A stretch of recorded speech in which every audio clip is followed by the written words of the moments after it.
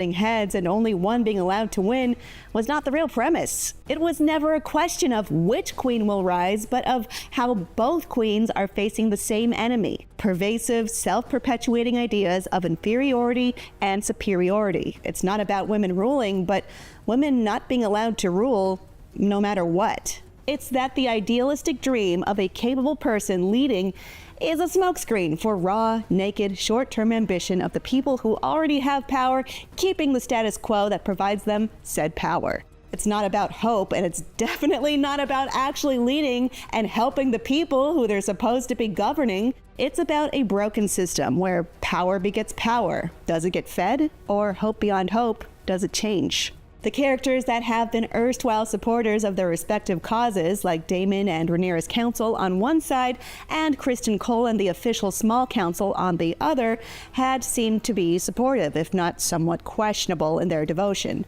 By the midway point of Season 2, it's clear that almost everyone in both assemblages don't actually support the rule of their respective queen, but their own ends. Criston and Daemon both pledged loyalty. Even the heads of different great households officially knelt in loyalty. It's pretty jarring to see that didn't actually mean anything, much like the white capes of the Kingsguard, that the hope Alicent and Rhaenyra had would be blotted out by pervasive, relentless belief that women would always be inherently inferior and men always suited to lead, despite little evidence to prove this. Or worse, a system that actively causes these disadvantages. If I had been a son, a sword thrust into my hand the moment I could walk. Instead, I was given my father's cup. How many times have we heard that before? It's more than a lament, it's proven true. For Rhaenyra, she faces this problem most places she looks. Her council of advisors, the portion of the kingdom that genuinely supports Aegon, and upsettingly, her husband, uncle. The people who seem to actually believe in her are few among the Platinum Blonde set, especially with Rhaenys Targaryen, the one person who could really empathize with her and truthfully confront her with the awful stakes against her, gone. Soon they will not even remember what it was that began the war in the first place. Rhaenys is one of the real highlights of how this show handles tragedy, and her existence and demise epitomize how real, unjust, and awful the stakes and way of life in this world really are. The Queen Who Never Was is a pretty cruel title and an omen hanging over Rhaenyra's head. Rhaenys should have been queen. In a fair world, she would have been. Honestly, if the monarchy of Westeros weren't so hell-bent on keeping a woman off the throne, none of this would have ever been an issue. She proved her judiciousness and shrewdness over and over in the show, in counsel to others, and in casual conversation. She was incredibly loving and supportive as a mother and grandmother, and showed she was the anti-Catelyn Stark by embracing someone who was clearly Corlys' son with another woman. She balanced wisdom with strength and love. Bottom line, Rhaenys would have been better for it than Viserys. She had the head for it, she was a strong dragon rider, her kids were super Valyrian. If there was any sense in how this was all actually decided, she would have been queen. Laenor would have been heir, Viserys would have had a happy life with Aemma, who would be alive, by the way, because she wouldn't have died trying to make a male heir, and Alicent and Rhaenyra would have lived perfectly happy lives without the bounds of queenly duty and prophecy tying them to whatever nightmarish existences they have now. Otto may have tried to marry Alicent off to Laenor, but aside from constant infidelity, life wouldn't have been that bad for her. That's for sure. Rhaenys lived a really tortured existence. On top of losing out on a job she was the best candidate to hold, this stupid persistent line of succession obsession is indirectly responsible for haunting and ruining big parts of her life. Like her children being dead or presumed dead, it's what her husband is obsessed and consumed by, why her brother-in-law was sliced up hamburger style. But have your tongue for that. And the high-stakes danger her granddaughters are destined to face. Throughout the show, Rhaenys really swung back and forth on whether she would actively dissuade Rhaenyra from pushing forward on her claim or fight with her life to protect. You have to wonder, did she see Rhaenyra as her avatar, as either the hope for a new generation or perhaps an example of the reductive lot in life women like her are doomed to face no matter what? Is that why she swooped back over Rook's Rest when she actually didn't have to? It's sad to think she knew exactly what would happen in that moment and did it anyway because of the sum of disappointments and having been let down again and again in her lifetime. Experience is valuable, yes, but the Dowager Queen is a woman. As it turns out, a slate with women aren't fit to be leaders as a guiding light will apparently not allow you to lead if you are in fact a woman. Episode 5, Season 2 of House of the Dragon was exemplary in that it really answered a lot of lingering questions and intellectual quandaries in the show. Does Daemon genuinely want Rhaenyra to rule Westeros? No! He wants to rule Westeros. Can Alicent keep Team Green in line and stop them from being ridiculously inept in King's Landing?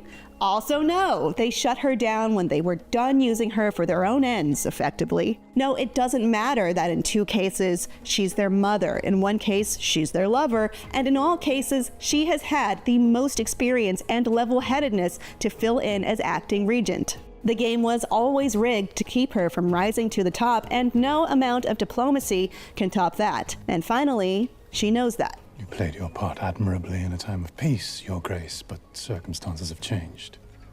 And here I had forgotten. It had always been a question through Season 1 and 2. What does Daemon want? Does he connive for the throne? Are all his actions because he was slighted? Does he love Rhaenyra and Viserys, or does he resent them? Does he support his wife as ruler, or is she a mere tool in his belt? He finally answers for himself. When I take King's Landing, Rhaenyra is welcome to join me there and take her place by my side. King and Queen, ruling together. It pains me to say this, but Otto Hightower was right and the shippers were wrong. Daemon's love for Rhaenyra is so thoroughly clouded in love for himself, in ambition, that you really can't be sure of what he felt for her, if anything, beyond a means to an end he feels he deserves. Muddled with his Harrenhal visions of young Rhaenyra cradling a baby, her beheading by him, and the dream scene with his mother, it paints a pretty clear and incestuous vision of what is in Daemon's heart. He believes in Targaryens, yes, but mostly in himself. It is a matter of showing them whom it behooves them to follow. Speaking of mommy issues, what can be said of Prince Aemond, Regent King? These two are truly 2 sides of one coin. Both the yearning younger brother who thinks they could and should be king, both hardened warriors because of that probably, both real weirdos about Targaryen blood, and both obsessed with fashioning themselves as king. And how'd that go? Well, Aemond trapped all of the starving people of King's Landing within the gates, which is bound to win hearts and minds. By order of Aemond Targaryen! While Daemon caused some pretty messed up acts of violence to happen under his, or Rhaenyra's, name. So, turns out running a usurper campaign under the banner of I'm the Targaryenest Targaryen doesn't make for good actual leadership, but can you blame Daemon and Aemond?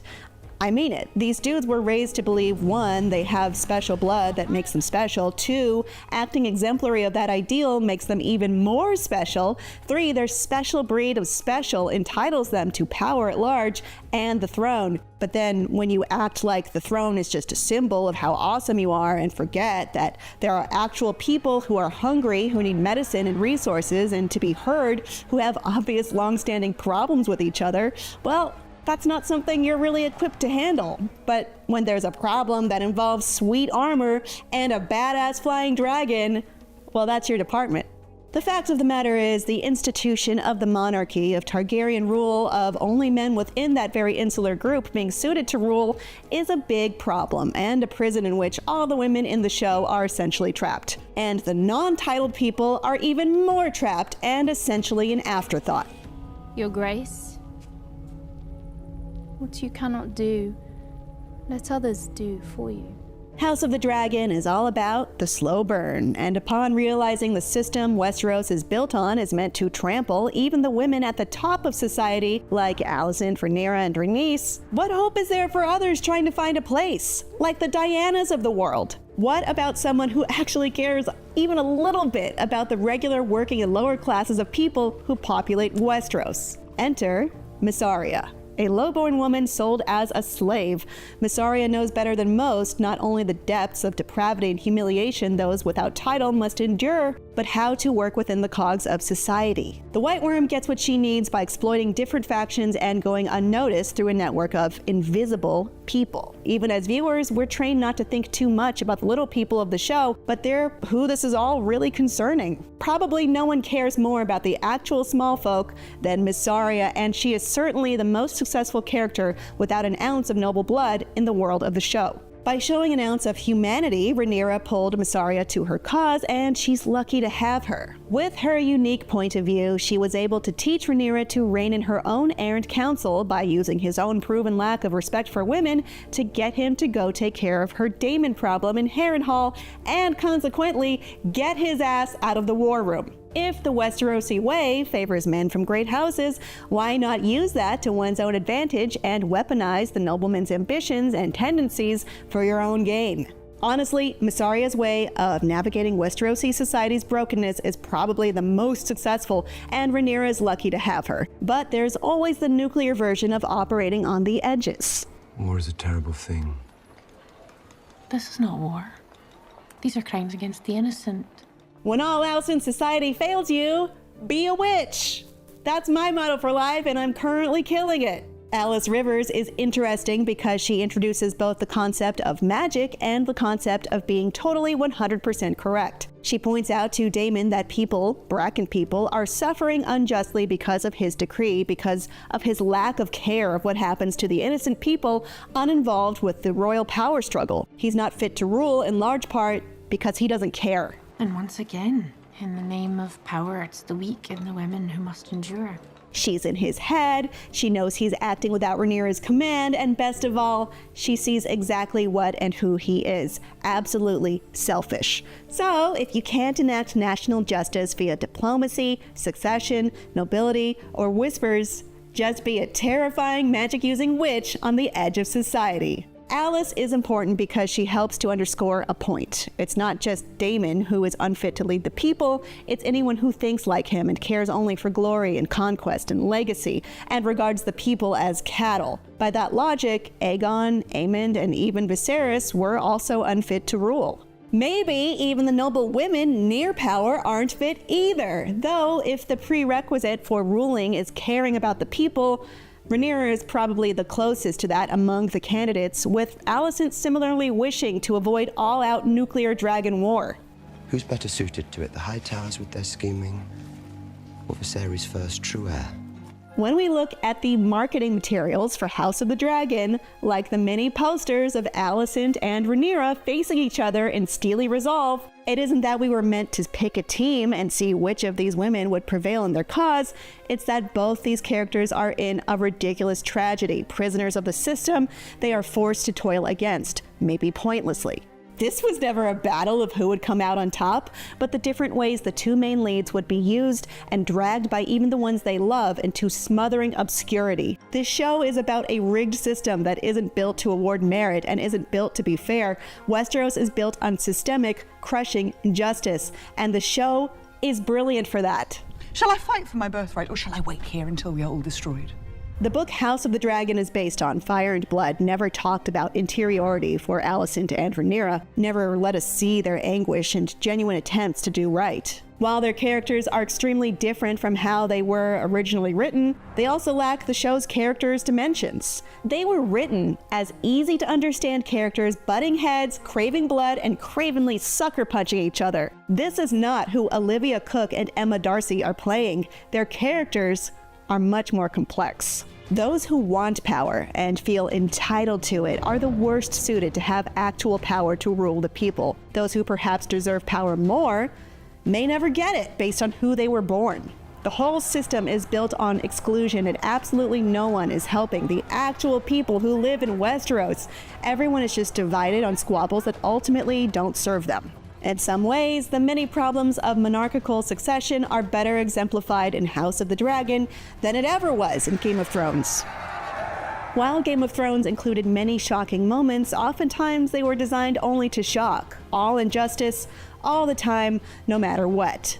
House of the Dragon, in a slow burn, reveals to us, along with the main characters, that they live in a rigged system that is designed to keep them from prevailing, and that it's very likely all they've worked for will be for nothing. The realization that this, the grinding wheel, as Daenerys might say, is the real enemy and the real narrative is so absolutely crushing. I have to give the show props for designing itself this way. I'm devastated. I absolutely love it. Thanks for watching. I'm Kim Horcher, and for more House of the Dragon, you're already in the best place, ign.com. I'm the Messiah. I am Marvel Jesus. First trailer for Deadpool 3 has arrived, and now we know the actual title of this long-awaited sequel, Deadpool and Wolverine. That's right, the two biggest moneymakers in Fox's X-Men universe are finally joining forces for their own superhero buddy team-up movie, though you wouldn't necessarily know that from watching the trailer, as we see very little of Hugh Jackman's Logan. So, what did we learn from this first Deadpool 3 footage? What is the movie actually about? Why is Deadpool being kidnapped by the TVA? How does Wolverine fit in? Let's break down what we do and don't know right now, and take a closer look at a few key cameos sprinkled throughout the trailer. Your little cinematic universe is about to change forever.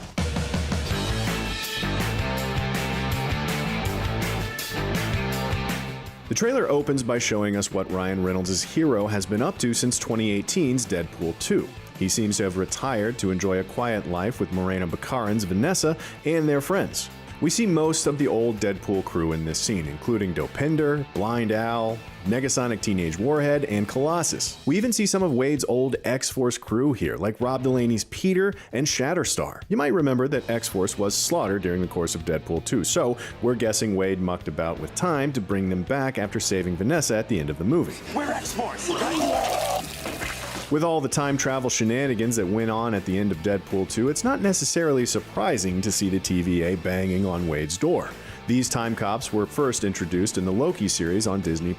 At first, their mission was to safeguard the one sacred timeline, carrying out the mandate of the Kang variant He Who Remains. But as of the end of Loki Season 2, He Who Remains is dead. Loki himself sits on the throne of time, and the multiverse is flourishing again. Again, we're not surprised to see the TVA coming after Deadpool, but what is surprising is that they don't seem to be trying to arrest him for time crimes. Matthew McFadden's character, a TVA agent named Paradox, actually seems interested in recruiting Deadpool to help the TVA. Something ails the MCU, and only the self-proclaimed Marvel Jesus can set things right. This sequel is definitely shaping up to be the most meta Deadpool movie yet. What exactly has the TVA spooked so badly they'd turn to a wild card like Deadpool for help? We'll get to that in a minute, but first, let's turn to the adamantium-clawed elephant in the room. The movie may be titled Deadpool and Wolverine, but we don't actually see much Wolverine in the teaser. In fact, we only get two quick shots of Wolverine from behind. We first glimpse Logan midway through the trailer as Deadpool approaches him at what looks to be a casino. Here, Logan is wearing the white tuxedo that's synonymous with his cover identity, Patch. This scene could be taking place in Madripoor, the seedy island nation that's one of Wolverine's favorite stomping grounds in the comics. We already saw the MCU version of Madripoor in The Falcon and the Winter Soldier, but Wolverine was nowhere to be found there. The trailer ends with another shot of Wolverine from behind, this time wearing the iconic blue and yellow costume from the comics. It's a little strange the trailer doesn't show us a frontal view of Logan here, given that we've already seen plenty of this costume thanks to the many set photos that have leaked. Regardless, this quick shot makes it clear that Logan and Wade don't exactly get along in the movie. Not that we ever expected them to. The biggest question right now is which version of Wolverine we're seeing. Reynolds and Jackman previously confirmed that Deadpool 3 won't be undoing the events of 2017's Logan, but is this a slightly younger version of that doomed Wolverine? Is this the same Logan from the mainline X-Men movies, or a brand new variant from a different timeline? The MCU has already established a trend of introducing new, more comic book inspired versions of the Fox X-Men cast. Doctor Strange in the Multiverse of Madness gave us a new Professor X in the yellow hover chair, and the Marvels ended with a post-credits cameo of Kelsey Grammer's Beast. Given that this Wolverine is wearing the yellow spandex that Cyclops so famously mocked back in 2000's X-Men, we go outside in these things. What would you prefer? Yellow spandex? we may be looking at a brand new version of Jackman's iconic hero. For For that matter, are the 2 shots of Wolverine in the teaser the same character? Or is Patch a Wolverine variant from a different branch of the multiverse? Maybe the film should be called Deadpool and Wolverines. Plural. So, who exactly is the villain of Deadpool and Wolverine? Which Marvel baddie is foolish enough to take on these 2 deadly killers? The trailer doesn't necessarily answer that question, though it does provide a few tantalizing clues. All we know for sure is that The Crown's Emma Corrin has been cast as a major villain in the film, but which one? The answer may be lurking in this quick shot, where we see a bald figure seated from behind. This character looks a lot like Professor X, though they look too young to be Patrick Stewart's Charles Xavier. Maybe James McAvoy is returning as the younger Professor X? That's possible, but a different theory is currently making the rounds. This may be Corinne's character we're seeing. What if she's playing Cassandra Nova? Cassandra Nova is Xavier's twin sister. Sort of. She's actually a parasitic psychic life form known as the Mamudrai. She copied Xavier's body in the womb and became the dark antithesis of everything he represents. She even tried to strangle Chuck with his own umbilical cord. These days, Cassandra Nova is dedicated to destroying everything her brother holds dear. She even built a super sentinel she used to massacre the people of the island nation of Genosha, drastically reducing the world's mutant population in the process. In short, Cassandra Nova is a real nasty piece of work, and someone we could easily see being the main villain of Deadpool and Wolverine. But does this mean we'll see Stewart or McAvoy play Professor X again? We'll have to wait and see. There's another interesting theory behind Deadpool 3's villain. Some fans think Dr. Doom may be making his MCU debut, as we see a cloaked, masked figure in this shot who bears more than a passing resemblance to the iconic Marvel villain. Could this be Doom or one of his Doom bots? There's actually even more reason to believe Doom has some connection to the plot of Deadpool and Wolverine, but we'll get to that in a minute. Finally, we also know that some familiar villains from the classic X-Men movie are making their return in the sequel. We see Aaron Stanford's Pyro in one shot, and leaked set photos have spoiled some of the other returning characters. Whether Cassandra Nova or Doom is the main villain here, they appear to have assembled a team to take on Wade and Logan. Whoa, whoa, whoa, whoa, whoa, whoa, whoa, whoa, whoa. Is that supposed to be scary? Deadpool and Wolverine is the latest Marvel movie to delve into the concept of the multiverse. We've got iconic X-Men characters making the jump to the MCU, and the TVA is back to police the timeline. All of this adds up to a movie that looks to have a major impact on the ongoing multiverse saga. In fact, Deadpool and Wolverine may be more important to the build-up to Avengers Secret Wars than anyone guessed. The trailer actually features a small but crucial Secret Wars Easter egg. At the end, when we see Wade lying on the ground, there's a battered comic book half buried in the sand next to him. That comic, as best we can tell, is 2015's Secret Wars number 5, featuring an image of Dr. Doom as the God Emperor of Battleworld. Maybe the idea of Doom actually appearing in a Deadpool movie isn't so far-fetched. How can a Deadpool movie set up the epic climax of the multiverse saga? It may all tie into why the TVA needs Wade's help in the first place. We know that the Merc with a mouth has some experience hopping through time and changing the past. The TVA may need that particular set of skills to stave off a larger threat to the multiverse. When reality itself is under threat, it probably helps to have a free agent who breaks the fourth wall and knows he's inside a superhero movie. Deadpool 3 could be dabbling with the concept of incursions, as explored in Doctor Strange and the Multiverse of Madness. Incursions happen when the barrier between two universes is breached, threatening both with complete annihilation. In the trailer, we see Wade fighting in front of what appears to be a giant 20th Century Fox logo. Is this a clue that Fox's X-Men universe is the latest to be threatened with destruction? Is that where Corinne's Cassandra Nova comes in? As the villains of the X-Men universe make one last desperate attempt to survive the destruction of their reality. This would certainly give Deadpool something worth fighting for in the new movie. He's finally achieved peace and happiness, only to find his entire world coming to an end thanks to an impending cosmic disaster. Can he and Logan save their universe? Will they leave their world behind and permanently cross over into the MCU? The conflict in Deadpool 3 may be a prelude of things to come later in the multiverse saga. The multiverse is coming apart at the seams, and the TVA needs help containing the fallout.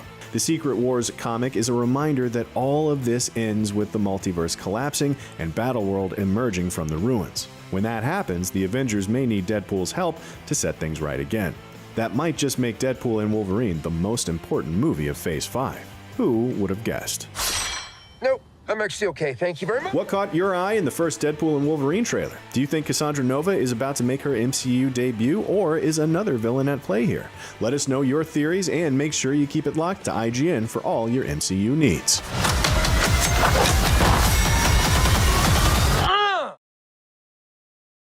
I was high-fiving the air, like I was, punching the knee, going, this is amazing.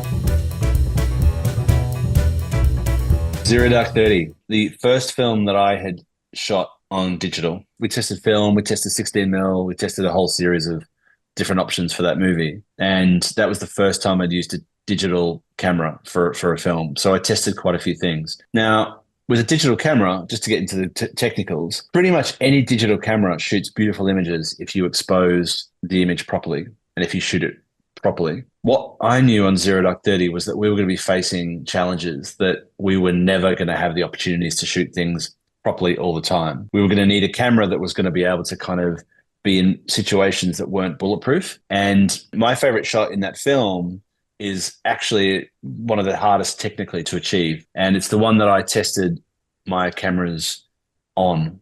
And that's the scene where Jessica Chastain's character is coming into the first interrogation. You've got Redda, our actor, on the floor, strung up with ropes. And we're over Redda and the door opens. So it goes from almost pitch blackness to blown out highlight behind Jessica as she comes through that door. I mean, the shot in itself, I think, sums up a lot of things about the film as well, talking about kind of the horrors. But technically, what I love about that is that I used that shot, or that setup for that shot. Obviously, I couldn't test that shot when I was testing in Hollywood because that was in Jordan, but I knew we were going to shoot that.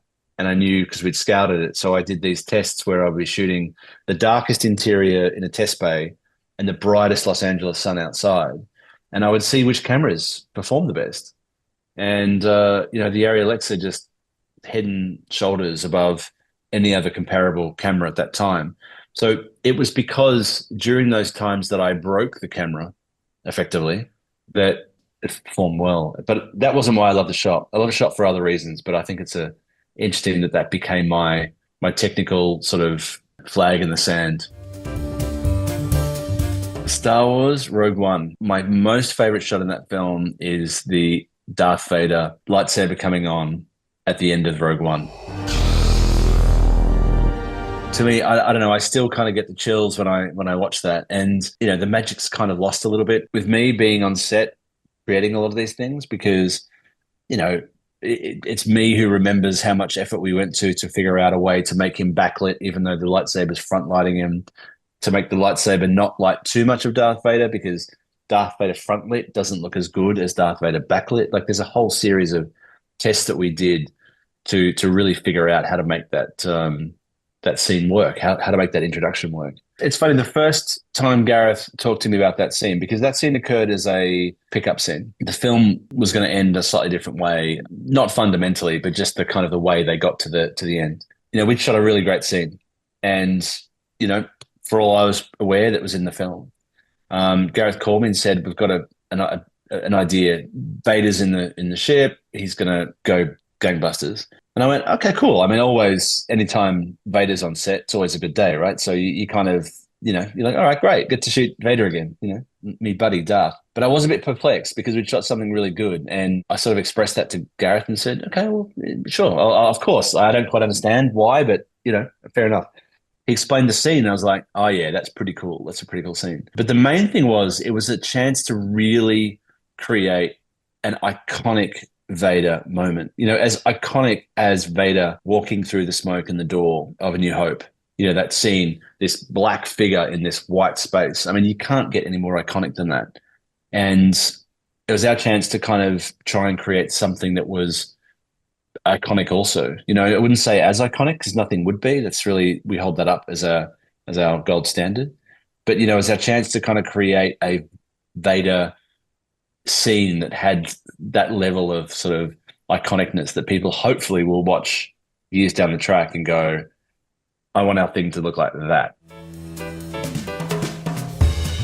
You know, Lion, I shot the same year that I shot Rogue One. So for me, those two movies are kind of completely linked, and they're all, I wouldn't say they're almost the same movie, but for me, they have some very similar attributes that I sort of felt like I was able to kind of draw upon one to give to the other and vice versa. You know, one of the things in Lion that we were toying with and playing with was scale, was Saru's scale when it comes to big things. And if you watch any Star Wars film, that's what it's all about. It's, you know, knowing how big a human is going into this massive Millennium Falcon. You know how big the Millennium Falcon is going to this massive Death Star. Like, you know, it's scale upon scale upon scale. You know, and doing something like Lion, you know, Saru, we play Saru's story very much at his level. Like, we treat Saru as a full-sized character, you know, as a kind of, we don't look down at him, we don't look up at him to make, like, we just sit at his level. And that was a conscious, deliberate choice that Garth and I made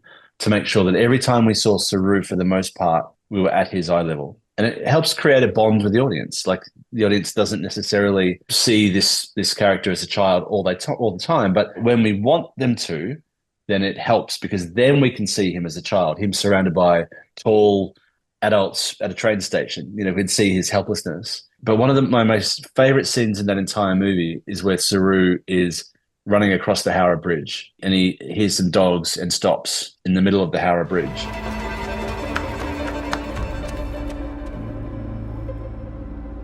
What I love about that, and what I love about that character's journey at that point in time, is the bridge is obviously symbolic, right? It's crossing over. It's him moving from one to another. But I think what's really important for the audience to realize at that point in time is just how vulnerable this guy is. This young kid is kind of tiny amongst this massive, empty, desolate bridge. And it's empty, which, you know, anybody that's been to India realizes that rarely, if ever, happens. So the kind of the small child, desolate bridge, it says so much about the film and says so much about the character at that point in time. So Dune Part 1, favorite shot. You know, there's a few, but I'm gonna specify the shot that sums up that entire film for me. And that's when Paul first receives Face Full of Spice. I love the way Timothy looks in that, and I love Timothy's performance in that, and I love the way that Joe and Denis have cut that in a way that it kind of it ages Paul. He seems to grow a few years, like he seems to age a few years at that exact moment. And, you know, I don't know if it's a combination of sort of being a little more weathered because of the sand on his face, but he feels like he's just kind of matured. Denis' pick was from that same sequence, is sort of the feet. Man on the Moon kind of first steps. I remember that scene because when we shot that, you know, we were trying really hard to keep that camera nice and steady because it was lots of wind and stuff. You know, it was a really hard one because obviously when you do footsteps, you can't go again easily because there are footsteps in the way. So you've got to clean the sand, you've got to really prepare it. And it was one of those scenes that, you know, we didn't get many shots at, you know, so everything had to work, the wind, the focus, the footsteps, you know, the movement. So fun sequence to shoot. The Batman is a film I shot over the course of 3 years, you know, with COVID. So, you know, for me, who normally does a film sort of 6-7 months and then moves on, you know, I can kind of compartmentalize a film and kind of move on from it and change the style or change the look so that the next film's very different. You know, the Batman I was living with for 3 years. The Batman was in my brain, in my, you know, visual cortex for 3 years. There's a couple I love in that film. The first introduction of our main character putting on his eye makeup. But I think my most favorite is the end of the movie. The Riddler has effectively realized that he has not succeeded in his journey. He's standing in prison. You know, he's staring out the window, wondering what's going on. And then a little voice comes in and has a chat to him. Hey. Don't be sad. You did so well.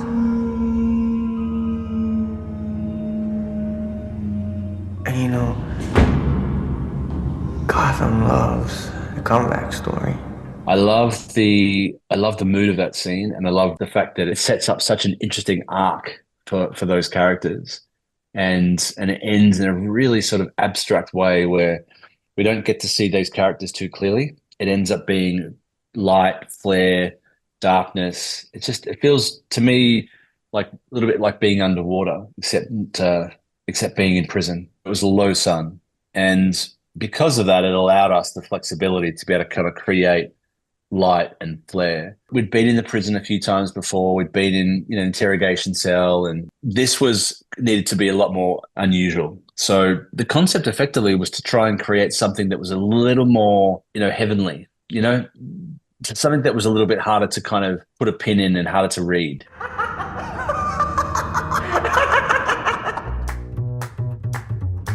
Dune Part 2 was a tough one because I lived and breathed like all of our collaborators on that movie, every single shot, every single day. But I think the one that really got my blood going in the cinema was during Paul's worm writing. I saw Denis' favorite shot on this, and it was really funny. I was like watching his interview like a fanboy. And it's funny because Denis' favorite shot is where Paul stands up. It's the shot behind him as he kind of gets his knee off the worm and then starts to stand up. My favorite shot was the one exactly after that, where he's standing up and it's on a long lens. It's shaking and moving really quickly.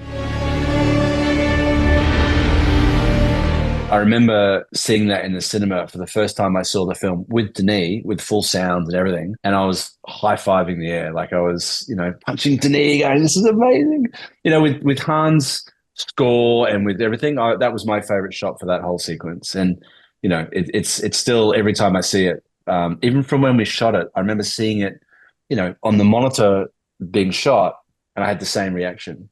So it hasn't lost any of its impact on me. That sequence was one of those labors of love that we, as an entire film, spent our days working really hard on, because that was probably the longest sequence in the entire film. We started that before we started filming, and I think probably the last shot in the sequence we did maybe a week before we wrapped. It took that long. And you know why? Because it's complicated.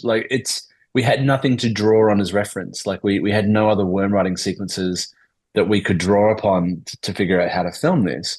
And getting it right, we were meticulous with. Like it was, if the stunt didn't quite work, or if the camera shake wasn't quite right, because everything when you make a movie is false. We are making things up. Like to move the camera like that, we have to shake it in a way that's not natural. We didn't have a machine in the desert traveling at 150 miles an hour with a worm. We had to make it up.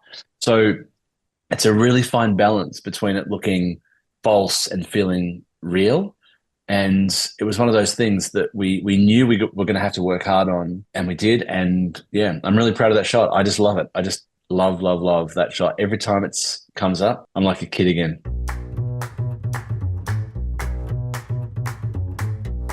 I'm a massive fan of the film Magnolia, Paul Thomas Anderson. Like there's a few films that I could sit here and kind of go on, talk about changing my life, opening my eyes to cinema, because I was a photographer. If you know anything about me, I used to be a photographer, and I used to know all the photographers, but I didn't really understand film. I never studied it. I never trained myself to know what made cinema. And as I was learning cinema, as I realized I wanted to transition to become a cinematographer, there was a number of films that became my go-to films that I could probably recount every single shot in those movies. I just watched Magnolia again recently, probably for the 75th time or something. And my new favorite shot in that film, every other shot's my favorite shot, by the way, but my new favorite shot as of today is the final shot in Magnolia. The track in, as John C. Reilly comes to sit down and talk to her, and it pushes in. It's a 2 or 3 minute shot. It's a fantastic 2 or 3 minute shot. The culmination of the entire movie is summed up in that entire shot with that character. And the cinematography and the lighting is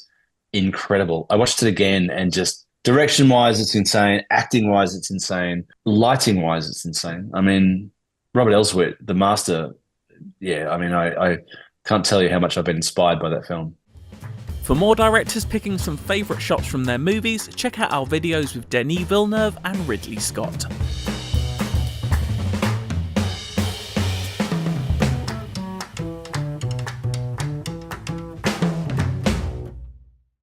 It's a big moment for Marvel fans everywhere. The Merc with a Mouth is finally making the jump into the Marvel Cinematic Universe with Deadpool and Wolverine. Let's go. I know, right? As the only MCU film releasing in theaters this year, the first proper crossover between the two characters, no, we're not counting Weapon 11. Hey, It's me! is practically guaranteed to make a big splash at the box office. Let's go! Between record-breaking pre-ticket sales and the many multiversal cameos, the movie is set to be a major shot in the arm for the MCU. I'm touching myself tonight. However, there is a concern that's still hanging over the movie as we head into its release. Don't worry! I'm totally on top of this! Marvel is clearly banking hard on the return of Hugh Jackman's Wolverine being a big draw for audiences. Come again. Ryan Reynolds has even made the point of saying on the press tour that No one can do it except him. in regards to Jackman portraying the character. But if Deadpool and Wolverine uses the multiverse to bring over even more of the Fox X-Men versions of characters into the mainline MCU, they'll be missing a huge opportunity to relaunch the X-Men series with their own interpretation. Let's look at why. For the good of the franchise's future, it would be far better if the return of Jackman's Wolverine and other Fox Marvel characters was a one-time deal. You really are God's perfect idiot, aren't you? The answer is yes. And that guy over there came in looking for you. Real Grim Reaper type. I don't know, might further the plot. It's no surprise that out of all of the Marvel film franchises Disney inherited from 20th Century Fox, Deadpool was the one Marvel Studios decided to directly incorporate into the MCU. Not only were the first two films both critically and commercially successful, but Deadpool has always been an outlier among Marvel's pantheon of characters. Man, that does it! Put your hands behind your knees and get down on your head now! His fourth wall breaking antics and manic personality mean Deadpool doesn't require much of any explanation or foundational character work to get people to accept his inclusion in a given story. I promise this gets worse for you, big boy! This is embarrassing. Fans and audiences would likely have been fine with him just popping up in the MCU. Holy mommy shit! Even without any multiversal justification. These timelines are so confusing. But a multiversal justification we are receiving with the film's inciting incident, which, at least according to the trailers, involves Deadpool getting swept up in the machinations of the Time Variance Authority. The time-space bureaucracy from the Loki series is represented in the film by Matthew McFadden's Agent Paradox, who crashes Wade Wilson's reality to recruit him for an important mission. It's presumably through this plot device that Deadpool meets Jackman's Wolverine and a host of other Marvel characters, with confirmed appearances from the likes of Tyler Mane's Sabretooth and rumored cameos like Jennifer Garner's Elektra. Remember me? Given that we can see the destroyed 20th Century Fox logo in what appears to be the void at the end of time, Deadpool and Wolverine seems to be making the Disney Fox purchase and the end of the Fox X-Men universe into metatextical elements of its plot. People have waited decades for this fight. This makes perfect sense as part of a Deadpool story, since Wade can address the audience and comment on out-of-universe developments. There are even jokes about Marvel Studios president Kevin Feige in the film's marketing. Cocaine is the one thing that Feige said is off limits. What about Bolivian marching powder? They know all the slang terms. They have a list. But taking this approach highlights how the Fox universe, Foxverse, I'm a fox. Did we get them all? And the creative impulses that define it have long since aged out of fashion. Deadpool is the exception because of his atypical circumstances, and Reynolds' take on the role would feel right at home hanging out with Marvel's stable of regular stars. You're welcome, Canada. Moving Deadpool into the MCU is likely going to be a big win that the franchise sorely needs right now. But holding on to versions of characters from films made decades ago, many of whom existed before the MCU even began, would be a massive creative roadblock. What do they call you? Wheels? This is the stupidest thing I've ever heard. To give credit where it's due, Fox's X-Men franchise was one of the earliest modern comic book movie success stories, predating Sam Raimi's Spider-Man trilogy, Christopher Nolan's Dark Knight films, and the Marvel Cinematic Universe. However, even when they were new, the X-Men movies were indicative of an old-school mentality in Hollywood filmmaking when it came to an established IP. that the source material was something to be embarrassed by, and movies needed to be more grounded so general audience can get invested. Shying away from the colorful soap opera and sci-fi fantasy elements that helped make X-Men comics popular in the first place in favor of director Bryan Singer's sterile, network television aesthetic was the franchise's original sin, one it never quite escaped even 20 years later. You read these in your spare time?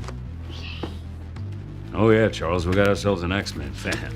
That's not to say the movies didn't have their highlights, like Jackman's take on Wolverine, the relationship between Professor X and Magneto, and some memorable action sequences such as Nightcrawler's attack on the White House in X2 or the Sentinel battles in Days of Future Past. But many beloved characters from the comics were shortchanged by the films, either given insignificant roles or altered so much that they barely resemble their comic counterparts. Some of the worst examples include Cyclops having little to do in the original trilogy before being unceremoniously killed off early in X-Men: The Last Stand, Storm never really getting the chance to explore her backstory, Gambit only making a single appearance and never establishing his relationship with Rogue, Kitty Pryde, Colossus, and Jubilee mostly existing in the margins, and Emma Frost, Psylocke, and Apocalypse being reduced to one-dimensional villains. From the ashes of their world, we'll build a better one! The wasted potential of the X-Men movies extends to other areas, such as bungling the Dark Phoenix saga twice, having an incredibly confusing continuity, and going out of their way to not use the team's comic book costumes, a tendency that X-Men 97 recently made fun of. Am I going to war or a circus? What'd you expect? Black leather? We bring all this up not to slam the old movies, but to call attention to how incongruous these decisions are with what Marvel Studios has done with their own films. I knew it. The creative approach that kept the X-Men franchise feeling like it was permanently stuck in 2003 is completely out of step with where the MCU went in the years since, with a heavy focus on continuity, adapting the looks of their iconic characters, and embracing much of the pop sci-fi weirdness of the comic books. Trying to merge these two franchises on a permanent basis would be a bizarre choice, but it might just be the bizarre choice Marvel Studio, for some reason, wants to make. Unless you want to take a deep breath through your forehead, I suggest you reconsider. Hugh Jackman obviously isn't the first actor from the Fox X-Men movies to reprise their role in the MCU. Patrick Stewart's Professor X was in Multiverse of Madness, and Kelsey Grammer's Beast was in the Marvel's post-credits scene. Between these characters and several actors from Sony's Spider-Man films appearing in Spider-Man No Way Home, it seems that Marvel is going all in on the multiverse saga, pulling in versions of characters from non-MCU franchises. What the hell is going on out there? I keep yelling at you, Peter 2, Peter 2, Peter 2. I know, but I thought you were Peter 2. What? I'm not Peter 2. Stop arguing, both of you. Listen to Peter 1. But at this point, it feels like a case of severe diminishing returns. Yes, No Way Home was a fun movie that made good use of its crossover guest stars and found clever ways to rise above your average legacy sequel, but enough is enough. Let me out of here! Can you please explain to me what is going on? Since No Way Home's release, these kinds of stunt cameos have become the most groan-worthy aspects of their respective films, and Wanda had the right idea when she killed them all.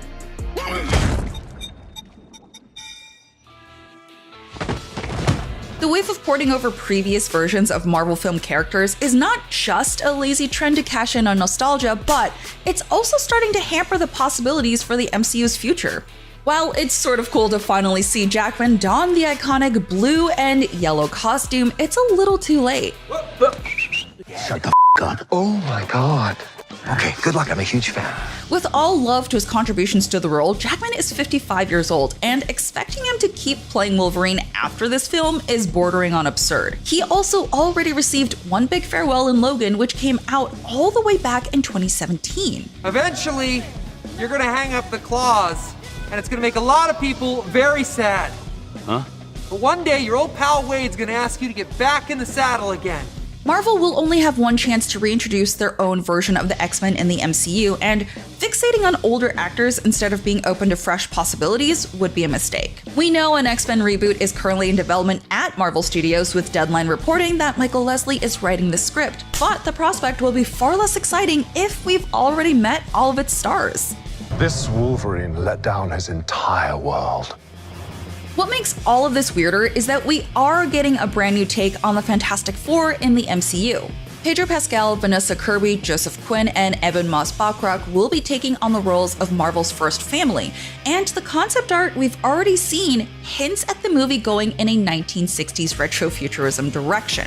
If the F4 can get this kind of treatment, why not the X-Men? What is the purpose of being beholden to the questionable creative decisions of decades-old movies for the sake of showing audiences something they've already seen before? The MCU has made its share of missteps too, especially more recently, but there's still plenty of room for them to turn things around. We know Marvel Studios is capable of putting out high-quality X-Men media with X-Men 97. There's no excuse for whatever they do with the X-Men in live action being anything less than stellar, and that will be most assuredly necessitate a clean slate to work with. Of course, it's possible that these fears are unfounded. Perhaps Deadpool and Wolverine will surprise us and find a way around the concerns we've expressed. But as Marvel delves further into the multiverse saga, hopefully they start to see the value in allowing new versions of their iconic characters to take the spotlight. And seriously, please let someone new play Wolverine.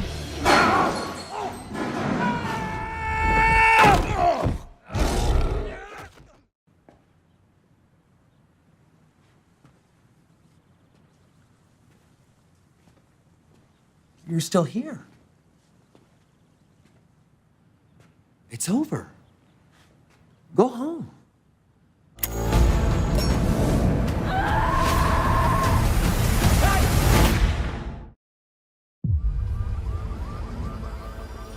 When I was a kid, there was a gangster, real old school type, Rex Calabrese. He was a big deal. He helped people. He saw you on the street, he'd call out to you. When I'm 14 or something, he has a heart attack and dies. Still holding a cigar. In my neighborhood, they throw a parade in his honor. A friggin' parade. I mean, it wasn't fancy, but it was a gesture.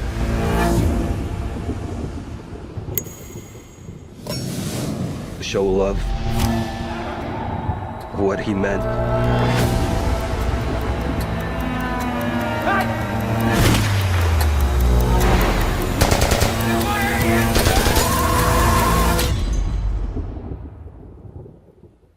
Can you imagine to be remembered like that?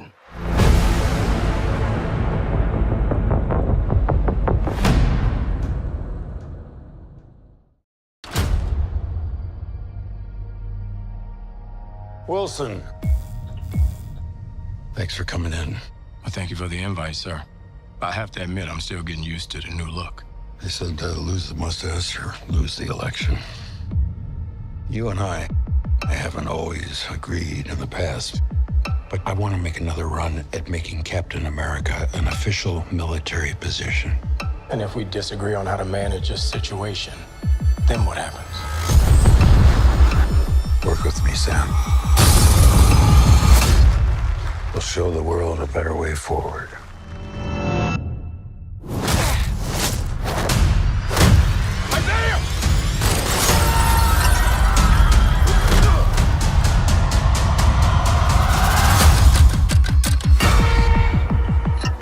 Sir, your inner circle's been compromised. Either you can't see that, or you don't want to. What if it's a trap? Global power is shifting. You're just a pawn.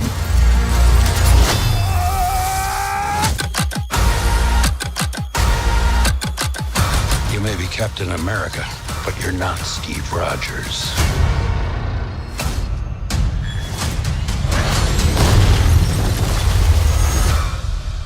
You're right. I'm not.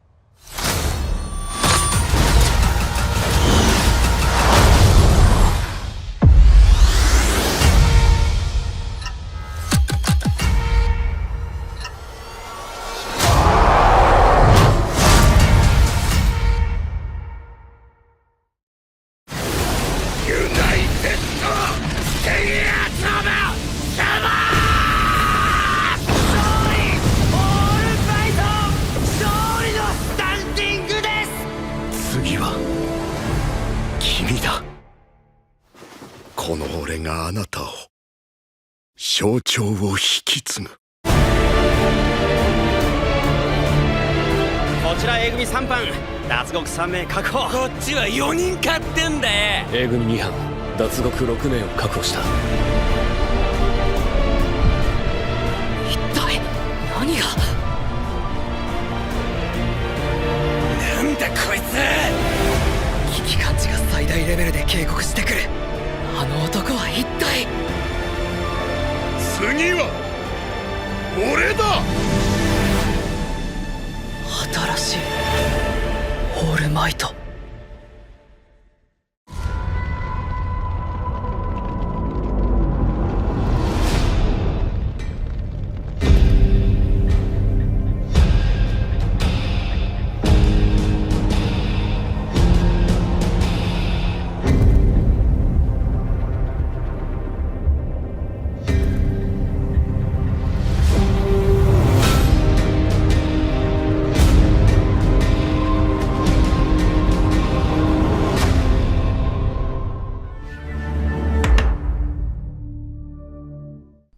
Hello?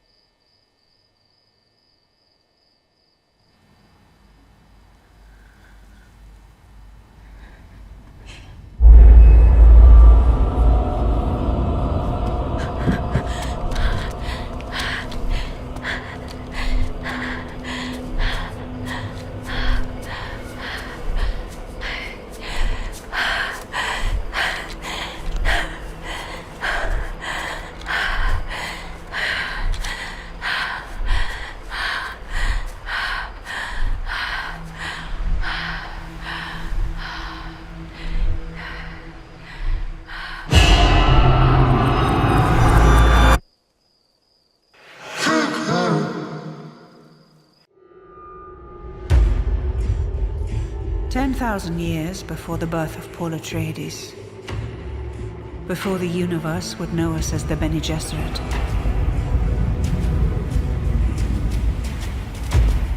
we founded a sisterhood.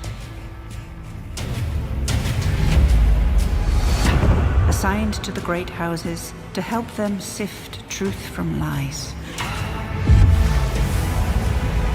We created a network of influence throughout the Imperium. But power comes with a price. A sister on the throne. Nothing is more important. And this is the marriage that makes it possible. This is us playing God, and we will be judged for it. Value Harkonnen.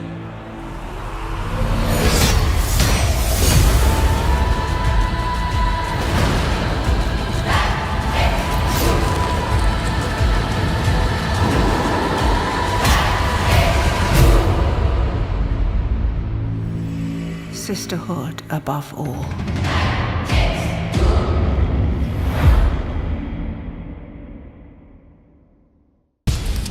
Miss Croft, danger is your friend.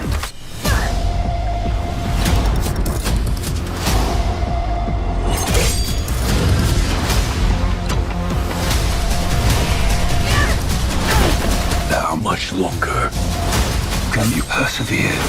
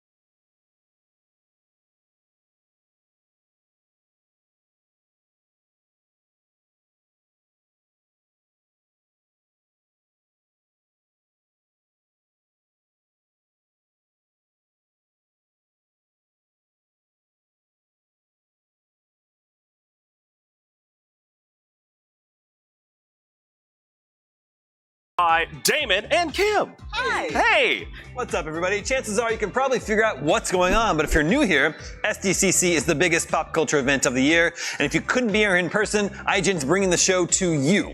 That's right. For the next few hours, IGN is live all day long at San Diego Comic-Con, a massive celebration of movies, video games, collectibles, and more, and we're bringing it all right to you at home.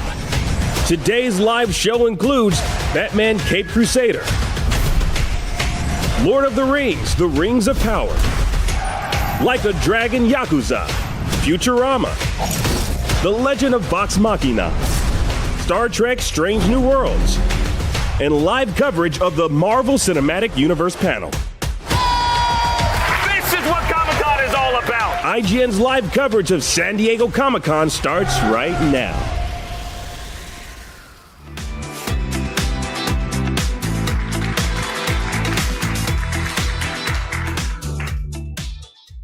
Yes, what is up, everybody? Welcome once again to IGN's live coverage of San Diego Comic-Con 2024. And I'm Akeem, joined by Damon and Kim. Hi. Hey. What's up, everybody? Chances are you can probably figure out what's going on, but if you're new here, SDCC is the biggest pop culture event of the year, and if you couldn't be here in person, IGN's bringing the show to you.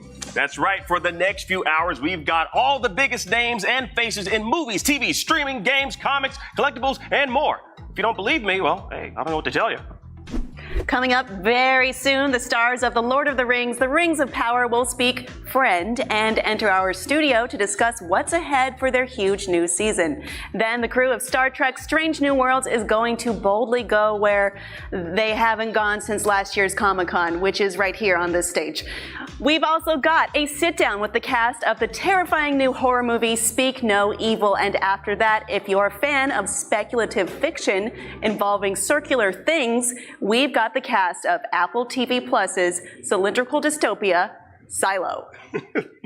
And that's not all, folks. We've got so much lined up. We couldn't fit it all on one stage. Brian, what's going on out there in the balcony? Oh, hey, everybody. This is Brian Altano reporting to you from the 2024 IGN balcony, where we've got some wild developments. Earlier, I saw a huge seagull followed by a smaller seagull. Then a minute ago, a regular-sized train went by. Comic-Con is truly out of control. Okay, so maybe that's just ordinary San Diego stuff, but I do promise we'll be doing some awesome Comic-Con related stuff right out here. Coming up, we've got the folks behind the animated antics of Harley Quinn, as well as Kite Man, Hell Yeah. That Hell Yeah part is actually part of the name of the show, but hell yeah, I'm excited for it. They're joining us, and a bit later, we've got a regular rogues gallery of charismatic criminals with everyone's favorite serial killer, Dexter, to tell us all about his early years in Dexter Original Sin. And if you think criminals are a cowardly and superstitious lot, don't worry, because we'll also be taking a look at the Dark Knight's animated return in Batman Cape Crusader. We're also sitting down with the developers of the upcoming fantasy RPG, Dragon Age: The Veilguard. That's just a small taste of what's happening right here on the balcony, but maybe you're wondering what's going on behind me in that giant convention center where Comic-Con's actually being held. Well, let's take a look. What's up, guys? I've made it here to the show floor, to the Funkoville International Airport. That's right, Funko always has a giant presence here at Comic-Con, and this year is no different. But one thing that really stands out is that Funko has for a while you've been able to create yourself. You'd be able to pop yourself, but now you can do it here at the show floor. And what's new is you can actually cosplay as your favorite characters. Here they're actually showing off too. You can cosplay as Wolverine or Deadpool as your own Funko. You can do it at the Pop Yourself booth right here on the floor, as well as come and check out Mondo and Loungefly and all the other Funko exclusives right behind me. The Lord of the Rings, The Rings of Power's first season put all the pieces on the battlefield, and our impending return to Middle-earth looks to send them all to war. Here to shed some light on the conflict ahead are Morvid Clark, Charlie Vickers, Sophia Nomvete, Sam Hazeldine, and Daniel Wayman. Hi, guys. Welcome. We're so excited to have you guys. And obviously, we just released a huge trailer for season 2. It's so long. There's so much meat to it. But the biggest key to all of it is that while it illustrates the darkness, that's all on you. That's your fault. Sorry. While it illustrates all of the darkness, it also really digs into the hope that we have in this upcoming season. So 2 key questions for all of you here. How does it feel to finally have that out in the world? And what do you hope fans take from it? Oh, it's so wonderful to have it out in the world. I mean, I didn't realize it would be such a rush the second time as well, but like being in Hall H and getting that moment where everybody sees what you've been working on, it's just incredible. And I think what I hope that people take from it is that you should always continue to have hope for a better kind of world. I mean, that's what I just love about Middle Earth, that even against kind of the most terrifying, though very well-dressed, evil Dark Lords, there's a push that the world can be better. You've got a complicated answer here, because like in character, out of character, what do you hope for? No, I hope people don't, follow Sauron's life path in the real world. But I think the thing that Tolkien did so beautifully was write a story and write so many different stories that people can relate to throughout any time period of the world. So stories of hope and of love and adventure, and I hope that people find an escape when they watch this show. Yeah. It's such an amazing privilege to be a part of the show. And Mordveth was just talking about Hall H yesterday. They do something with the volume in there that when you're watching the trailer, it kind of vibrates throughout your whole body. Yeah. I made the mistake of sitting down because we were all peering up at it. So I went to sit down at the front of the stage yesterday to watch it, a bit more distance. And I didn't realize I was sitting next to the bass speaker. And when it came to the bass kicking in, I was literally lifted off the floor. It was amazing, incredible. Sophia, how about you? Well, Hall H was incredible yesterday. It was just as much excitement, but in such a different way, because naturally last 2 years ago, Hall H, the show wasn't out yet, so we'd just seen the trailer. So, the reception from the fans, now they know us and they know our characters and they know our world, just felt so much more warm and wholesome. And I guess from this season, I would hope that they take as much love as we've had the first time round, but also that there's so many versions and cause and effect and the choices that we make. And I guess it's just about us all following our instincts. I think there's so much of us following our instincts, some for the better, some for the worse. And just kind of trusting that fire in your belly, I would say. Yeah.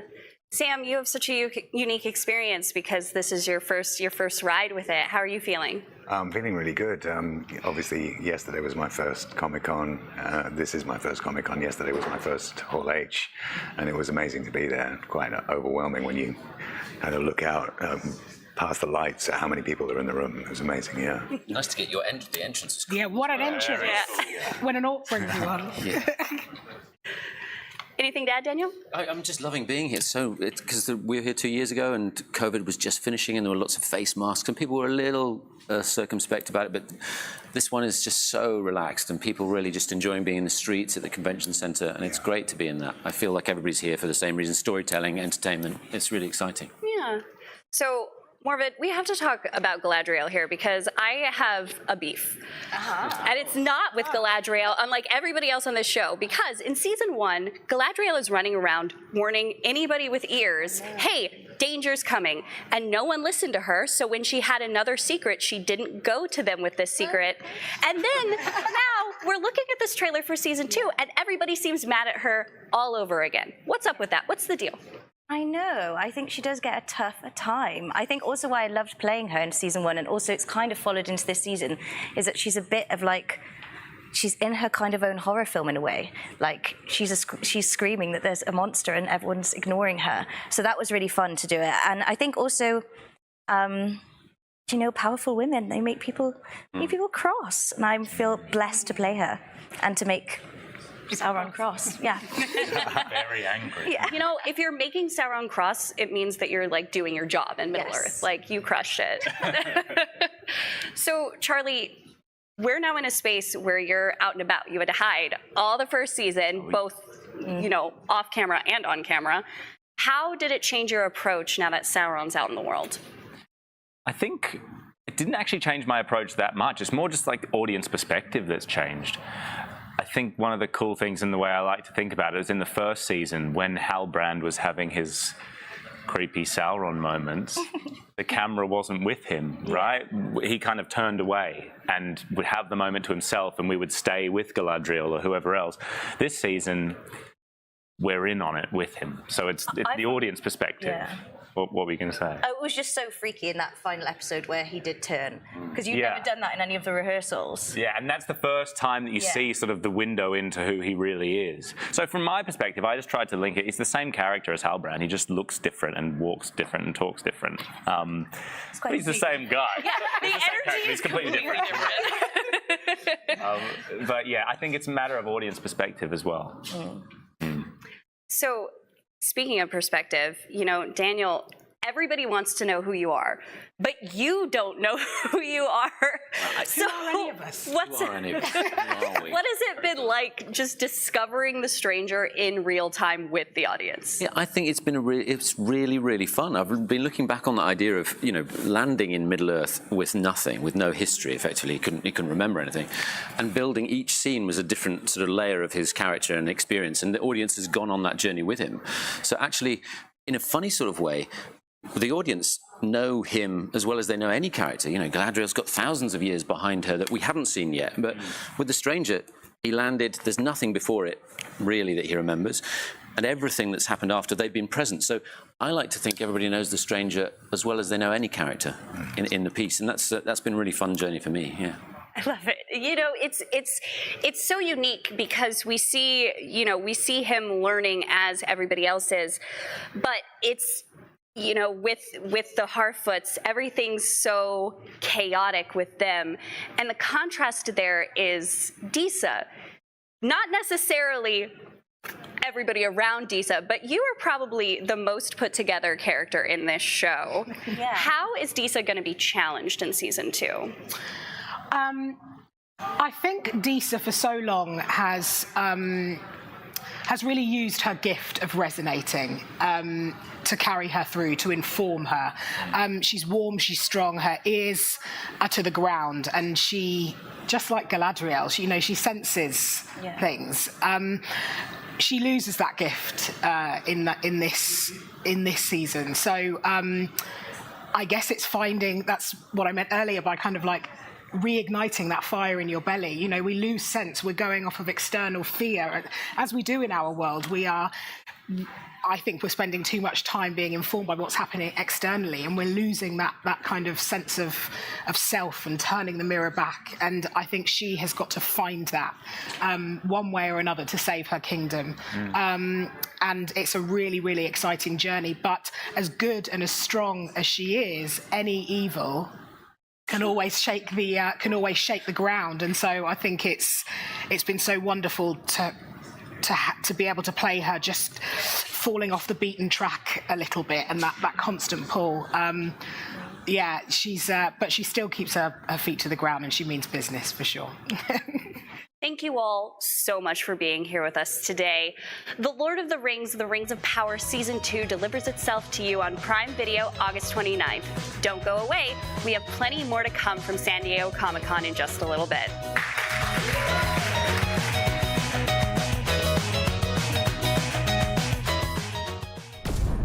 The Rings of Power returns to Prime Video on August 29th. Here to set the stage for Season 2 are showrunners J.D. Payne and Patrick McKay. Welcome both. Thanks, Kim. Good to be with you. How you doing? We're so happy that you're here talking to us about what's to come. Now, we know that there's going to be a darkness spreading across Middle-earth in this season. Which character do you think will be most challenged by this growing threat? Good question. Well, we got a lot of characters in the Rings of Power, as anyone who's watched the show may know. This season's really about Sauron. And sort of the focus of Sauron's strategy to conquer Middle-earth is gaslighting, manipulating, and deceiving Celebrimbor, the Elven Smith, played by the amazingly talented Charles Edwards. I think he's probably got the most rough emotional season in terms of what he's got to go through. He's got a tough row to hoe. Anyone who's got to hang out with the Dark Lord for a while and try to make something together is going to experience some real problems because Sauron needs Celebrimbor. And the scary thing about Sauron is that while a lot of villains will exploit your weaknesses, Sauron sees your strengths and exploits those to try to get his evil ends done. I can just see myself screaming at the screen, no, don't listen, but we if have that happens, ideas. We've done our job. As you mentioned, Sauron is no longer in hiding. How will we see him evolve out in the open now? Do you want to? Sure. Well, we're going to see Sauron actually, and this may be as a spoiler here, but that is not played by Charlie Vickers. Oh. Interestingly enough. We will also see Sauron that is not even in human form, and that is in sort of creature form. Creature form, not played by Charlie Vickers. Is that as much as you're going to give me on that? Well, there's a bit of a slimy monster in a trailer. That's what we're talking about. Okay. We got some clues here. The puddle blob, Sauron. All right, I'm looking forward to that in his new form. But then, speaking, obviously also Anatar. We're going to see him with, as we see in trailers now, we're going to see Sauron as Anatar, who is the Lord of Gifts. As he presents himself to Celebrimbor as a sort of a messenger of the gods, who is coming to bring him crucial knowledge that he needs to create his masterworks, the rings. But before long, his true colors come out, and he's just playing Sauron. Charlie Vickers has an amazing season. We're really excited for people to see his work. And you got to watch as his costumes evolve over the season. Also, they go from sort of almost biblical prophet, sort of light white robes, down to these sort of dark, feathered, more evil-looking getups. oh my gosh. Okay, I'm going to look forward to that. I'm going to follow the costume changes as we move along throughout the season. But speaking of the trailer, it did give us new looks at new creatures for the series. We saw Ents, what appeared to be a troll. Can we talk a little bit more about their particular importance in this season? Well, that troll we should tell you a little more about. That's Damrod the Hill Troll. And anyone in Middle-earth knows he's a famous warrior and has been searching for glory for hundreds of years and has killed dragons and ate their bones and all kinds of other horrible things. He also talks, and he's voiced by the amazingly talented Ben Walker, who also plays the High King of the Elves. Oh! We did like a phone a friend, and he came in. And Ben Walker, and who may eventually fight the troll. So actually, for superfans, I could see Ben Walker fighting himself. You're introducing the elf, Keir Dunn, a very wise character from Tolkien's Legendarium.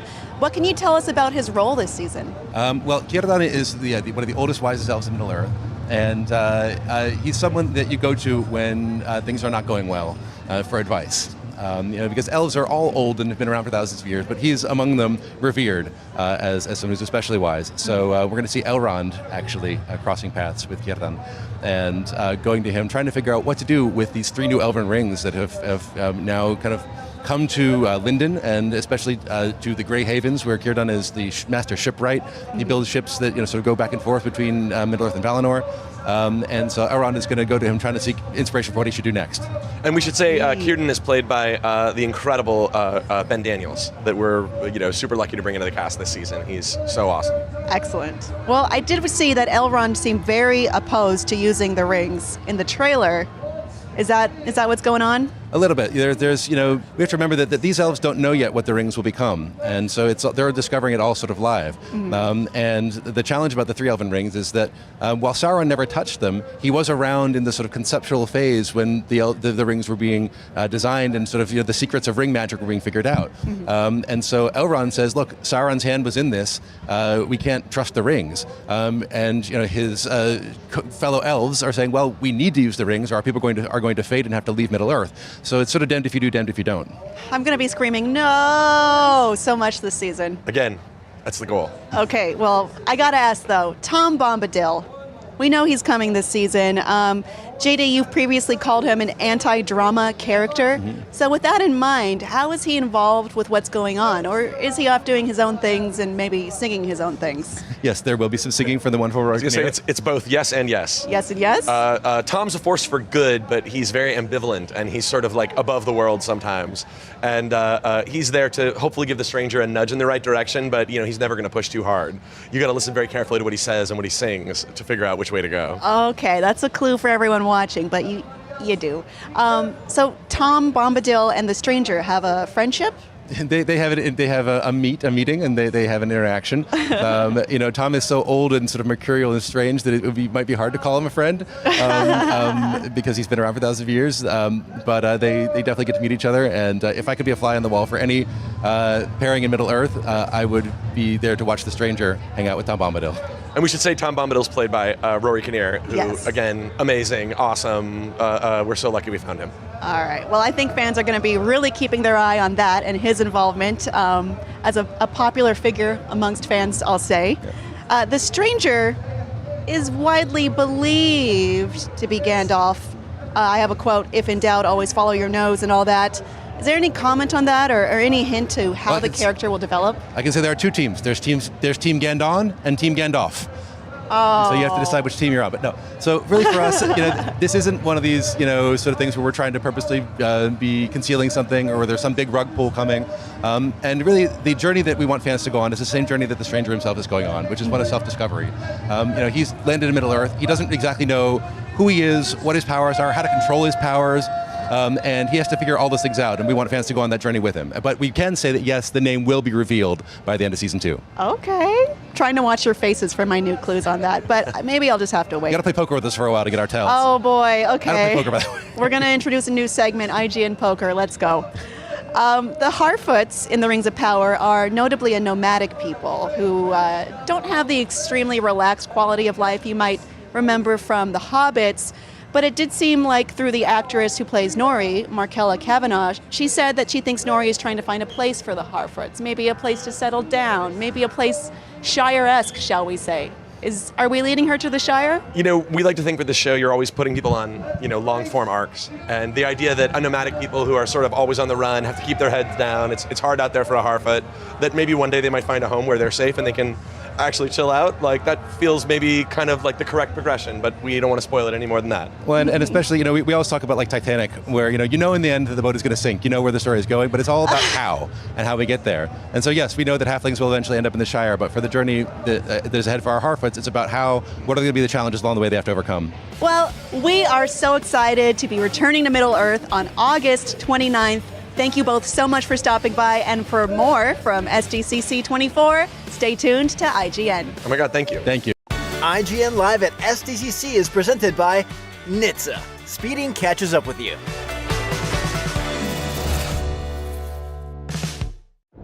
This guy was driving way over the speed limit. Look at the damage.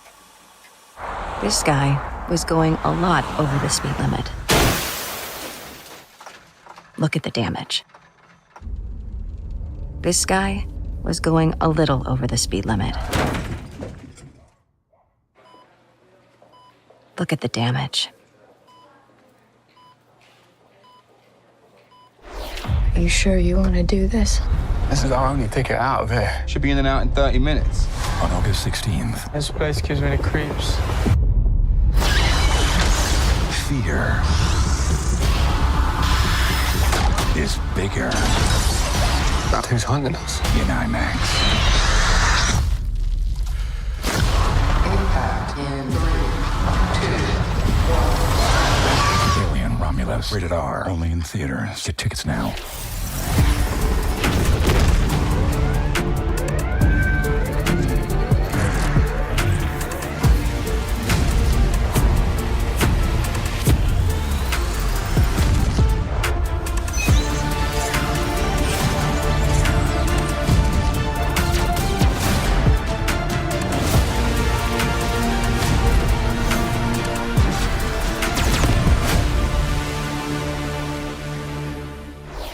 The average Cinefix movie list features nearly 100 different films and approximately 25 minutes worth of wall-to-wall deep dive analysis.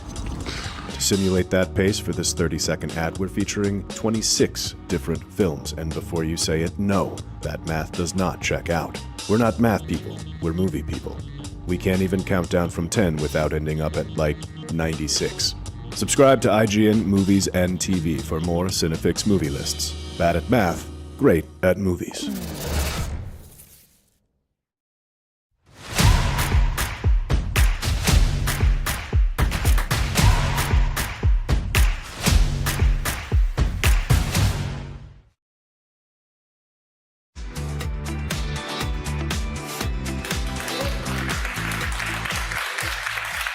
Watching IGN at San Diego Comic-Con. Dragon Age: The Veilguard is the huge new action RPG heading your way soon, and I cannot wait for it. Here to tell me all about it are creative director John Epler, creative performance director Ashley Barlow, and the voice of Lace Harding, Allie Hillis. Welcome all. We love Dragon Age here. I am very excited for this. Ashley, you're the creative performance director of The Veilguard. Can you tell us a bit about what that means? To be the creative performance director means that I'm in charge of taking all the amazing writing from John and the writing team at BioWare and making sure it's cast appropriately, with leadership and making sure that the voices of these characters are brought to life in the booth for as long as it takes to get it right. What is the hardest part about bringing characters to life in a series like Dragon Age, where they're just so important to the people who play? I think taking our time, working with the changes that happen. You know, game creation is a collaboration and an iterative process. It takes time, and we need to be able to play, get things wrong, change on the fly, and be really agile with the game creation. So it's a testament to the actors to be so agile. I'm excited for it. I believe in you. John, we're going to Tevinter for the first time, and we know we'll be seeing lots of familiar faces. Can you tease who we might see again? Will it be my best friend Dorian? What about what about that? Well, we want to make sure that fans, when they play the game, we want people to play the game, get surprised a little bit, see the new characters. I will say again, obviously Varric and Solus are returning. Mm-hmm. There are other characters who are returning as well, but I think that's one where we're going to wait till people to play the game, because part of the excitement of bringing back previous characters is also how they come back, what role they play in the story. So certainly entry. That's right. Well, I have to know how my choices affected the world too, but. What about, I have to ask, familiar faces from the comics? Let's say like Mayveris? I mean, yeah, again, if you've read the comics, you'll see some characters coming back we've already talked about. So Evcon Antoine from the Grey Wardens are coming back. Strife and Irulan are back as well. But beyond that, we want to make sure people get the surprise and excitement of seeing these faces for the first time where they show up. So. I'm already surprised, and I haven't seen their faces yet. Allie, the Inquisitor, famously could get pretty flirty with Harding, but Harding was never an official romance option. So how excited were you to find out she's romanceable this time around? I was so excited to be back in the game. I had no idea that she was coming back, but the fan response was so incredible and so warm. When I went out there in the world to conventions, people were asking all the time, do you have a photo to sign for Scout Harding? I didn't realize she had made such an impact. Apparently her flirt worked. Oh, it did. I mean, people were upset that they could not romance Harding, and now it's possible. And I mean, she's the first dwarf we can fully romance, right? That's right, yeah. Yeah, this is all new. This is also new for us. But obviously, you already discussed Varric and Solus are back, because I don't know how this would work without them. John and Ashley, what was it that made you decide Scout Harding, or no longer Scout, would be another character to bring back in a big way? I mean, honestly, a lot of it came down to fan reaction. So when we released Dragon Age Inquisition, obviously people loved her, people engaged with her, they did the light romance, but for us it's always a matter of what role are these characters going to play in the story, and we wanted to make sure we had some character who could provide a connection between the events of Inquisition and the events of Veilguard. So Scout Harding felt like a natural, someone who had not been a major character to the same degree as someone like Varric or Solus, but someone who we wanted to explore more of their story. So. Yeah, Harding really brings like this veteran energy to the ensemble of the new companions, like this grounding voice of seeing something, over the course of time, and like a big weight to the team. That's going to be a lot to carry, but I believe you can do it. It does seem like, I'm going to talk a little bit about romance, because I can't not. It seems like everybody has already sort of decided who they might want to romance based on a teaser we've seen or two. What's it like to see the fan reaction? Some may say thirst to the companions we'll meet in the Veilguard. I think it's surprising in some cases. I mean, I'd say surprising. Obviously, our fans are always so passionate and excited about romance and characters, but just seeing, for example, how many people were very excited to see Emmerich show up and, have already declared their intention to romance him. But I think what's interesting is people have already decided, but once they get to know these characters, maybe that'll change. I thought I knew who I was going to romance when I did my playthrough. It changed over the course of the game, so. Who is it now? Right now, probably Lucanus, so. You and I are going after the same type of person. They're all lovable. Attractive. So from what we saw in the gameplay, Tevinter appears much more technologically / magically advanced than places like Ferelden and Orlais. Is the culture shock going to be as bad for us as it was for Dorian, who again is my best friend? Well, I think what's interesting about Dorian is it's actually the reverse. There's a line in Inquisition where you go to the Winter Palace and Dorian's looking around this amazing gilded hall, this spectacular palace, and he's like, oh, that's kind of cute. And then when you go to Tevinter, and we showed this in the trailer, you see this is a place that has taken Magic and taken it to a degree that nowhere else in Thedas has. I don't know if there's going to be so much of a culture shock, but I mean, they view mages very differently. Obviously, in the south, there are circles, mages are persecuted. In the north, especially in Tevinter, mages are the ones on top of the pyramid. They've got the magic, they're willing to use it. And I think it'll be interesting to see how players engage with the world, which is very different from anywhere else they've been in Thedas. Yeah, it's going to be so eye-opening for us to get to look at that. And I'm just going to ask finally flat out, is Dorian going to be in the game? I think you're going to have to play and find out. All right.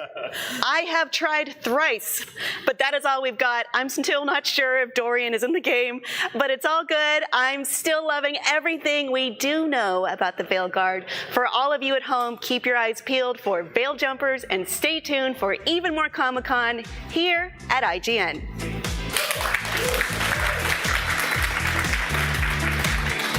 IGN Live at SDCC is presented by Alien Romulus. Experience it in IMAX in theaters everywhere August 16th. The average Cinefix movie list features nearly 100 different films and approximately 25 minutes worth of wall-to-wall deep dive analysis. To simulate that pace for this 30-second ad, we're featuring 26 different films, and before you say it, no, that math does not check out. We're not math people, we're movie people. We can't even count down from 10 without ending up at, like, 96. Subscribe to IGN Movies and TV for more Cinefix movie lists. Bad at math, great at movies. IGN Playlist is the best way to track your game collection. Now you can even import your entire Steam library to Playlist, making it easier than ever to review games, show off your collection of the world, and finally chip away at that massive backlog you keep meaning to get to. IGN Playlist, check it out. Want the ultimate IGN experience? Check out IGN Plus. Members get exclusive deals and giveaways, ad-free browsing, unlimited tracking on IGN Maps, discounts at the IGN store and with IGN partners, and best of all, free games. Get 30 days of IGN Plus for just $1. Head to plus.ign.com. IGN has the most thorough, easy-to-use, and high-tech maps out there. IGN maps load faster with more markers than ever and are built for your phone as your constant companion to the biggest games. So start checking off markers for the game you are playing today. Can't find that final collectible you're missing? IGN strategy guides and interactive maps are here to help. IGN guides are trusted by millions, easy to use, and best of all, free.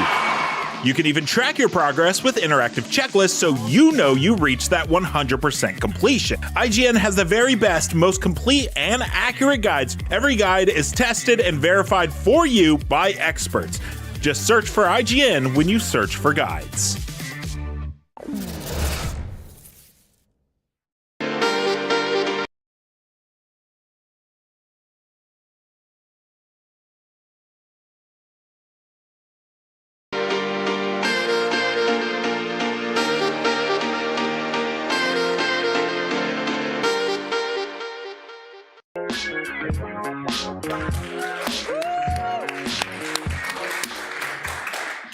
What's up, clowns? Here with me now are Lake Bell and James Adomian to talk all things Harley Quinn and Kite Man. Guys, it is so great to have y'all here at Comic-Con with me. I am so happy to be here. Yeah, and we're going to talk about Harley Quinn, and we're going to talk about Kite Man and Bane, who I'm assuming is getting his own show soon enough, you know? I'm in. They don't tell me. I show up in the booth, and I'm like, oh, another show? Fine. Yeah, just give me the lines, and I'll do it, you know? Give me the lines, see? Yeah. But before we get into all that, I want to get into Harley Quinn Season 4 and where we left off. Yeah. So at the end of Season 4, I mean, spoilers, I guess, Ivy left the Legion of Doom. Can we just talk about your eyes right now? You know, we could. I didn't do them myself. Shout out to our makeup artist, but thank you. But shout out to your dress, Poison Ivy, okay? What? There's a dichromatic theme. Yeah, listen, we go all out here at IGN. We're professionals. I see. But thank you for the compliment. So yes. Back to business. Back to business. Okay. So you've left Legion of Doom. The gang's back together. is season 5 the Gotham City Siren season? Well, okay, so we can't reveal too much about season 5. Fair enough. Because it would be dangerous for you. You know? Even letting you know that there is a 5th season that's named season 5, fact that- already letting too much out of the bag. I'm concerned for your well-being, your safety. Now listen, I'm here, so we're going to be okay. I feel so safe. To your life. Don't you understand? You guys are the people here to be with me, though, to be clear. That's right. I don't see a lot of plants in the neighborhood, but that's all right. We'll figure something out. Foiled again. Second story. I got It's the some only thing weed in keeping my us back safe. pocket. We're going to be okay. Always come prepared. And of course, Kite Man getting his own spinoff, and Ivy and Kite Man have a history. Guys, we have a history. We have a history. Yeah, it's been, look, he's my ex. He's your ex. What's it like to see your ex get his own show? Honestly, I've gone to therapy a couple times this week just to continue kind of what I'm feeling about it. Don't laugh. This is serious. This was serious. No, I'm really going to therapy. About the fictional. Yes, because Dude, we're on a couch. Very, very serious. I don't really connect with You're my not character that deeply at all. No. Well, To me, I don't know it's if very I would admit that. To me, it's very You superficial. know we're on live television to the entire nation. Everyone's going to be talking about this, James. The whole nation knows now. Well, I think it's time that they understand that some people care As to you can keep an see, artistic I'm very difference. dedicated to my character. I'm even wearing the color. Are you She wears wearing the the color of Bane? So you're not a method actor, is what you're telling us. No, I don't need fluids to breathe and keep myself strong. You see how upset I am? I've had to flip my hair onto the other side now. That's the sign. That's the signal. I'm just up in arms about it. Yeah. Truly. We have this thing. The two of us are obsessed with doing voices. Let's be honest. Can we be honest? We've been doing it all day here. and We sorry, just can't get enough of it. we really looped around. We really have. And the thing is that on our show, Harley Quinn et al. And Kite Man, hell yeah. We're just in a constant, we have this beautiful privilege of being able to do a lot of different, they ask us to do all kinds of fun characters, not just the characters that we play, a la Bane and Poison Ivy, but other things too, like bonus, So sometimes when there's these little tertiary characters, we relish and enjoy that very much. Wait, who's been your favorite to do your Cheryl. Well, I'm Cheryl. She's Ernest. Heart of gold. Oh. And you love? I love this character that I found out today was actually named James because he gets shot in the first episode, but he survives. And then every time you see him, of Kite Man, every time you see him, he has some terrible bodily injury, usually to his torso, and he just takes it and keeps going. And he has this white ponytail. He looks like the dad of your friend that you'd run into at a Rolling Stones concert, And every time he gets shot or something, it's like, God damn it! And I love doing the voice. I love the guy. I love imagining his life. I imagine he has a whole backstory that we have to learn about. He does. Yeah. But, there it is. Oh, you're showing some good stuff. I almost got married to. I know. Well, I almost got married to Kite Man. I know. What a trip that was. Right? Yeah, but you guys have worked it out.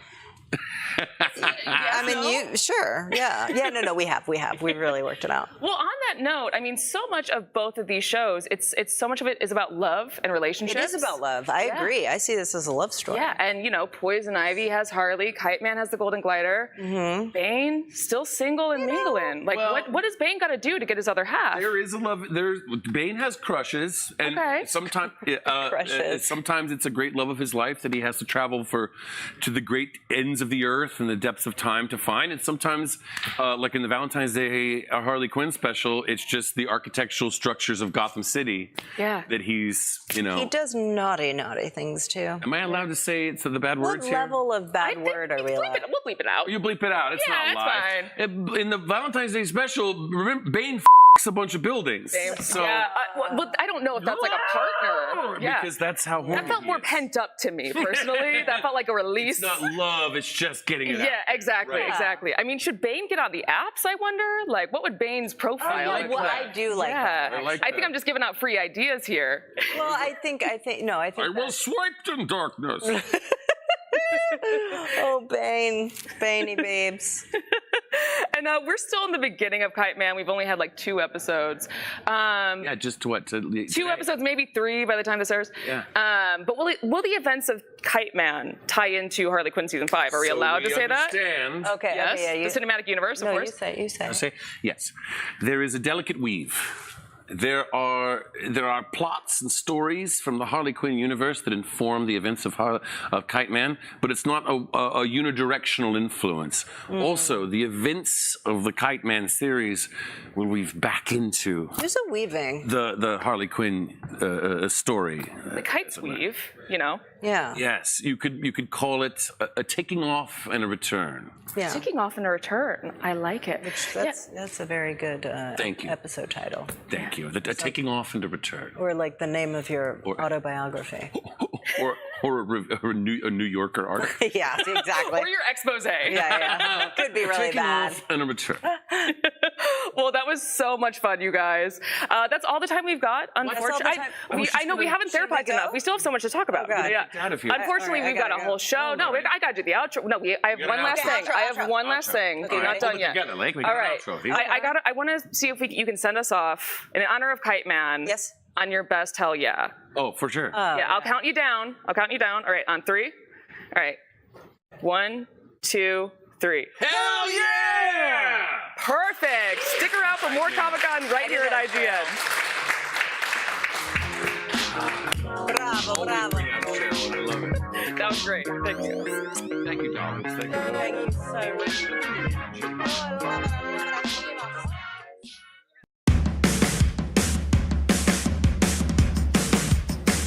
What's up, everybody? I'm Allison Tabitha, an artist and cosplayer from Orlando, Florida, and I'm here at San Diego Comic-Con, the epicenter of all things fandom. San Diego Comic-Con spans over 4 days, and there's a lot to do, and a lot you might miss out on if you try to speed through everything.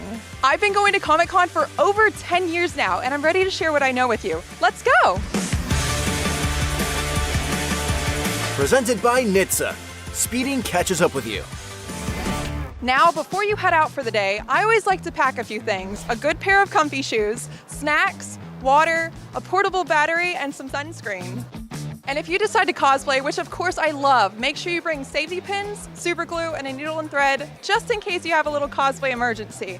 And don't feel pressure to do multiple cosplays in one day, because you really want to enjoy your time here. That reminds me, I gotta go get my badge.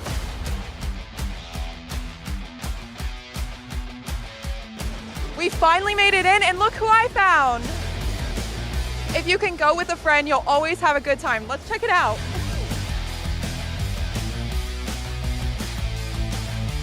So detailed. This is beautiful. My gosh, we have to check this out. It's the Lego booth. Oh my gosh, guys, look at the Dungeons and Dragons Red Dragon's Tail. This is so incredible with so many details. And there's a Mario, the Bowser's Express train. This is so cool. As you can see, there is a ton of stuff to look at. So when planning your day, don't overbook your schedule. Give yourself some time for the unexpected and really savor everything. We enjoyed taking our time while driving here, so we'll do the same as we explore. When you're cosplaying at a con this big, it can be very overwhelming, so make sure you stay hydrated, and it's okay to say no to photos. You're here to enjoy the event just like everybody else. I am such a huge Doctor Who fan. I have watched all the seasons. This is just incredible set, so I'm really excited to get a video here. One tip I can give you is to take pictures next to windows or booths because lighting on the floor isn't great. Also, it's a great excuse to take a little break and slow down for a bit. There are so many amazing booths to look at, so many figures, so many shirts, so much stuff to look at San Diego Comic-Con. It's a little overwhelming, but I know you're gonna have an amazing time. Just try not to spend too much money. A budget helps. So there you have it, folks. We explored inside the convention, and there's so much more to explore outside the convention. Either way, I think you're ready to take on San Diego Comic-Con. Remember not to rush through your time here. Take your time driving to San Diego and give yourself the chance to fully explore and immerse yourself in everything you see. For more Comic-Con coverage, keep it locked right here on IGN. Batman Caped Crusader is a striking animated take on the Dark Knight's early days, protecting a very noir-inspired Gotham. But hold on to your pearls. Caped Crusader also remixes the Batman mythology and presents iconic characters as never before. And here to tell us more are Hamish Linklater, Jamie Chung, and Minnie Driver. Welcome, folks. Thanks a lot for joining us at Comic-Con. Thank you. What do you think of the view? I'm vibing. Pretty cool, This is right? really This is sweet, the way yeah. to do it. You guys had your panel today, very exciting. I want to start though by talking about one of the creative leads of this show, which is Bruce Timm. He's one of the most trusted creative stewards of this character. Did having him involved free you up to take more risks in your performances? No, it was terrifying, right? I mean, he is the legend. I was terrified and frightened, but then also the description, like the voice description of the character, they gave us nothing. So you just I had to come prepared for a full range. But, you know, once he was like, no, I don't like what you did with that, and trying new things, that kind of gave us the freedom. I love that he's still so passionate Yeah.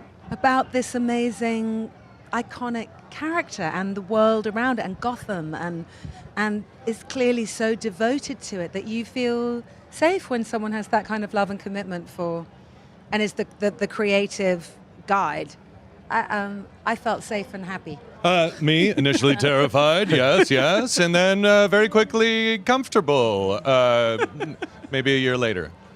Never will be comfortable. I've seen the first few episodes, and you very much all feel very comfortable in the roles. I want to start, Hamish, with you. Every actor that plays Batman has to make a choice about how they're going to differentiate Batman from Bruce Wayne. Can you talk about your process for doing that here? Well, Bruce Timm said this great thing at the very beginning, which is Batman is Batman. Bruce Wayne is the invention. Bruce Wayne is the mask. So that sort of freed me up.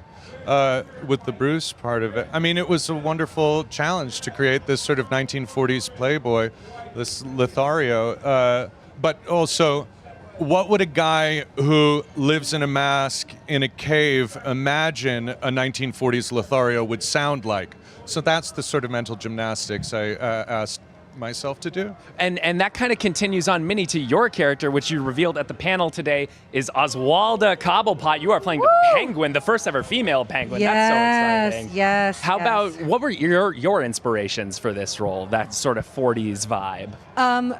Well, I like what you said. We were talking about this backstage. You said something so brilliant that was so. I'd never thought about it, and you were absolutely correct. That you said, because. What did it inspire? The Penguin has Big Mama Fratelli vibes in this show, okay? Because not only is she this kind of large, imposing figure, very powerful, she's also got these two idiot sons played by Paul Scheer, who's just crushing that role, that dual role. But yeah, it's such an exciting vision of that character. And you're absolutely right. Like she is a proper 40s gangster. Imagine the fact that she has this offshore gambling nightclub ship, the Iceberg, which is so heavenly, and so I never think about the river in Gotham, even though there it is, and there she has her wonderful cabaret. A cabaret singing gangster, gnarly. She's a gnarly penguin. Like she does terrible things. I mean, I know the penguin traditionally has done terrible things, but I feel like these might be the most terrible things that any penguin has ever done. I would agree, actually. It's pretty Shakespearean. Yeah. I did a big wait, what?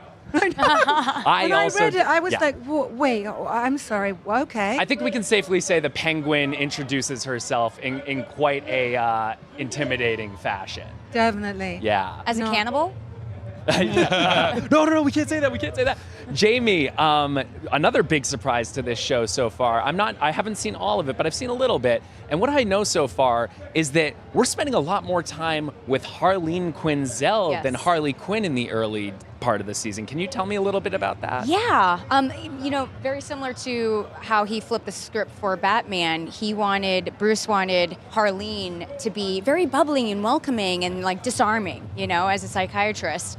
But as Harley Quinn, he wanted slower and more menacing, and so that was kind of a fun little trip because the original Harley is just psychotic. Yeah. Well, we're in a bit of a Harley renaissance too right now. The character's kind of never been more popular than now. How did you approach it to like put your own spin on it? What was the thing that you really the mark you wanted to leave on that role? God. I think the mark was to reinvent her in a new way. You know, I mean, Arlene Sorkin did such an incredible job, and it's timeless. Her work is legendary. Yeah. I'm sorry. I'm so distracted. There's so much shit going on. It's slightly sensory overload back it's here. like being in the Coliseum. I'm having. Well, there's a little one right there. I'm having flashbacks. Well, I want to get back to the way that you guys record this show. I know when they were making Batman the animated series, they would often record together the cast. Did they? Did you get the opportunity to do that at all here? This is our first time meeting. Yeah. Wow. Yeah. I mean, do you wish you had that experience, or do you like to focus in the room on kind of nailing your performance? The day's young, but they seem nice. Like you might be able to do a couple more of these together and not kill each other? I would really, like when I hear it, I can hear that you're not, I can feel that you're not there, and I wonder what would have happened if we'd been together. Yeah, if we had been in the room and you could have been like... I would have loved to see, like, to explore what that looked like. But when you're doing voiceovers, you're so rarely with the other actors. Like I did the whole of Tarzan without ever meeting a single person. It's obviously that's part of the art of it, but I think it's a huge luxury if you can be with another actor. I would love to do that one day. It'd be great. Do you have any personal characters from the Batman universe that you think would make a really good fit for this sort of 40s noir setting that the show is taking place in? Well, who's not already in it? I'm trying to think. FDR. Hey, there you go. Hey! Yeah, there are references to the real world. Clever. It's because you're obsessed with being an American president. I know. It's because you are secretly. Lincoln. We got a Lincoln vibe. We could put a Lincoln hat on top of that. I mean, he's referenced more than anything ever. You've referenced at least 5 U.S. presidents, and it's only 11:30 in the morning.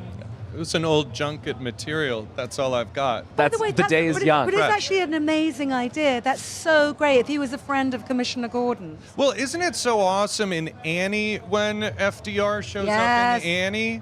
Maybe Annie could be in the show. Annie and FDR confirmed. Also, maybe Hoover could be a villain. Oh, there you go. That could be as well. Maybe Hoover could be mates with one of the rogue league of presidents. Wait, it could be the Penguin's first husband. Much mystery ahead of us. Kids are so dumb. That's why the kid. By the way, it writes itself. We have a lot to look forward to from the show, so we can't get too ahead of ourselves. I do want to end with one thing. Hamish, it is a rite of passage for any Batman to say 2 very specific words. And I was wondering for the folks here at Comic-Con if you might speak those words into that microphone right there. I'm Batman. Oh my God, thank you. Oh man, I almost said Batman. That is how good that was. Are you okay, Hamish? Ladies and gentlemen, keep an eye out for Batman Caped Crusader. I'm emotional too. Oh my God, that was incredible. Keep an eye out for Batman Caped Crusader on Amazon Prime this August. We have plenty more from Comic-Con coming. Stick around.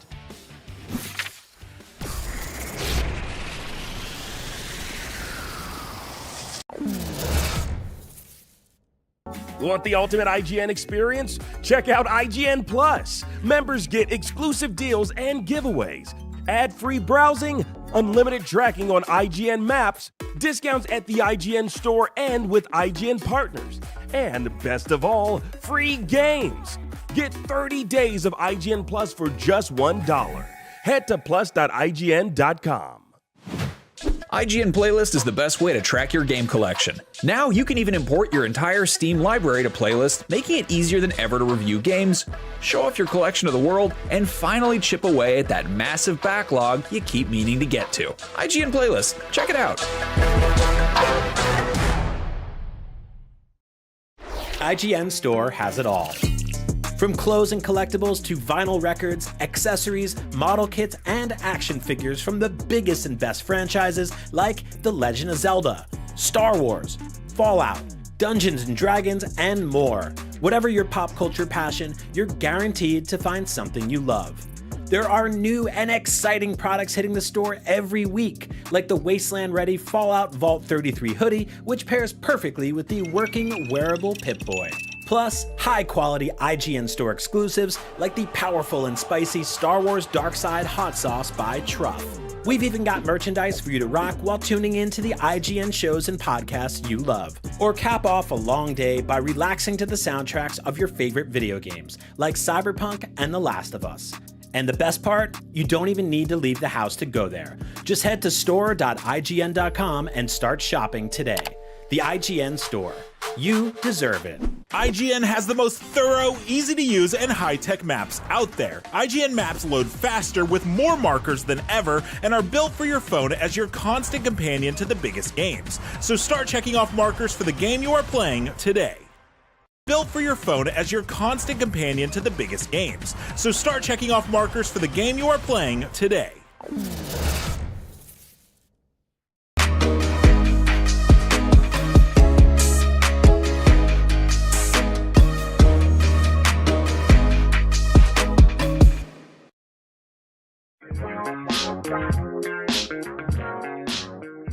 You're watching IGN's live coverage of San Diego Comic-Con. In just a bit, we're hanging with the cast of Star Trek Strange New Worlds. After that, the stars of Dexter Original Sin will be here to tell us about their murderous new prequel series. Then we're gonna keep the nightmares going with a nice friendly chat with the cast of Speak No Evil, the upcoming horror movie from Universal Pictures. And a bit later on, we're getting locked in with the stars of Silo, the revolutionary Apple TV series. But right now, I'm going to be myself off of this stage and into the world to check out the biggest new surprises coming to Star Trek Fleet Command.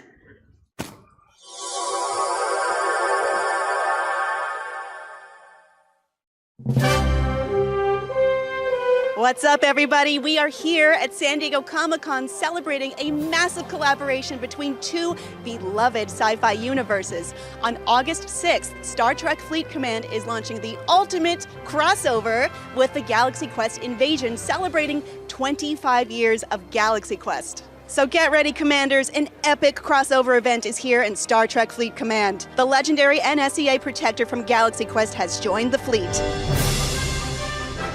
Battle Galaxy Quest-themed enemies and join forces in a server-wide showdown against Saris and the Klingons. Meet new officers Jason Nesmith, Gwen DeMarco, and LotR from Galaxy Quest, each bringing unique skills to your strategy. Scan this QR code right here and you can redeem some great in-game rewards. And that's not the only thing people can redeem, because we're going to be giving away prizes to anyone who can answer the all-important question: is it Star Trek or is it Galaxy Quest? So, win or lose, never give up, never surrender, and always live long and prosper.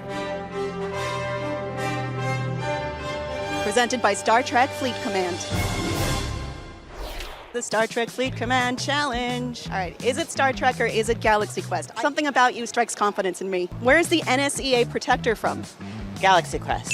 How about a character, Jason Nesmith? Galaxy Quest. Which universe does Tawny Madison belong in? Oh my god, that's a little bit tough for me. I think it's gonna be Galaxy Quest. Correct.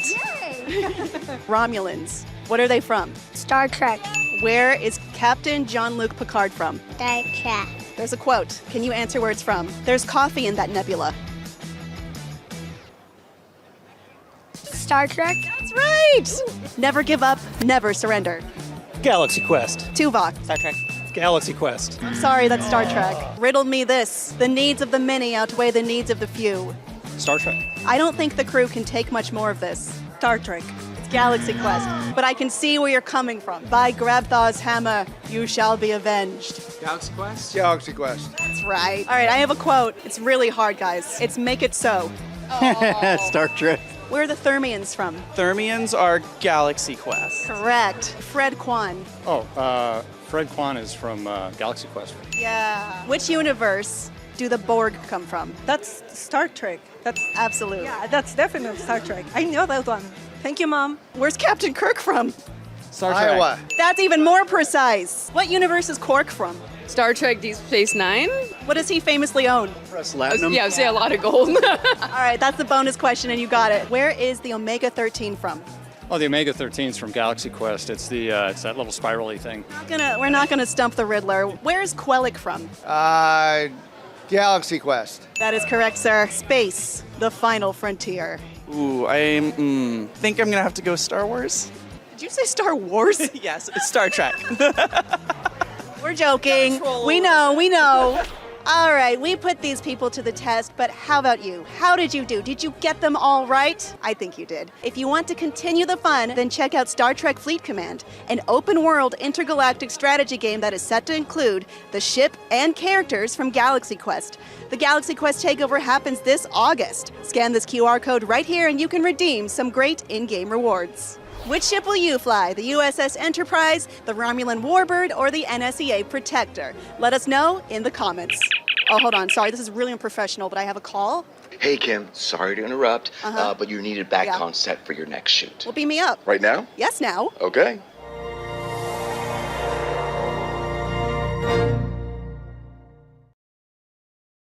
Hello and welcome to IGN's coverage of San Diego Comic-Con 2024. I'm Kim Horcher, and joining me today are the cast of Star Trek Strange New Worlds, Rebecca Romaine and Ethan Peck, along with executive producers and co-showrunners Akiva Goldsman and Henry Alonzo Myers. Welcome.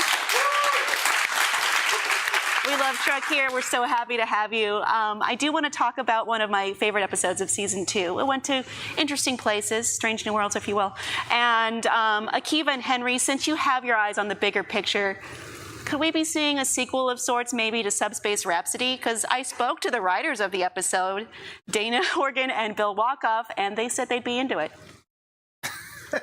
Yeah, I'm just going to run in hot with that one. I can't promise that we're not going to revisit it someday, but we are going to hold off a little bit before we come back to it. We want to. If you come back for a second episode of something, you really want to make it special and different and bigger and crazier. And we're special and different and bigger and crazier in our next season in a lot of other ways. So that's about the most I'm going to say. What other ways? Any way you can imagine, mostly in ways that we had to imagine financially. Well, Ethan, I was told in that same conversation that you were initially hesitant to sing, but then when we got to the final product of the episode, your singing was great. How did we get here? Oh, that's nice to hear. I'm not sure that I was hesitant. I was going to do it either way. I was maybe not as enthusiastic as some of the other cast members. I would Rebecca, say too. some of the cast were really excited for the musical, and there were a couple of cast members that weren't quite as enthusiastic. You were definitely in that category. But that being said, it was really enjoyable, really fun to do in the end. So. You know, we shot that, it's like episode 9 out of 10. It's right when everybody's so tired, you kind of want to wrap it up and go home. And we came in on Saturdays and Sundays to learn all the dance choreography and going into the studio to record those songs. It was really fun. That sounds like really different from how you might. It gave us like a lot of vigor that we needed at that moment in the season. Oh, what better than a song to inject energy into any moment? But a musical isn't the only non-traditional episode we got in season 2. There was also a crossover with Star Trek Lower Decks, an animated series. What was it like planning that and making it make sense and move the plot forward? Well, what's unique and surprising is that we thought the animated crossover would be relatively easy and the musical would be relatively challenging. And it was actually the opposite. Because our cast, as you saw, are insanely talented. And so they have this ability to kind of rise to any challenge that we throw at them, which makes us continue to try to stump them, like some weird postmodern science fiction game show. But when it comes to animation, what Mike McMahon had done with Lower Decks is both unique and singular. The tone of an animated show is different than a tone of a live action show. So when you try to combine the two, it's a little less wieldy than you might imagine. Having said that, they both were really fun to have done. It was fun to watch, too. I was curious, do all of you have maybe a dream-themed episode you'd like to maybe tackle going forward at some point? Great question. A genre that you like? RoboCop themed? Okay, sure. Right? Get that license. What do you got? I already pitched it. I want to do an inner space, like somebody gets injected into somebody else's body, like miniaturized. Great idea. Yeah. Christmas? I mean, the one I really want to do, I can't talk about right now, but it will come in season 4. Because it's in the Because it's going to happen. it's in the process right now. Tell us. I can't talk about it. You got to tell your cast. cast. Right here. Right here while I'm There's here enough looking. surprises in season 3 that I think we can look forward to. Okay, well, speaking of season 3, it was just announced at today's panel that Dr. Roger Corby is joining the cast in a recurring role. He is a legacy original series character.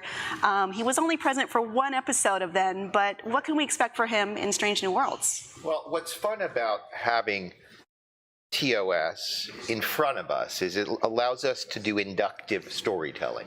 We can see where somebody ended up and then try to imagine how they got there. So all we can say is that the Roger Corby you see on Strange New Worlds is going to travel a long path before he gets to be the Roger Corby that you see on the original series. I know he has some involvement with Chapel. Let's talk about that. Well, try to imagine this from the perspective of Chapel is, she's smart, she's talented, she probably makes smart and interesting decisions in her life. What's the kind of person that she would be drawn to? Who would she want to learn something from, et cetera, et cetera, et cetera. That is something to look forward to dealing with as well. We were off camera, but I pointed directly at Ethan when he said, who would Chapel like? So, okay, that might be a challenge moving forward for your character. Maybe. Might get messy, might get a little messy. We are love stories in spades. Not confirmed or denied, but for Rebecca, where do you see Una's character arc going? She's one of the top 2 most competent, put-together people on the ship. You're the other one. But where do you see her growing forward? Well, I think now that she has she's been shrouded in shame with this secret of being an Illyrian and, breaking the rules of Starfleet, and now that gets to get rid of that shame, she's going to be it's a lighter version of her. Okay. So you're going to have a little more fun with her. I'm looking forward to that. I think I would also say that we see a side of her that we have not seen before this season. We see a completely different side of her that Rebecca gets to play, which I am excited for people to see. So does Spock. Yeah? Maybe. Well, I like how you're like, yeah, me too. Or do I? That's our favorite thing. Human Spock. Nope. I was watching your face for minute reactions. That was a little bit of a trick. Didn't work. But for the showrunners, season 2 ended on a pretty big cliffhanger with the Gorn. The final frame of that episode was Pike seemingly frozen in indecision, maybe fear, which is not very characteristic of him. He already knows what his ultimate fate is. What truly scares Captain Christopher Pike, aside from, galaxy-wide hair gel shortage? Well, I mean, the hair thing is significant, obviously. Yeah, Besides that, I think what scares Chris Pike the most is the loss of the people he loves. He's come to terms with his own death, but less so the thought of being responsible for his crew, which is really ironic because everybody dies in the beginning of the season. Everybody dies in part 2 of the finale, and then it's just reruns. The season's just one episode. I was like, what? No, I'm supporting you. Okay, good. So, and then we're just going to have do we have puppet? What are we doing? Puppets, right? Yeah. The puppets. For the rest of the season. Animated puppets. We have a Zamboni? Claymation. I would love a claymation. Is that? Yeah. I felt like a Zamboni. That sounds really good. Yeah. Well, I would love it if you would all shoot in the style of the original series with those uniforms, with those cameras. But that's just me. I do have questions for all of you, though. What is your favorite Star Trek series and captain? And you may not include the one that you are in. I'm going to go with The Wrath of Khan was my favorite movie when I was a kid. Okay. And I'm going to go with Picard. Nice. Yeah, Next Gen Picard. Next Gen and Picard, very popular. TOS Kirk. Ooh. Somebody had to do it. I know it's hard not to just say, because I'm really with you on that. But I was a big fan of Deep Space Nine. Is the one that I would always come back to. Oh, nice. Because I think it's they did an incredible job thinking about these long arc stories and how to tell interesting character and stories that were both funny but dark, and that's something that we try to really bring into the show. Very nice. Well, speaking of funny but dark, We already know this won't be the last time Starfleet will encounter the Gorn. Looks like we have a clip coming from an upcoming season of Star Trek.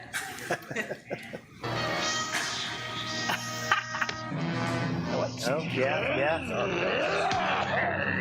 Yeah.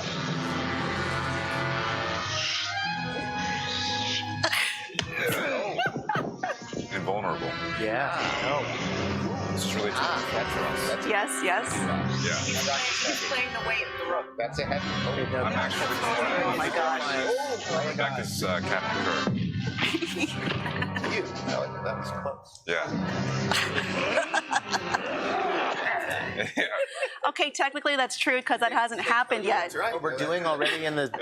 We're doing this season. They did. You guys revealed that. That's episode 3 of this. Yeah, I'm sorry I revealed your big finale. Arena Part 1 and 2. Yeah, we had budget cuts, so we just run episodes of TOS. But I think people are going to like it. Mhm. I love it. Yeah. The new look for the Gorn. Yeah. Love it. It's, yeah, it was hard for us to evolve that, but we feel like we. You're welcome. Thank you, thank you. Well, thank you all so much for joining us today. Go catch up on Star Trek Strange New Worlds right now, ahead of the new season next year. We've got tons more Comic-Con ahead right here on IGN, so stick around.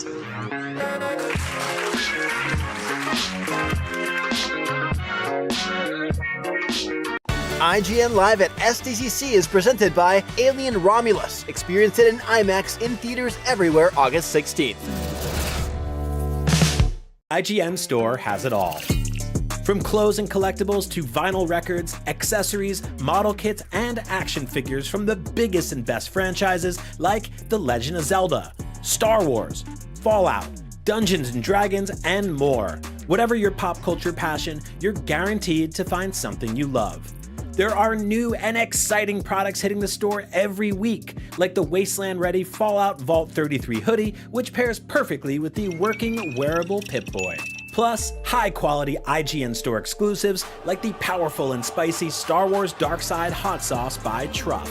We've even got merchandise for you to rock while tuning in to the IGN shows and podcasts you love. Or cap off a long day by relaxing to the soundtracks of your favorite video games, like Cyberpunk and The Last of Us. And the best part? You don't even need to leave the house to go there. Just head to store.ign.com and start shopping today. The IGN Store. You deserve it. The Cinefix Top 100. A list so secretive even we don't know what movies are on it or where they rank. What do you mean you don't know? Each episode will reveal one of the movies. Did I rush it? Felt like I rushed. That was good. I liked it. Talk about why it belongs and finally find out where it ranks. Are you not entertained? Are any of the movies we've shown here even on the list? I have no idea, and it drives me crazy. Join us as we find out on Cinefix, IGN, and wherever you get your podcasts. Why so serious? IGN has the most thorough, easy to use, and high-tech maps out there. Period. And by high tech, we mean it. We've recently added features like personal notes that save to your IGN account, and anything you check off on a map is tracked in the guide as well. It's the perfect system to get to 100%. IGN maps load faster with more markers than ever and are built for your phone as your constant companion to the biggest games. So start checking off markers for the game you are playing for free at IGN Maps today.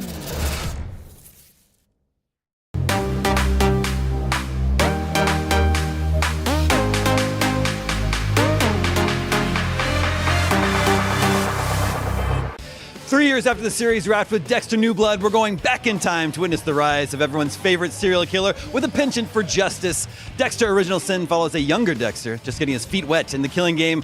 Joining me are the stars of Dexter Original Sin, Christian Slater, Molly Brown, and Patrick Gibson. Welcome. Thank you so much. Welcome. Thanks for having us. Hi. So, Original Sin, where are we in Dexter's timeline here? How does it tie into the original series? We're in the 90s? Yes, Yeah. 1991. 1991. Good year. Yeah, so we're going back. Yeah, That's right before Dexter has acted on his urges. He's at a pivotal time in his life when those urges are coming to a point where he can't ignore them anymore. And yeah, that's in episode 1. And then the rest is history. Were there any particular gaps in Dexter's story that you're interested in filling in? Yeah, I mean, I loved the show originally. Same. And, you know, Harry Morgan, I thought was a wonderful character and a guy that I wanted to understand a little bit more. And the way Clyde Phillips has written these scripts, it's really given a great insight into that guy. And it's challenging and it's fun, and they're tough shoes to fill, but it's just been a great experience. Well, you're playing Dexter's sister. That's right. Yeah. What more will we learn about her? Well, so actually, I was going to say one of the gaps that I think is really exciting, and not to speak for you, but Please do. You'll be better. I think something that's really great is that, like, being a good brother, I wouldn't say comes naturally to a sociopath. Yeah. And so I think one of the things that's really fun about our show is watching the bond between Dexter and Deborah grow, and how he learns to give Deb what she needs as a sister. Yeah. Yeah. It's really fun. And we've kind of covered some of that already. Yeah. We're only 2 episodes down, but it has been to see where those seeds are planted, and because their relationship is kind of beautiful in the show in its own unique and complicated way. Yeah, when you meet them in the original, like, he's got it. Like, he knows how to support, but this one messes it up all the time.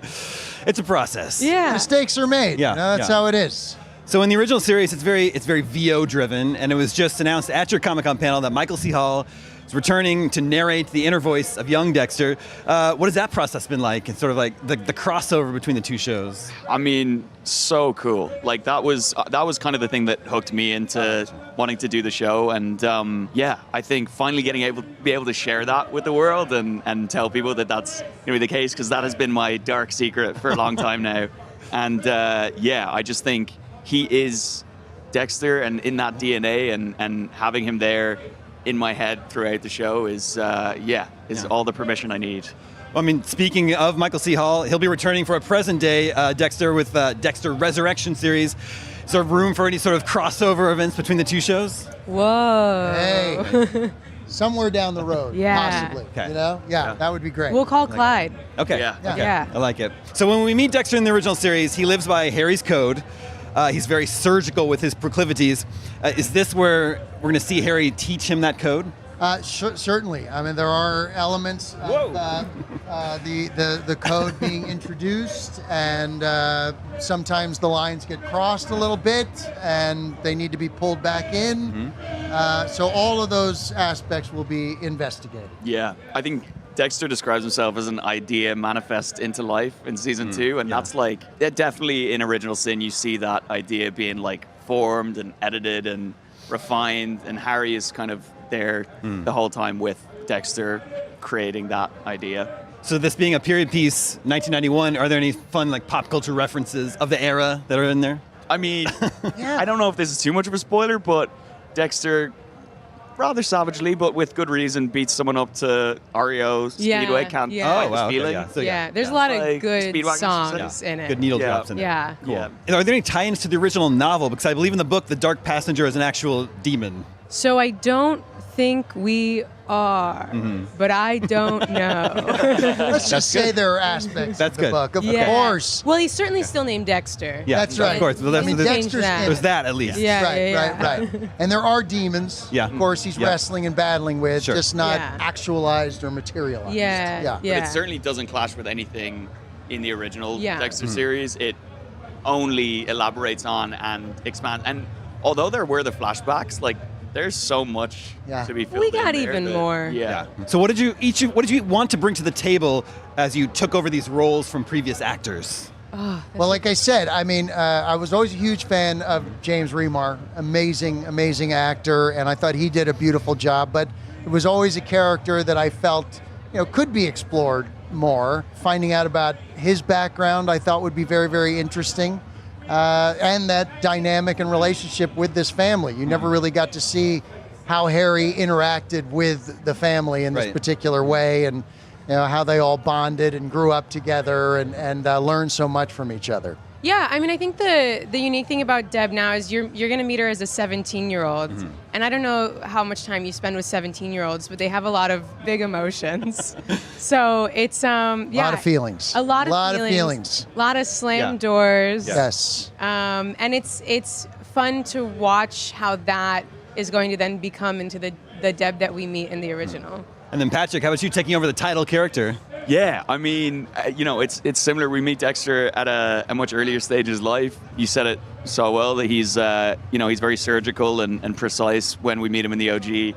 And in this one, he's got so many mistakes to make. And I think getting the chance to play a character who's so well, but then you get to see them in their less fully formed version is so much fun. And there's a lot of room for Dexter to be in very hot water. It's great to be getting more Dexter. Thank you all so much. Thank you. Dexter Original Sin is heading your way soon. Be sure to watch it. We've got tons more Comic-Con ahead right here on IGN, so don't go anywhere.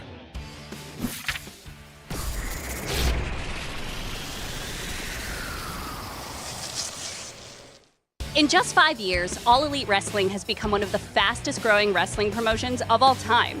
And with All In just around the corner, the sky is the limit for AEW. Joining me on the IGN San Diego Comic-Con balcony are fan favorites and winners of the Adult Swim belt, Orange Cassidy and Willow Nightingale. How's it going, everybody? And congrats on last night's win. Thank you very much. Thank you. Should I pull it out? Yeah, do it. The official title is the AEW Adult Swim Battle for the Booty Championship, but for abbreviation, we just call it the Booty Champ. Booty Champ. Well, because we are the booty champ. Yeah. I love it. All right, so not to start things off on a heavy note, but who are the greatest traders in history whose names are not Trent Beretta or Chris Statlander? Was Aaron Burr famously a trader? Our final answer is Aaron Burr. All right, Willow, who is your greatest target right now? Is it Mercedes or is it Stat? This is a matter of the heart. Like, for me, Chris Statlander was someone I was friends with before there even was an All Elite Wrestling. And so to be betrayed and backstabbed by her, like, I gotta find vengeance. I gotta find a way to move on from this heartbreak, and I think the only way to really do that is just, like, annihilate her to the best of my ability. So Stat, that's my number one. A few months ago, or maybe it was a few weeks ago at this point, we did get a hint at a mixed tag situation with the two of you against Chris and Stat. Are we ever gonna see that come to fruition? I think I let my emotions get the best of me recently, and I hit my former best friend Trent Beretta in the back with a pipe wrench. I'm not proud of that, but I did some serious damage to him, and he won't be wrestling for a while, so we might wait for a little bit until he comes back. But I mean, that's why Willow and I had to scratch that itch, so that's why we had to get this booty belt and beat a bunch of Adult Swim characters up. Orange, if we can break kayfabe for just a moment, how do you keep from breaking when Briscoe gets rolling? Well, I don't know what kayfabe is, because this is my life. This is the only thing I do. Mark is very inspirational. And when he gets rolling, I'm not looking to laugh as much as a fire. This tiny candle flame that's inside my body gets larger into a large fire because he's talking, he's so motivational. And I don't look at him, I look down, I keep my eyes closed. That's a very good answer. And they can't tell because you've got the sunglasses on. It's perfect. All right, so fan booking is nothing new, and with All In right around the corner, we thought it would be fun to build out your ultimate AEW pay-per-view with some of your favorite matches over the last 5 years. Let's start with the main event. OC, what is your favorite AEW men's singles match of all time? Me versus Pac at Revolution 2020, because I was in it. It's also That was the first time I ever had a singles match in AEW. It was also like kind of objectively the correct answer, just for the record. And I appreciate that. Willow, how about you? I got to sit in the crowd last year and watch Bryan Danielson versus Zack Sabre Jr. at Wrestle Dream, at our inaugural Wrestle Dream event, and that was just like, I was so moved. I was like jumping out of my seat. I was biting on every single thing that they did. I loved that. I love that match, and it highlights our partnerships, because we had Zack Sabre Jr. coming in from New Japan, wrestling in our best, Bryan, and yeah, my favorite. It was such a good match. So good, yeah. So same thing, but this time we're going to talk about women's matches. Willow, let's start with you. Jamie Hayter versus Toni Storm. I believe it was Full Gear 2022. My jaw was dropped. It was just so good. It was hard hitting. Jamie won, and I was cheering for Jamie. So that was all in all good day to be a wrestling fan. It was a rewarding match. Yeah. Orange, how about you? Well, this is tough because she stabbed me in the back, but Chris Statlander wrestled Britt Baker, and I think it was All Out 2020 something, and I was ringside for Stat rooting her on, and it was one of those matches where you just knew how special both Brittany and Chris were, so I'm gonna go with that one. It's fair. It was a pretty steep betrayal, but that was a baller was a good match. one, though. All right, so AEW is king of the specialty matches. What is your favorite specialty match? First thing that comes to my mind is Swerve versus Hangman from last year when they did the Texas Death Match. When Hangman drank the blood from Swerve's forehead and then misted it into the air, I was like, this is the peak of professional wrestling. I love it. Orange, how about you? The Mimosa Mayhem match that I wrestled the legendary Chris Jericho in, where I punched him in the face and he fell from the ring into a giant pool of mimosa. That was my favorite match. Yeah, that's sick. All right, how about tag matches, y'all? Well, I'll go first because it's happened very recently. It was me versus the Outrunners in a handicap match on Rampage very, very recently, and I won. 2 of them versus me. I am going to actually go with a Ring of Honor match, right? It's under the same umbrella. Yeah. But FTR. Controversial. I know, But FTR wrestled the Briscoes. It was a dog collar match. It was, you heard what I said before. I love a little blood. I love some brutality. I'm learning so much that you're so bloodthirsty. I didn't realize that about you. We've been hanging around for a lot with the past weeks, and just like now, I'm realizing now that you love blood so much. I love blood. All right. You heard it the here first. happiest one. It was a brutal match, and I was like, this is so good. This is an exclusive. That's my favorite tag. Yeah. You heard it here first. All right, so AEW has had so many jaw-dropping debuts in its 5-year tenure. Who has been your favorite? Let's say our answer at the same time and see if it matches up. I'll count to 3. I have a feeling I know what yours is going to be. Well, no, mine's actually not who you think it's going to be. Oh, okay. All right, ready? 3, 2, 1. Brian Sting. Danielson. Oh! Both I said- so good, Yeah. though. Yeah. Both so That is good, good though. one. Sting is, come on. Were you there for that? Yeah. That's so cool. So, Orange, I feel like you might be especially prepared for this based on your answers so far, but what has been your favorite match in AEW history that you have been a part of? I think my favorite match that I've been a part of, I can't remember what it was, but also I'm just going to say, just because Will's been so nice to me these past couple of days, I think me versus Will Ospreay was good at Forbidden Door. It was good. That was a fun match. My favorite match that I was in, I'm going to cheat again and go with a Ring of Honor match. I love it. Myself versus Athena for the Ring of Honor Women's Championship. I also did not win, but that was the first time women had main evented a Ring of Honor pay-per-view ever, and I think Athena is the perfect foil for the happy-go-lucky, bubbly Willow Nightingale standing in front of you. And That says a lot about our character. That says a lot about our character. We all pick matches that we didn't win. Yeah, but you know what? She still brought this primal, hard-hitting kind of fighter out of me that I don't think I've really tapped into since. I mean, that's some of the funnest thing about both of you is when you get rolling, you get rolling. Sometimes you got to do it. It's true. Somebody just got to do it.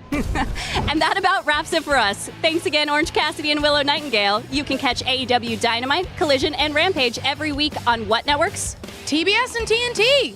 Wednesday nights on TBS. Friday nights and Saturday nights on TNT. Yeehaw! Crushed it.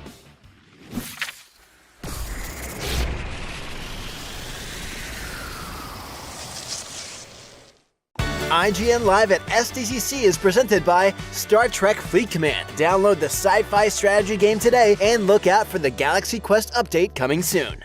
Can't find that final collectible you're missing? IGN strategy guides and interactive maps are here to help. IGN guides are trusted by millions, easy to use, and best of all, free. You can even track your progress with interactive checklists so you know you reached that 100% completion. IGN has the very best, most complete, and accurate guides. Every guide is tested and verified for you by experts. Just search for IGN when you search for guides.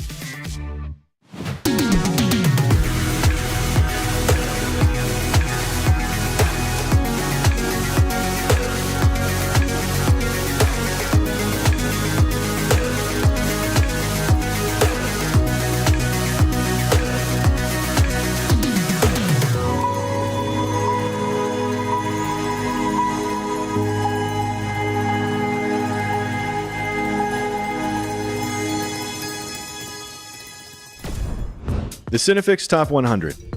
A list so secretive even we don't know what movies are on it or where they rank. What do you mean you don't know? Each episode will reveal one of the movies. Did I rush it? Felt like I rushed. That was good. I liked it. Talk about why it belongs and finally find out where it ranks. Are you not entertained? Are any of the movies we've shown here even on the list? I have no idea, and it drives me crazy. Join us as we find out on Cinefix, IGN, and wherever you get your podcasts. Why so serious? IGN has the most thorough, easy to use, and high-tech maps out there. Period.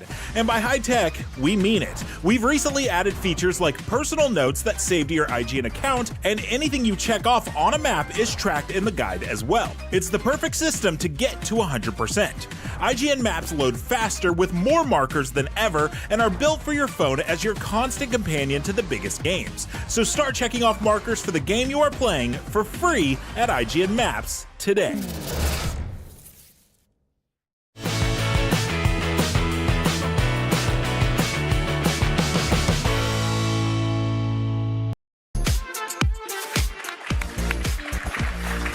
This September, one of the most nerve-wrackingly uncomfortable foreign films of 2022 is getting a remake, and hopefully this interview is a little less awkward than the interactions in that movie. No promises, though. Here to spread the good word about Speak No Evil, please welcome the stars of the film, James McAvoy and Mackenzie Davis, and writer-director James Watkins. Thank you guys for coming. This movie is a remake of a very well-received Danish film from a few years ago. I want to start by talking about what was most important to leave intact from that version in this version of the movie. I think probably the theme of the movie, the core of the movie, of sort of the awkwardness of social interaction and how we negotiate it. I mean, obviously the key story of these two couples that meet on holiday and become holiday friends, and then where that leads. But really all the conversations I had in writing and then with these guys was digging into the sort of dramedy of the awkwardness of how we negotiate everyday life. Yeah, I hadn't seen the original, and I sort of made a pact with myself, just me and myself. It's like, let's us make a pact not to watch the original until we had finished. So really, it wasn't about taking it, for me anyway, it wasn't about taking anything from the original and making sure we held on to it. It was just about creating something from my own response to James's great script. And trusting that he had kept the kind of source key element that maybe makes it all hang together. I don't know, what were you? I made a pact with James and himself. Which I didn't know about. Yeah. Which is amazing. To also not see. Yeah, it was a secret sub-pact, and I also didn't see the movie. But yeah, I think I was aware of the themes that it was dealing in, and obviously it has a really famous ending. And I thought that just treating James's script as its own sort of text, it dealt with this incredible social awkwardness that was placed on the same level as like life and death, which I think it feels like that sometimes when you make sort of cultural missteps. And I loved that, like relating the two things. It's kind of like people have a thing with remakes and call it remakes and remakes. And it's like when you do Shakespeare, you don't go, hey, I'm remaking Macbeth. You just go, I'm going to do Macbeth. You don't go, how did they do it before? Do we need to hold on to that? Do we need to get rid of it? You just go like, whatever, I'm doing my version. And it's the same with a remake as well, I think. Great. Well, knowing that you didn't necessarily want to watch the original before going into this one, did you bring any personal experience from Bad Vacations into this movie? To your performance? Maybe not as specific as the things that happened. That couple once. That's right. Come on. It was a really stressful weekend. The kids were really getting on my nerves. No, I don't think so. I mean, I do quite often wear loud Hawaiian shirts when I'm on holiday and leave them open. And no matter how much pasta, pizza, and burgers I've eaten, I'm letting my belly go, which I do in this one. So other than that, no. Yeah, I think I'm generally sort of uncomfortable when people talk to me, so I try to use that quite a bit. Yeah. Let's continue the interview. I wanted, James, real quickly talk about your character, Patty, who has a habit of sort of putting people on their back foot very, very easily.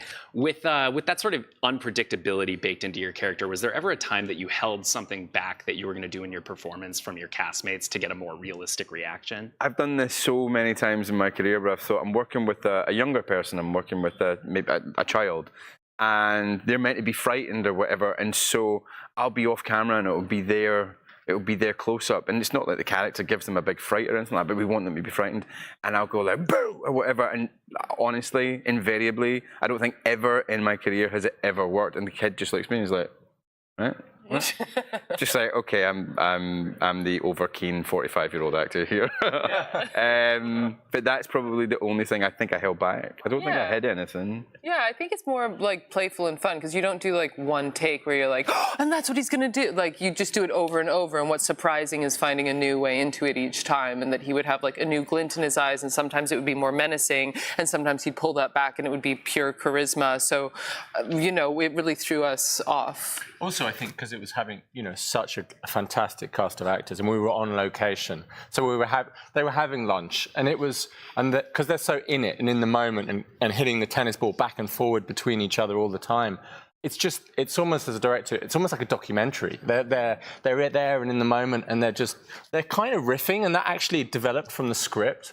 You know, obviously there's a solid script, but that play and sort of always mining it, and that's the pleasure, I think, of something like this, where we can each go, oh, let's just lean a bit more there, or lean a bit more there. Oh, that thing you did, let's dig into that. And so we were all riffing off each other in a fun way, but I think in a really productive way to improve the movie. Yeah, it sounds like you're creating an environment where you could kind of find these moments as you go. Because it's so micro-gestural and so, you know, what's just unsaid and half said and in the eyes. And that's and how can you justify that these people don't run at the first sort of awkward or like scary interaction? Like, how can you...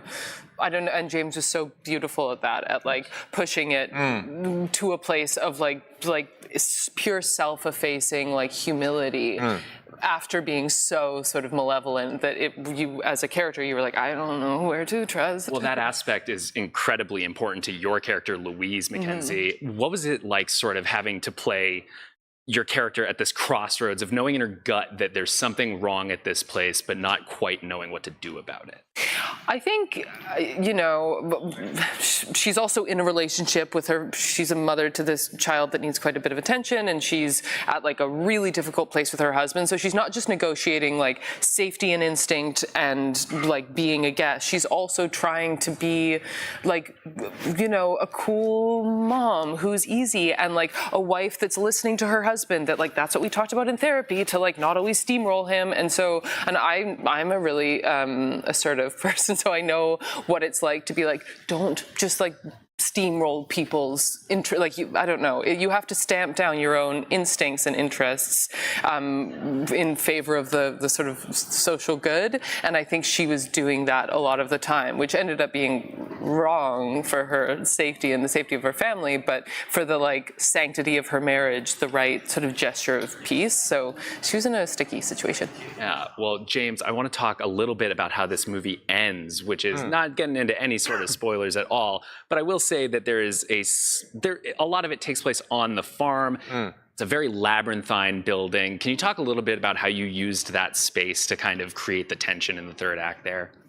Well, I was very focused on wanting to shoot on location. It's good for me, and I think it's good for these guys. It's just when you're in a space, both the outside and the inside space, where you're confined and you can only put the camera in the corner, and you know, look, these guys, they could do green screen, they could do anything. But when you're in that space, it just brings an extra energy because you're feeding off where you are. You're feeding off the kind of confinement, the room, you know, and all of that, and the sort of claustrophobia. And everybody's feeling it. And, you know, it's got really low ceilings. It's got all these, it's kind of a crabby sort of space.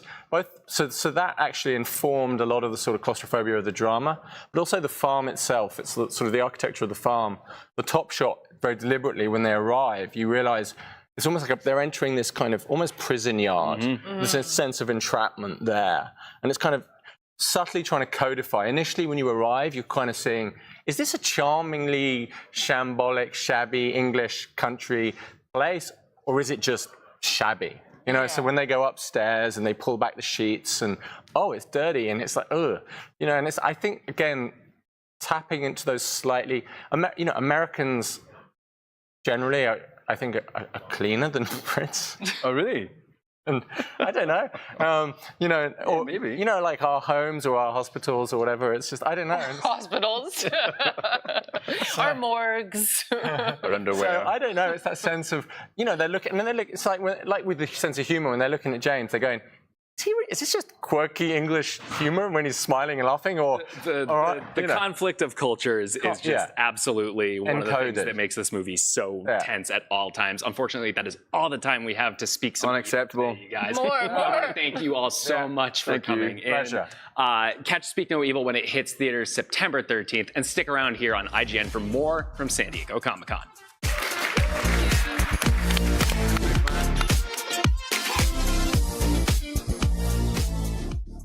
Strawberries and anchovies. I give that 1 out of 4 turtles.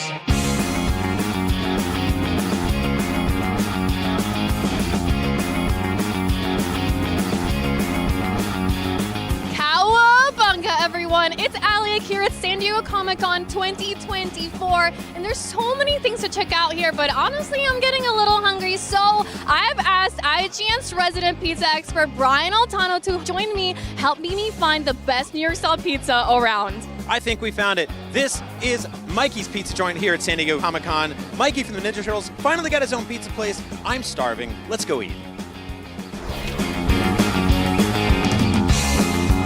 Brought to you by the ultra-fast speeds and smooth low-lag connection from Xfinity Internet.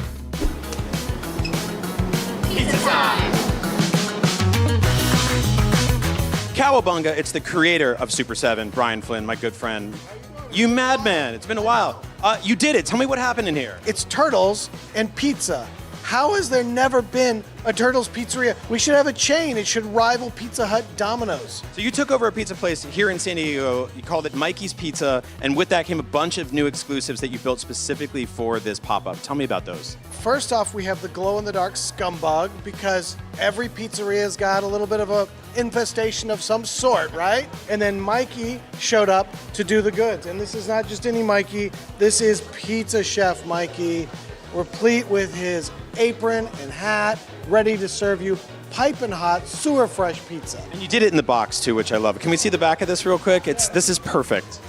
We got all the grease stains from the fingers already on here. This is pure plastic. And then you have a couple of reaction figures you guys did too. Yeah, we've got Shredder, Bebop, and Rocksteady on their own die-cut weird pizza cards, plus a certain turtle that's undercover trying to figure out what's going on over at Weird Pizza. If only he had a better disguise than just the hat and the trench coat. But you know what? It works. It seems to work. No one ever seems to figure it out. People keep falling for it. And you also did these special cups. Well, it's a fully functioning pizzeria, so you can get pizza here. And so you gotta have napkins, you gotta have the cups, you gotta have the hat, you gotta have the apron, we gotta have the whole thing. Speaking of which, I think we should probably check out the best way to get pizza to and from somewhere. Well, if you're a pizza restaurant, you have to deliver pizza. So if you're gonna have a pizza delivery, why not make it the Turtle Wagon? So we recolored the Turtle Wagon into the TMNT Mikey's Pizza delivery van. Guys, I'm starving. Yes. Oh, we've got plenty of pizza to spare. Let's do it.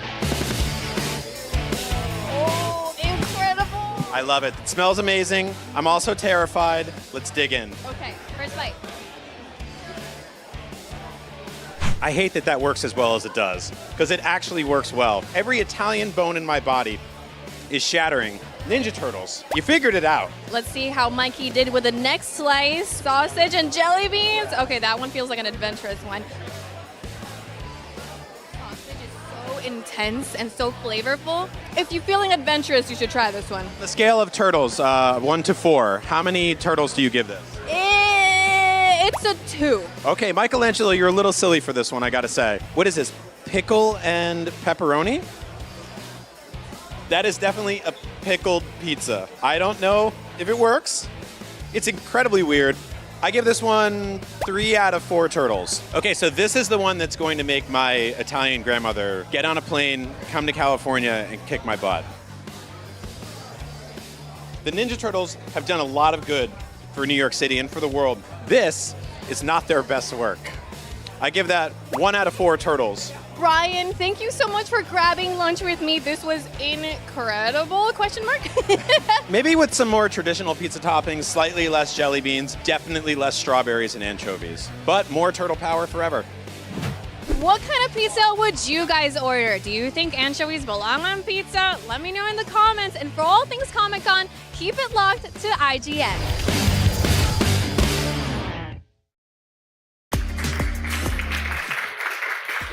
The first season of Silo ended with a reveal that could change everything. With us today to discuss season 2 are Rebecca Ferguson, Common, Steve Zahn, Graham Yost, and author Hugh Howey. Welcome, everyone. Thanks for joining us here. Thanks for having me. I watched season 1 with my wife. We loved it. Very cool sci-fi mystery show. Steve, I want to start with you. Your character was just announced today, I believe. Yeah. What can you tell us about who you're playing in season 2? I play Solo.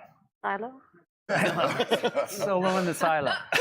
I play Solo is in his own world for 35 years without any interaction with anyone. And then there's a knock and Juliet shows up and we act together. But it's weird. We're in this huge silo and you know, we have never. We barely met. We barely met, yeah. So, is there history between the two characters, or is that giving away too much? Dude, couldn't go there. Okay. Well, let's see if we can go here. Rebecca, at the end of season 1, Juliet makes. Actually, maybe before we go, I should say spoilers here, in case anyone is watching this somehow and hasn't seen season 1. You want to avoid spoilers? Maybe skip ahead. I think I've done my due diligence there. Everyone dies. Yeah, well, at the end of season 1, Juliet makes it outside the silo, discovers that there are others of these closed-off societies. How will she cope, learning that her entire community has been lied to? I mean, I could talk about this for hours. Okay. I find it so interesting. You have I'm not going to. 8.5 minutes. So we have 8.5 minutes. I'll take 5. No, I think the whole thing that we've played with, which is so brilliantly written, and that I had to sort of find the internal chaos that when your entire world has been shattered, realizing that everything that you have believed is just a big lie. And then not only the lie, but to realize why is there a lie? And all of the hidden agendas behind it. And then also being put into an environment where you just have to survive. Right. And then one weirdo shows up and it's all just completely off ajar, right? It's all discombobulated. What if you're the weirdo, though?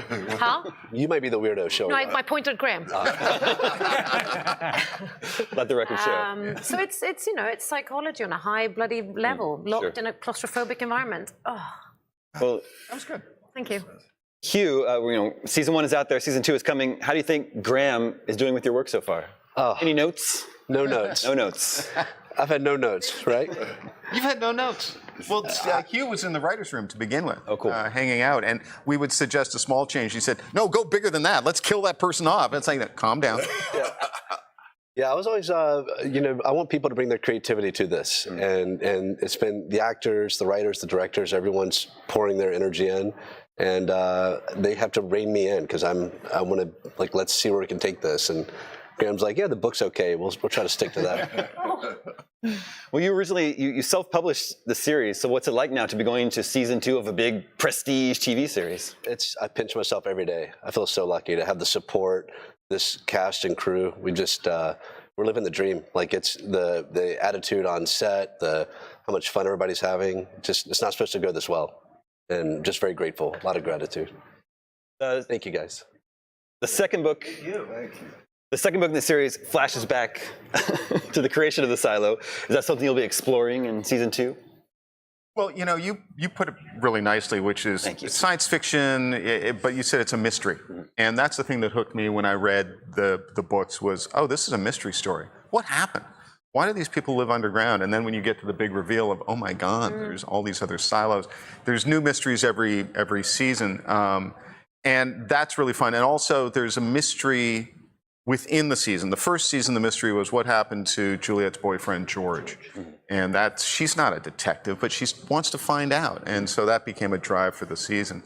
In the second season, a lot of it is Juliet wants to find out why this guy is behind this weird door and what's going on, what's his story. And that becomes a big part of the season. Is he helpful or is he a threat?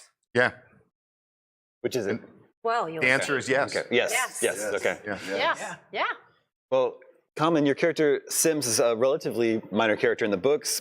How'd you go about sort of fleshing out the role for the show?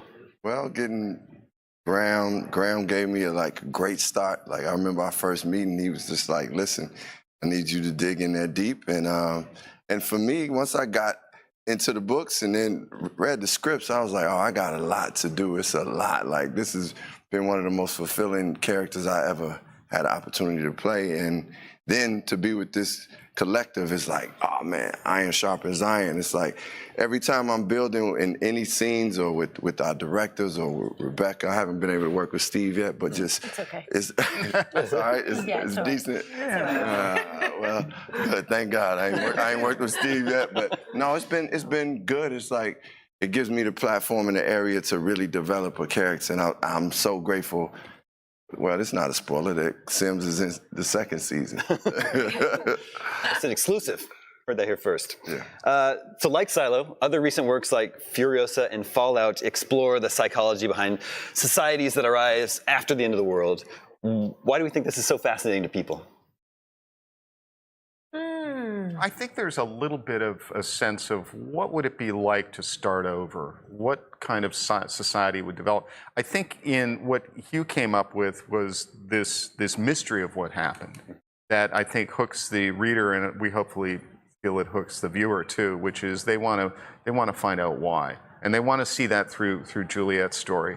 And what happens in season 2 is we've got her story, which relates to Solo, but then back in her home silo, there's something going on there, which is the whole fear of a rebellion. What would happen if everyone just decided, we want out, we're going to go out? Well, you go outside, you're all going to die. And so the threat of that is something that drives that story. And that's a big part of what Sims is involved in. And I do think, like, people sometimes, like, they want to question authority. Like, they want to question what they've been told. I mean, it's in a lot of us that we don't just want to accept everything that we hear. So I think it's very interesting. That was one of the most interesting things I thought about when I was reading it. I was like, man, a lot of people feel this way. They don't always just want to take everything they hear and say, oh, this is the truth. So I think it's a great time And for there was that. that cool thing that someone came up with for the launch of the second book. Was it if the lies don't kill? If the lies don't kill you, the truth will. Which we just thought it's such a great thing to hang the show on. Which is, yeah, people do want to know the truth, but the truth can be very dangerous. Sure. And so that's a fun thing to play with. Have you thought a lot about if people today were put into this closed-off society, into a silo, how that would play out? Is that what you're trying to explore here? You know, it's funny, I wrote this 15 years ago, and then we went through a pandemic where I was in Manhattan, and a lot of us lived in a silo. Like, we were in a high-rise where that became our world. And so it's been wild watching so much of reality kind of make fiction seem less fictional. But we have games on set where we're like, okay, if Silo happened, what would you bring with you? That was my next question. Are you reading my cards? Oh yeah, no, I'm sorry, I promise I didn't. What do you think your roles would be in a silo, if that's where you were? Oh, and what? Yeah, we've done this, haven't we? Would you be up top or down deep? Oh, I'd be down deep. No, but you're by yourself. Sorry. Let's move on to the next person. What would you do? I would be down deep, and I would actually have some music somewhere, like you know what Find I a mean? way. I'd be with Some you. music. Thank you. Yes. I have board games. Oh, I and love things to read. Yes. And then you can do like your rap on that. Over that. Yeah. Do you rap? I can't believe you're doing that. I can't believe you're doing this in front of people. If you do, I definitely want to hear it. Oh, absolutely not. It was a joke that got me in so much trouble when Common walked up to me on the set and said, I heard you wrote a rap for me. And for that, Rebecca will be forever damned in my life. A couple bars, Graham. Oh, no. Oh, no.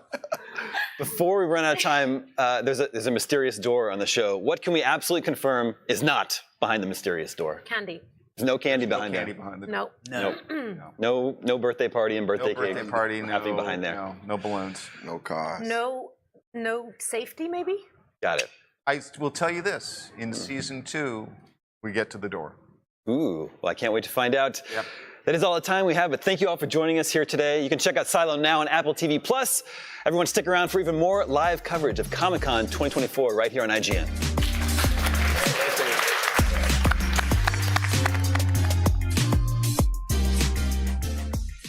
IGN Live at SDCC is presented by Alien Romulus. Experience it in IMAX in theaters everywhere August 16th. IGN has the most thorough, easy to use, and high-tech maps out there. Period. And by high-tech, we mean it. We've recently added features like personal notes that save to your IGN account, and anything you check off on a map is tracked in the guide as well. It's the perfect system to get to 100%. IGN maps load faster with more markers than ever and are built for your phone as your constant companion to the biggest games. So start checking off markers for the game you are playing for free at IGN Maps today. IGN Store has it all. From clothes and collectibles to vinyl records, accessories, model kits, and action figures from the biggest and best franchises like The Legend of Zelda, Star Wars, Fallout, Dungeons & Dragons, and more. Whatever your pop culture passion, you're guaranteed to find something you love. There are new and exciting products hitting the store every week, like the Wasteland-ready Fallout Vault 33 hoodie, which pairs perfectly with the working wearable Pip-Boy. Plus, high-quality IGN Store exclusives like the powerful and spicy Star Wars Darkside Hot Sauce by Truff. We've even got merchandise for you to rock while tuning in to the IGN shows and podcasts you love. Or cap off a long day by relaxing to the soundtracks of your favorite video games, like Cyberpunk and The Last of Us. And the best part? You don't even need to leave the house to go there. Just head to store.ign.com and start shopping today. The IGN Store. You deserve it.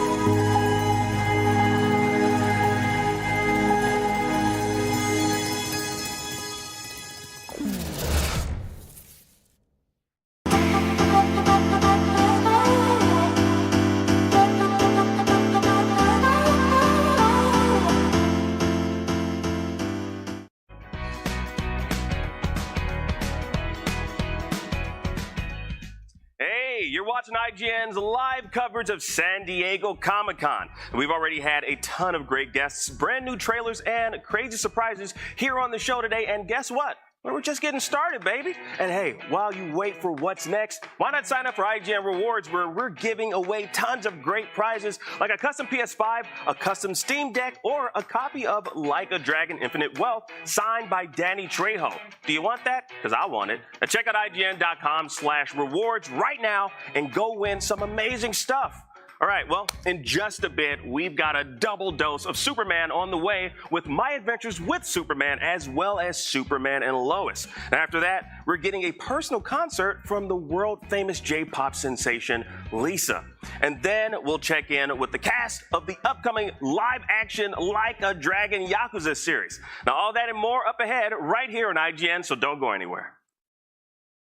As much as I wish that My Adventures with Superman was about my personal adventures with Supes, getting to talk to the stars about their adventures bringing the show to life is the next best thing. Joining me now, the voices of Lois, Jimmy, and Kara, Alice Lee, Ishmael Saheed, and Kiana Madeira. And in addition to that, we also have executive producer Brendan Clawher.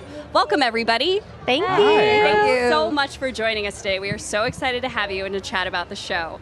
So first and foremost, I really just want to know how you have felt like you've come into your own with these characters that have such long, storied history. I think for me, since the beginning, I've just tried to bring my own flavor to it and like trust my intuition in terms of what I think Lois would sound like and what she'd be like. And then finally, now that we're like 2 seasons in and we're starting to record the 3rd season, I feel like I've definitely found her now way more, and I'm like, okay, I feel like I know Lois, but it's been an amazing journey getting to know her. The writers wrote her so amazingly, and it's an honor and privilege to be voicing her, truly. Yeah, for me, I mean, I came in midway through season 2, so I'm still quite new, but I think it's a testament to the writing. Like, all of the characters, we have such great arcs. So I think it's easier to find ourselves just through kind of doing the work and recording each episode and seeing where the character takes us. I'm excited to see where Kara is headed in season 3 and to get to know her even more. But yeah, it's been a lot of fun. Jimmy is such a big. He's so different from who I was, so it was a lot easier for me just to like let go and kind of like discover. Kind of like if I was a little kid, how would I act in different situations? So, been a snowball effect ever since. With the existence of Vicky Vale in this universe, could we one day see Batman? No. You know what? You gave me a straight answer, which is way more than I thought I was going to get, so you crushed it. We love Batman. If we get way more seasons beyond 3, question mark. With these characters who have been around for so long, and again, you know, what makes My Adventures with Superman so unique is it feels new and fresh in a story that has been around for 80 plus years at this point. So in that history, which Superman have you personally related to most? I mean, I've watched Smallville when I was growing up. That was like the CW days, so I feel like I can I don't know about relating to him, but I've watched him and loved him. Our the generation, most. Superman, same. And you know what? Tom Welling does not get enough love. I know, He doesn't! Well, I really liked the Justice League version of Superman. Yeah. You know, I always thought like that was a really good depiction of him. Christopher Reeves, because he's awkward, but he's kind, and when he needs to spring into action, he does not hesitate to save Lois Lane. Two of you have been around from the beginning. You've gotten a season in your belt. What has been your favorite scene as your character so far? I would say the one that's been coming up to mind is the one where Kara gets caught by Clark, and when he finds the photo of Jimmy Flamebird in her like Earth memorabilia, and they have this like classic cousin moment arguing over it, and she's like, "No, give it back," and he's like, "Ooh," like teasing her. I thought that was really like cute and wholesome, and at the first time we really see them in that like cousin dynamic vibe. Yeah. I think mine is when Lois keeps going back to Krypton to save Superman. And she says this line, which I love is not for cowards. And I just feel like that line is so deep and it's true. And just her hyping Clark back, or like Superman back. Like I just think, yeah, that was one of my faves. Yeah, her dynamic of just like smacking him upside the head is truly just like very needed it. important to the sense of, like the core of this show. Yeah, there's a scene where they go on a spaceship. Was it? How do you pronounce it? Mixel? Oh, Mr. Mixie. Yes. Mixie for short? Yeah, Mixie. And Jimmy sees like all the different versions of Lois Lane, but then he sees like the female version of Jimmy, and like she's kind of just like him in a way. So I thought that was pretty cool. So.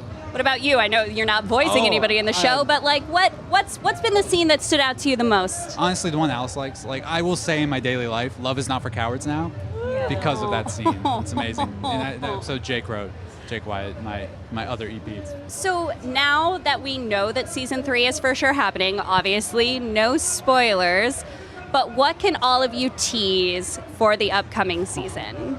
Yeah, what can all of you tease for the upcoming season? I think we already said it. You can expect Superboy. There you go. Yeah. So, you know. That's a big one. That's a big one. And more villains. Can't say who, but more villains. We do love our big bads. Yes. Someone loses their hair.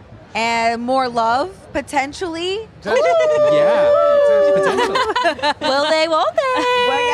We'll have to find out. We don't know. I feel like we have to zoom in on the look that the two of you just shared later.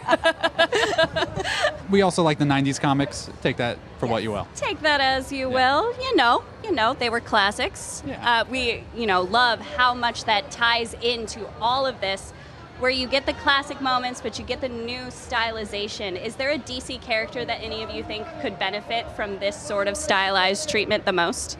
Outside of Soups, obviously. All of them. Every single one. Yeah. Amen. Guys, do you have one? I would like to see a Green Arrow and the character that like she screams. Black Canary? Black Canary, yes. I would like to see that. Would be good. Guys, that is all the time that we have today. Thank you so much for joining us. We cannot wait for My Adventures with Superman Season 3. And for everybody else at home, stick with IGN for more Comic-Con coverage.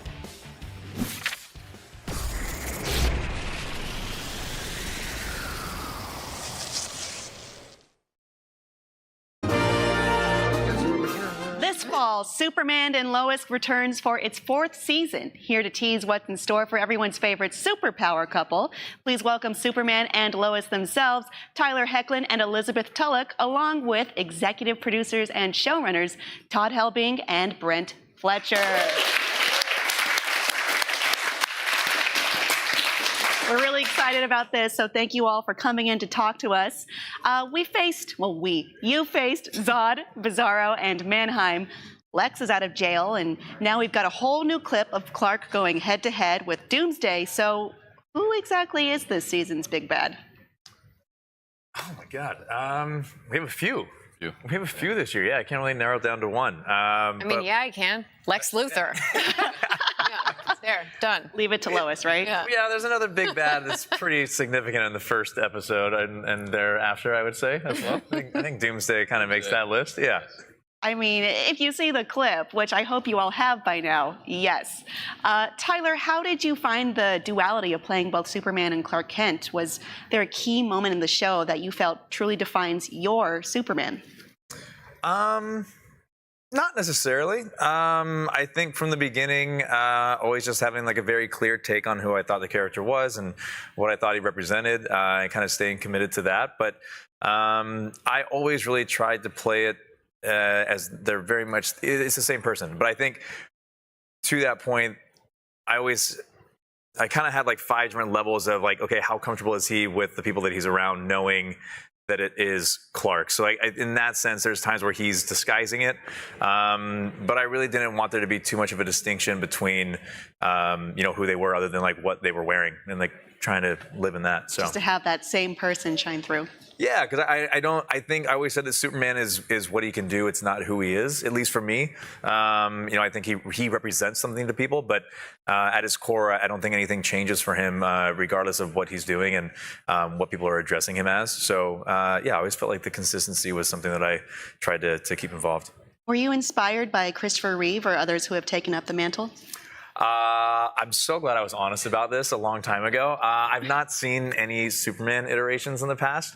And when I got the job, I guess 8 years ago now, I kind of had a decision to make of, do I go back and watch everything that's been done before, or do I just stay completely clear of it and be able to make my own decisions without any pressure of either doing something that someone hasn't done before or feeling like I can't do something that's already been done. So I know how my mind works and I know how I work, and I didn't want to feel like I had any restrictions on what I could and couldn't do. So I did stay away. Now that we've completed our series, I've told them I'm going to go back. I want to watch all the movies, and I can finally watch some of our episodes and see all the great work that everybody's done over the last 4 years. So I'm excited that I can finally do that. Oh, that'll be fun for you. Yeah. Bitsy, Lois has been grappling with her character's cancer diagnosis in the last season. What was it like portraying something so vulnerable for a character who's known for being so strong?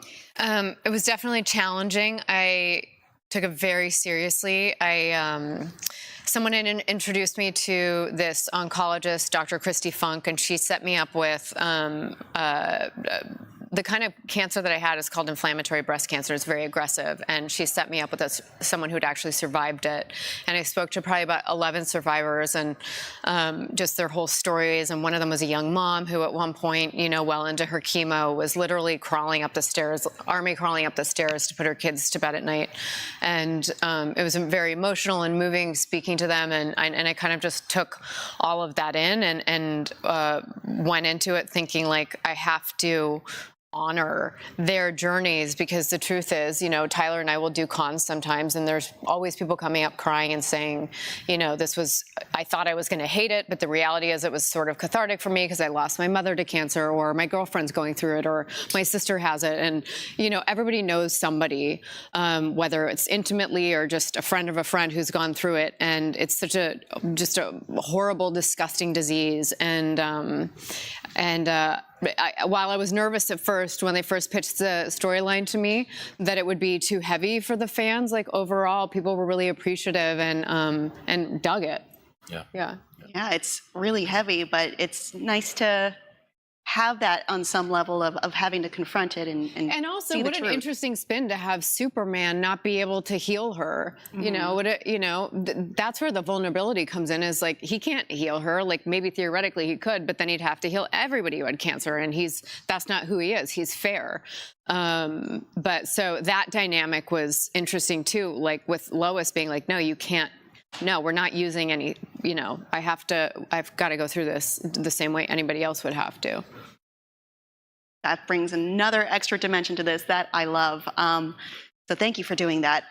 Can you tell us about any cameos that fans will maybe get to see in this season, perhaps from other universes?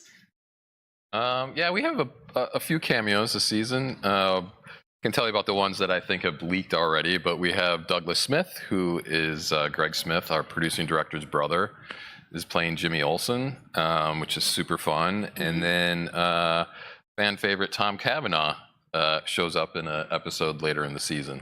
And then there's a surprise cameo in the finale. Oh. A couple, yes. Well. The Tom Cavanaugh character is somebody you haven't seen him play before, and it's the most Tom Cavanaugh character of all time. It's really fun. All We're right, excited fans. for people to see. That's our clue. Yeah. Our one and only clue. Has James Gunn seen the show?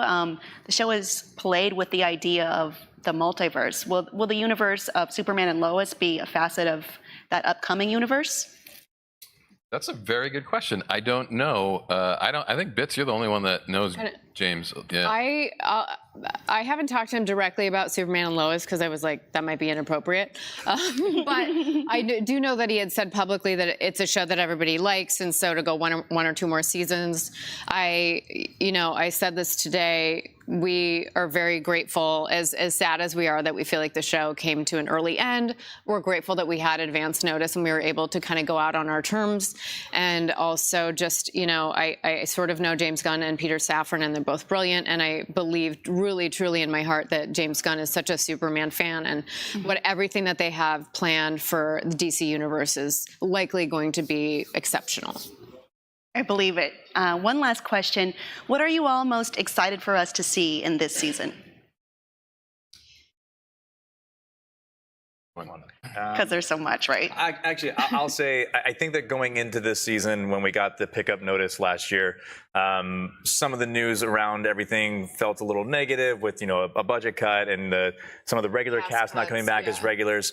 But I will say such a credit to these guys and the rest of the writers' room for finding a way to take those restrictions and I think use it to their advantage. I think that people are going to be extremely pleasantly surprised that the show will not feel any less. I think it'll feel the same quality, if not a touch above. And I think even with those characters, every time they show up in the season, they get like a real big meal each episode that they're in this year, which is nice. And so I feel like these guys just such a great job of turning that around and actually using it to our benefit. So I'm excited for people to see that. I think the ending is really touching and moving, and it's beautiful. And I think that's what I'm looking forward to. I mean, it'll be sad because that'll be the final, that's it, you're done. But yeah, the way that these two and the rest of the writers wrapped it up was quite lovely. Yeah, I think there's a couple moments that I really love. One in particular is in an episode we did a moment in the diner, in Vicky Mae's diner from last season, which was really cool. And this season, I think it's a different circumstance, a different scenario, but there's a really cool moment that happens. I can't wait for the fans to see that. Yeah, and kind of echoing all that, I think the totality of everything, I'm excited for them to see, because it really is a season that builds on itself and it just never lets up. And so there's all these iconic moments. I couldn't pick just one. And then I think the ending pays off everything, and it's about family and it's about what that means.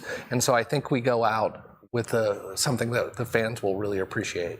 Well, that's great. At the very least, if we must go, sounds like there's not much you can miss this season. So you can catch the season premiere of Superman and Lois October 17th on the CW.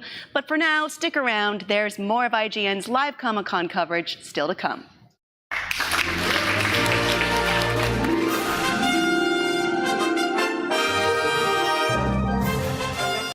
IGN Live at SDCC is presented by NHTSA. Speeding catches up with you.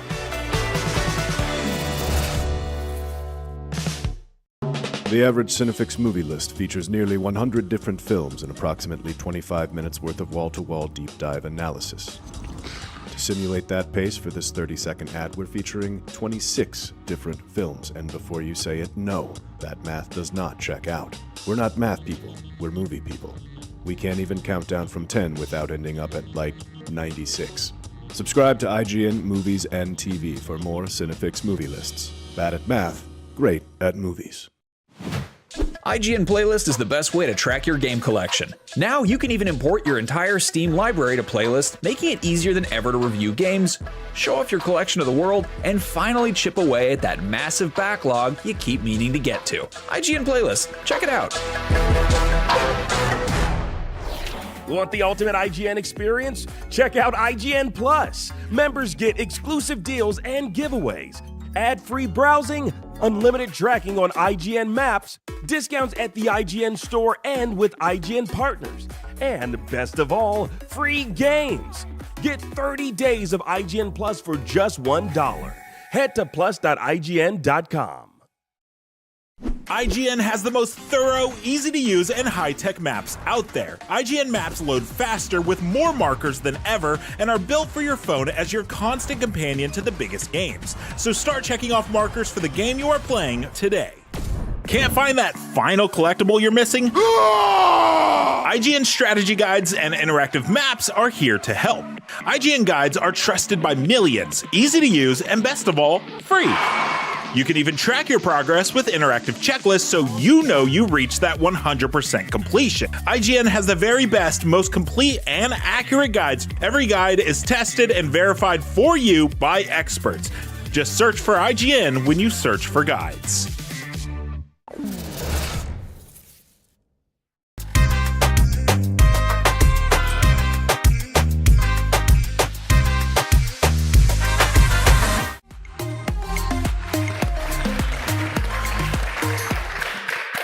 What do Demon Slayer, My Hero Academia, and Sword Art Online all have in common?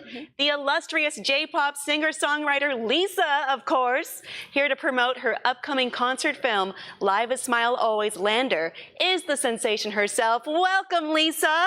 Thank you, I'm Lisa. So we rattled off a handful of anime title tracks that you've done. What's the secret to creating a great anime opening song? いい主題歌を作る秘密の秘伝のタレって何だと思いますか？その作品をたくさん愛することです。It's to love whatever anime it is a lot. You need a lot of love. Oh, that's great. I mean, it shines through. Demon Slayer fans go crazy over Gurenge. What's it like to perform live? グレンゲをライブで演奏することのその感情というか気持ちってどういう意気込みですか？そういうファンから熱い熱狂があると思いますけど。はい、グレンゲという楽曲は辛いことがあってもそれをバネにして頑張るぞ、それを戦っていくぞという気持ちを込めた楽曲なのですが。So Gurenge, what I think about the type of song that it is even if there's a lot of challenges or difficulty, use that challenge as a spring to launch yourself even further. はい、その悔しい気持ちをエネルギッシュに届けることをすごく意識しています。So I think a lot about taking that almost kind of frustration or sad feelings and turning it into energy. Oh, that's so nice. You've got a new song for the Nier Automata series, Black Box. What was it like to compose a song for a series like Nier that is known for its music? ニアオートマタってすごい音楽に力を入れてるゲームだと思うんですけど、そういったものの音楽を作詞、ないし歌うっていうのはどういうお気持ちですか？はい、ニーアオートマタという作品もすごく悲しいお話なんですが、すごくリアルでエネルギーのある物語です。Nier Automata is also a series that it's kind of sad in a lot of times and different moments, but at the same time, I think it has this layer of energy in it as well. なので私自身も歌を歌うときにその悲しい悲壮感を持ちながらでもエネルギッシュに歌うことを意識しています。So similarly, I try to think about that kind of melancholy and sad feelings, but also keep that, but make sure we have energy when singing for Nier Automata. It is a balance. So バランスですよね。Is there any chance we could maybe hear some of it? ちょっと聞いちゃってもいいですか？それ。いいんですか？ Can I? Yes, please. Okay. 壊してくれその腕で何度でも名を呼んでフラッシュバックでフラッシュバックでもういっそ何も見えない僕は Yay! Thank you. Wow, what a treat. Lisa, among your musical inspirations, you listed people like Avril Lavigne and Blink-182. What was it about these artists that connects with you? そのインスピレーションでそういうアーティストの名前よく出るんですけど、そのアーティストのどういうところがリサさんのインスピレーションになるんですか？飾らないところ、そして音楽を楽しみながら、彼女たちもそのパンキッシュにエネルギッシュに、今を、楽しみながらでも怒ったり、楽しんだり、すべてのことに、エネルギーを注いで生きているところが好きです。I feel like they're not overdoing it or overproducing, so to speak. It's not like too flashy or shiny, and I could definitely feel that sort of punk scene's energy, if you will. So they're living very honestly with themselves. A lot of the energy that they have, they're pouring it into places that I think are really important when singing and when dealing with music. It's hitting the same spots emotionally. 同じ感情的にやっぱり感じるものが似ているというか、彼女たちの、そうですね。はい、最初に彼女たちに出会った時に、やっぱりその飾らない姿、その女の子だからこうしなくちゃいけないとか、例えば足を開いて座っちゃいけないよとか、その正しく生きることをすごく私に問いただしてくれたのが彼女との出会いでした。Yeah, I think a lot of what she does, especially, is they're not acting in sort of molds or different status quo that are expected, especially because they are female in the industry. Like, you know, the way they sit, you always have to close your legs, etc. There seems to be these unspoken rules which doesn't really affect or apply. And I think that gave me a lot of courage myself. Oh, very cool. This concert film follows your tour for your 6th album, Lander. What was special to you about this particular tour? このツアーのどういうところがリサさんにとって特別だったのか？はい、それまで日本では声が出せない期間、ライブのコンサートの中で声が出せない期間が続いていました。はい、There was a short period while I was touring in Japan where I actually I couldn't vocalize. でもそのランダーのツアーで、みんながまた再び歌を歌ってくれたり、おいおいって自由にライブで遊んでくれる、その大変な世界を経たからこそのその幸せを感じながらライブを行えたのがそのランダーツアーでした。But during the Lander tour, myself as well as the audience included, everyone can actually vocalize again because I think pandemic and all the different live tours that made it difficult. And that really just hit a spot where I could feel the energy coming back from the audience. That's what makes Lander special for me. They must have been extra happy to come back then. よりそれこそバネみたいにまた声に出せるからっていう喜びあったんじゃないですかね、観客から。はい、そうですね。だからもともとの世界よりもパワーアップした私と、そしてオーディエンスの皆さんがその映画の中に入っています。Yeah, so I think in the movie we really captured both the audience who came back with they brought it again, an extra level, and myself too. I tried to bring it and match their energy, so that's all in Lander. It should be very clear to us when we see it. じゃあもう見たらもう明らかですよね、それは。そうです。もう皆さんのその喜びのもうそのナチュラルな楽しんでいる姿をぜひ楽しんでください。You can see everyone's just natural and genuine enjoyment and satisfaction from being able to be unleashed in a way. That's the most important thing. Another question, what's your favorite thing about performing in front of these massive crowds? What do you love most about getting to connect with fans? すごいこう大人数の前でパフォーマンスをするところで、リサさんどういうところが一番好きなのか、範囲になるのかってことですね。はい、皆さんがそれぞれ自由な反応を返してくれるんですけど、こうやっぱり一緒に歌ってくれる声やその一緒にこうおダンスしてくれるその姿を見て、私もまた返したい、このパワーのエネルギーのぶつかり合いがすごく好きです。I mean, I think it's very cool to see everyone free in their own expression, but whenever I do something and they sing with me, when I throw the mic to the audience and they sing back, or I'll do a little choreography and they'll do the little choreography back, I can actually feed off of that energy and it makes me want to reciprocate it even more. That's so nice. It's like having a massive crowd of friends. すごいなんかいろんな友達がいっぱい一緒にいるっていうような感覚ですかね。そうですね。はい。何でもないこう日常にこう私が提示したものからみんながたくさん返してくれるので、気がついたらライブの終わりには想像もしていなかったゴールにたどり着いています。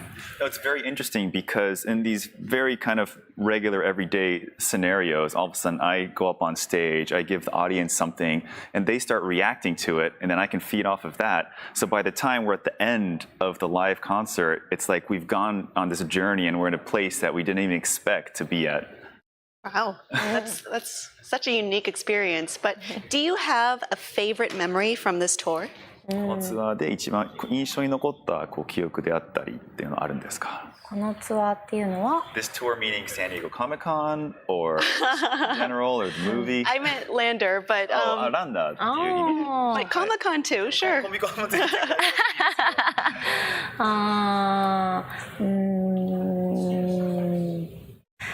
そうですね。やっぱりそのグレンゲという楽曲をその声が出せるようになってから初めてのツアーでしたし、そしてコミコンでも昨日はグレンゲをみんながこうカメラを向けて歌ってくれているのを見て、本当にこういろんな場所で愛される楽曲になったなっていうのを実感しました。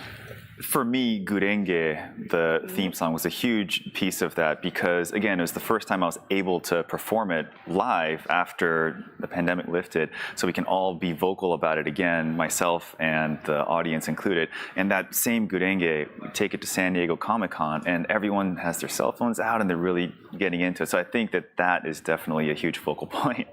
Yeah. I mean, it's got to be great to be back and feel that love and give that love. Thank you so much for joining us, Lisa. And for those of you watching, you can catch Live is Smile Always Lander in theaters on August 17th.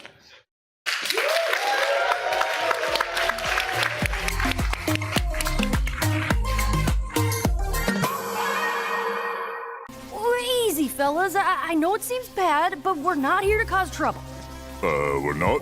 Hi guys, I'm Amelia Emberwing and I'm here at San Diego Comic-Con with the incredible team of Vox Machina. Hi guys. Hey. That's us. We've still got so much time before season 3 finally hits our screens, so we're gonna start with like a nice easy warm-up.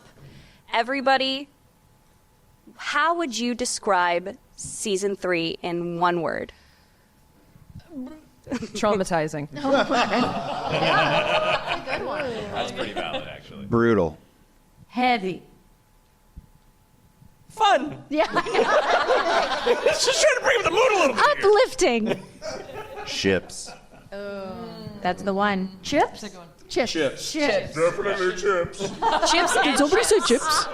Which is just like the ideal scenario, right? You get a little snack, you get some other little snacks, you know, everybody's happy. Yes. So we now know that we're going to get Mighty Nine in animation as well. What did you guys take from the first 3 seasons of Vox Machina into the first season of Mighty Nine?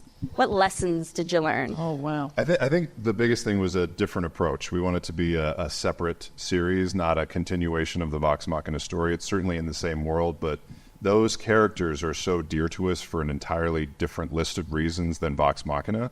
I think the thing that we can say that's not a huge spoiler is that with The Legend of Vox Machina, all the characters started together, and they're immediately, going into the world, starting their adventures. With Mighty Nine, we're going to be starting more from a Session 0 type place, so you'll get to see them as individuals and finding their way together in the world. Since we're making it bigger and crazier and all sorts of stuff. But we are taking everything from The Legend of Vox Machina and just turning it up to 10. We're all very, very excited. Returning to Vox Machina and keeping with the ominous tone, but also talking about ships and chips. I was prepared. We were talking ships. But ships, but also pairings. So we have groups that, sort of go off together and have their own little adventures. So Laura, I'm going to start with you. The overarching question, how is the pairing challenged? So let's start with Vex and Percy. How is it challenged? Challenged. Like what hurdles are you going to meet? Listen. There's so much, and I can't give it away. To say the challenges would be to reveal so much, So I'm just gonna say it's hot. Okay. Speaking of everybody's favorite, slow burn. Let's talk about Kiki and Vex. Vex. Still happens to this day. Every time I'm like, So no. do we. 10 Let's years. talk about Kiki and Vex, darling. We truly are like the Jim and Pam of our world. It's like, are they going to get together? Are they not? Not this season. You said it best at the table years ago. Our whole relationship is psychic damage. Yeah. It is. Yeah. How are Vex and Vax going to be challenged? I can't screw it up when it's both of them because you don't know which one I meant You say first. that, but I've screwed it up many times. There's a lot of good twin stuff in Yeah. this season coming up. Oof. And you can't want to spoil I know. it. I don't want to spoil it, but it is hard, when you have one relationship that's blossoming, and one that is, fighting to find time. So there's tension there. Ashley, you get paired in two. Let's start with Pike and Scanlan. Yes. Yeah, a lot. There's things that happen and things that don't. Let's talk about everybody's favorite besties. Yes. Pike and Grog. The bestest of buddies. But nobody wants to talk about Grog ships because he's like Joey from Friends. Oh, He's yeah. just like the only one not hooked up at It's the end. Grog. I just got to stay a free agent. Too much love to go around. So, going to you guys as creators versus your specific characters, was there or has there been, or do you think will there be, a scene that hit you even harder when you saw it animated versus when you were recording it for the first time? I'll let y'all talk. I mean, there's definitely some scenes in this season where, we were doing our group records and we're like bawling our eyes out. Yeah. So there's definitely some scenes, and you always know going in, especially like when you do the table read and you're like, this one's going to be emotional. I'm going to need a nap after this one. But then getting in there and recording it, and it's just like, some heart-wrenching moments.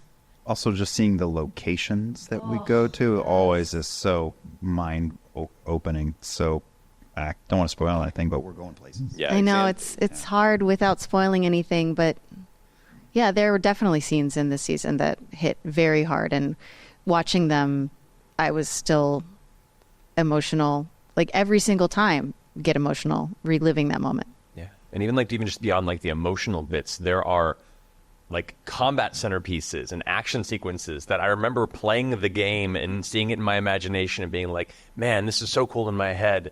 And then getting to see it fully finished, and it's so much cooler and so much more exciting and than I could have ever hoped for. And that made me emotional. Thank you guys so much for joining us today. For everybody at home, you can finally catch Season 3 of Vox Machina on October 3rd, and stick with us throughout the rest of the weekend for more San Diego Comic-Con news from IGN. Katie O'Brien has had one hell of a year between Love Lies Bleeding and Twisters, and upcoming roles in Mission Impossible 8 and the newly announced Zomcom Queens of the Dead. She's taken time out of her whirlwind schedule to visit us here at IGN. Katie, welcome. Thank you so much, whirlwind schedule. Did you see what I've got more for you? Just Hilarious. hang in there. Yeah, we've got more. So on that note, I saw Twisters last week, and I was blown away, as they say. Huh. I saw it last night. Did you? Yeah, I got to see like an early cut a few months ago, and it was, it was great. Yeah. But it was like insert tornado here. Yeah. So I got to see the completed thing last night. I was like, if I'm gonna talk about it, I probably should see it. So yeah, it was awesome. I love it. Did you see it in 4DX? Is the question. No, I haven't yet. I don't know where do you do that? So there's like select theaters, and do you know what it is? Yeah. Yeah. So like you just have to look it up. 4DX. Are you going to see it in 4DX? Maybe. I get motion sickness, so I was told maybe I not. shouldn't. But I kind of want to. Maybe I'll just pop a Dramamine, give it a shot. It would be a good story. Yeah. I threw up in Twisters 4DX, and I was in Twisters. That would be so embarrassing, but so beautiful. Now, going behind the scenes, what was the craziest thing that happened on set of Twisters? I mean, I think they said the first day that we got there. This is before we started shooting, and obviously there are a lot of rules and regulations, so you can't shoot during these circumstances. But I believe they said the first day that we got there, they had 11 tornadoes touch down. And so it was just constant interruptions, as one would have shooting a tornado movie in Tornado Alley during tornado season. Yeah. Now, I have to, not to get controversial, but I have to ask you about the big debate on the internet right now. Oh. Have you heard about the kiss debate? Yes. So basically, a lot of people think that Tyler and Kate should have kissed. Right. At the end of Twisters. Yeah. Where do you stand? I don't care. I heard that is way too healthy of a response, Yeah. and we're going to need to retract it. Yeah, I mean, it's cool to have a different ending, I think, it's the predictable ending, and I listened to Isaac's logic as to why, and for it to not be her journey to go get a man, that's great. I think that's a great message. But, also, if you feel it, chase it. Yeah, if you feel it, and he chased it. He chased it, but he was like, yeah. Not let's go chase it the storm. all the way. Yeah. It was good though. I would have been happy either way. It's fine. Yeah. Well, Katie, I feel like Comic-Con is maybe the best place for you. I mean, you've been in The Mandalorian, you've been in Ant-Man, you've had Twisters, you have Mission Impossible 8 coming up. Yeah. I mean, what has it been like to juggle all those big tent poles in kind of like quick succession, I would say? Yeah. I don't know. I feel fortunate. It's been really fun and kind of makes you feel a little simulation-y, a little bit like Ashton Kutcher will pop out and be like, you've been pranked or punked or whatever. I don't know. But at the same time, it's just a blast. And it's really cool to get to work with these people that have top of their game, top of their career. And they're just really nice and cool. And that's really refreshing, actually. And you mentioned fighting for every role you get. You've talked about in other interviews having to really fight for that role in Love Lies Bleeding. Oh my gosh. We actually found a photo on Twitter. Alyssa, my producer's gonna pull it up, but basically it's one of those news stories talking about how they're casting for Love Lies Bleeding. Yes. And you just put yourself out there, put a photo of yourself flexing. Yeah. Did that actually help you get the role? No, I do. I get extreme anxiety for anything that I post, which is why I don't like posting.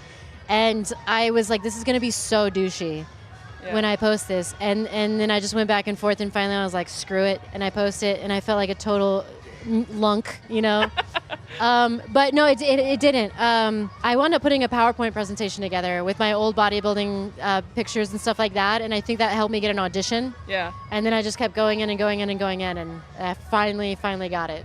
Yeah. That's incredible. Since we are at IGN, what's maybe the nerdiest thing about you? I don't know, pick your poison. I have a collection of Jigglypuffs. I love Jigglypuff. That's extremely nerdy, yeah. I have a lot That's of. great. I enjoy Pokemon quite a bit. I think people would think that I should do Machamp, but no, I just like it. Jigglypuff's my homie. Yeah. I used to be in a Dragon Ball Z watching club, and then I just I don't know, Gohan was my favorite, and then they just kind of made him really lame for a long time. And I hear he's making a comeback, but it's too late. Before we go, I'm gonna ask you a less nerdy thing. Would you be able to teach me how to flex? Oh yeah, what flex do you want? Properly. Okay, so the hardest. So we're not wearing best outfits for it. We'll do the hardest thing. Yeah. Right. Now take your hands behind your back. Yeah. Okay. And pull your elbows forward. Okay. And what that does is it pulls the lat. I know if we can. It feels weirdly. It pulls the lat forward, and then you have to let your hands hang loose and try to shoot your arms out. So what that does is it goes from here. Much lower back. That back one felt really. I feel like I loosened some stuff up there. It's a stretch. It's a great stretch. My first competition, I couldn't quite get it. I couldn't keep it, so it's really lopsided and awkward. So you got the front one, you got the back one. Okay. Yeah. Well, it's all gonna show. Yeah. But I think that was the hardest one for me. And there's always like tweaks that you can do, and it's people really underestimate how much posing does. Oh my God, It's no! like You taught me that in Love Lies Bleeding. Yeah. Like a good pose is everything. It's everything. Yeah. It changes the game. Yeah. Oh my God. Well, that's all the time we've got, Katie, but thank you so much for dropping by. For those of you watching, stick around for even more Comic-Con here at IGN.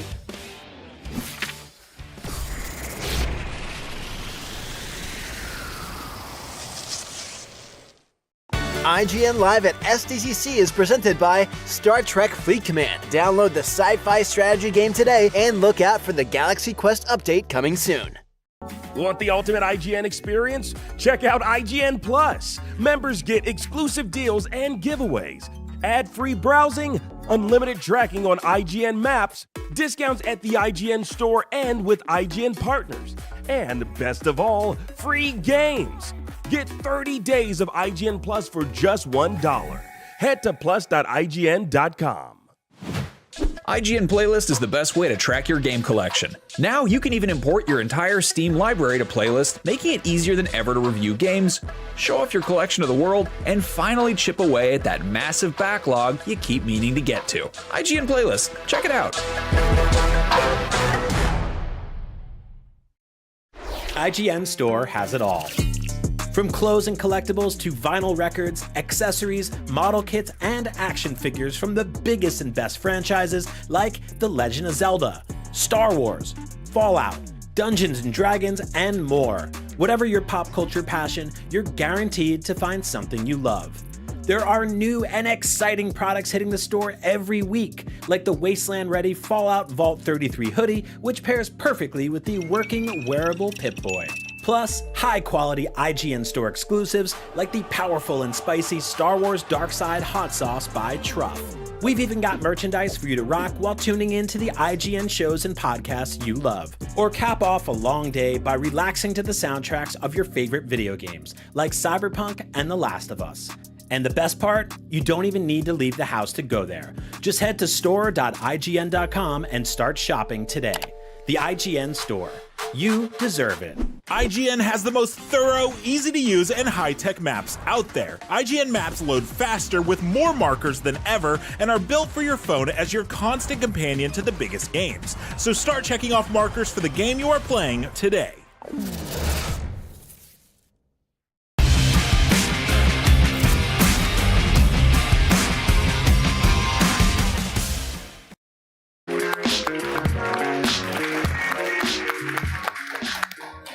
This fall, yet another beloved video game franchise gets the live-action treatment when Like a Dragon Yakuza brings Sega's operatic crime drama to Prime Video as an all-new original series.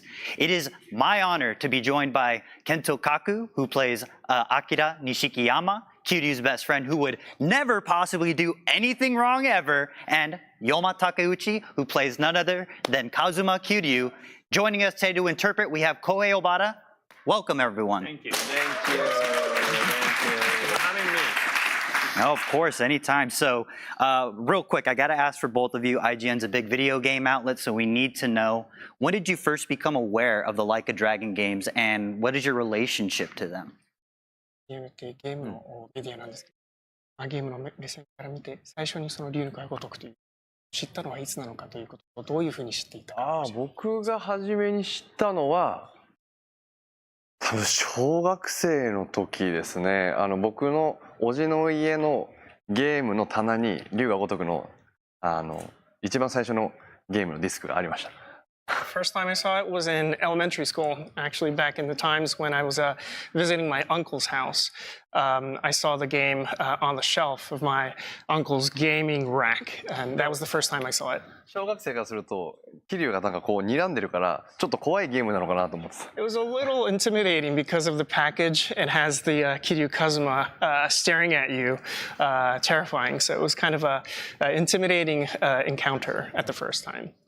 Incredible. And I mean, that kind of begs the question. Like, I think that there is this common misconception with the Like a Dragon games where, you know, this operatic crime drama that looks super serious, but Kazuma Kiryu is one of the kindest men in existence who is full of compassion and sympathy. So what kind of drew you to Kazuma Kiryu in that regard? Like what was the, when you finally got a chance to learn about the character, were you surprised or anything like that? 本当にいいポイントですね。やっぱり龍が如くっていうお話、フランチャイズっていうとすごくこう大河ドラマのように硬派な作品で骨太で暗くてっていう思いがありますけど、桐生一馬ってすごく優しくて内面も丸いというか、そういったそのこう心優しい側面があるっていう意味で、なんかすごくそういったアプローチってされたんでしょうか？その通りで、強さとは裏腹にやっぱり優しい心だったり。僕が今回演じた桐生一馬は親がいない設定なので、その幼少期に満たされなかった愛情だったり、そういうものを常に彼はどこかで追い続けている。それが彼の強さのパワーの源でもあると思います。Exactly, and that's the whole point, I think, is the interesting part of the character of Kiryu Kazuma. He seems to be very masculine and outside. He actually is and strong, but I think in the inside, he's very vulnerable and has some flaws in itself. I think that exploring that element of his character and making sure that we embody the wholesome sort of characteristics of him is, I think, the essence of this drama. I could not agree more. For Kaku-san, what opportunities does this live-action adaptation allow when fleshing out Nishiki? 今回の作品に関してもやっぱり賀来さんが錦を演じるにあたってどういったところに一番こう注目しましたか？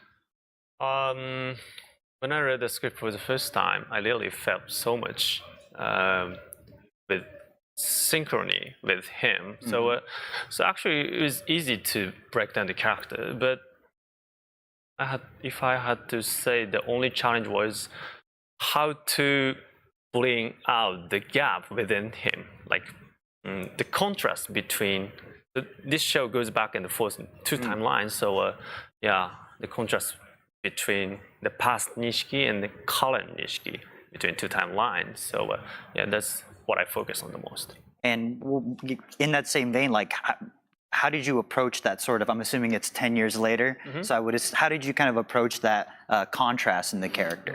Like for 1995, in the past, I aim for more like emotional and instinctive portrayal, and for 2005, I aim for like stripped down and unreadable expression. Yeah, that's what I do. That's wonderful. Now, Yoma-san, Kazuma Kiryu has had the same voice actor since 2005. Have you gotten any tips from Kuroda-san for how to portray Kiryu? 桐生一馬の声優さんってもう1作目からずっと一緒なんですけれども、ひょっとして何かこうアドバイスをいただいたりとか、なんか接触を図ったりとかはしたんですか？僕はお会いできてないし、確かに本当だったらちょっとアドバイスを欲しかったぐらい、まだお会いできてないです。I actually haven't had the chance to meet him in person, so I did build the character from scratch on his own. It's the whole point of this drama's approach. 僕の声はどうだったか聞いてみたいです。I do want to ask him how he felt about it, though. I'm looking forward to hearing that answer in the future. So for both of you, what is the role of Nishiki and Kiryu in the series as part of the Tojo clan? What is their view on the organization as a whole in both 95 and 2005? 堂島会について伺いたいんですけれど、お二人の1995年から2005年と2つのその時間軸の中で、お二人のそれぞれのキャラクターが堂島会に対してどういう思いを持っているのかみたいな視点というか教えていただけますか？僕ら親がいない設定で、95年から95年に初めてカムロ町にこう飛び込むというか、その中でやっぱり堂島組の会長、日本語で親父ですねがやっぱりこう親のように寛大に愛を持って接してくれたからこそ、やっぱそこに愛情が欲しい僕たちっていうのをめり込んでしまう、だけど実際入ってみるとその裏側っていうのはものすごくダークなものがあったり冷たいものがあったり社会の厳しさを知るというか、だから自分が憧れていたものでもあるし、結果2005年には一番こうそうですね堂島組というその場所自体がすごく彼らの人生にとってすごくネックになってくる部分になってしまうこともある。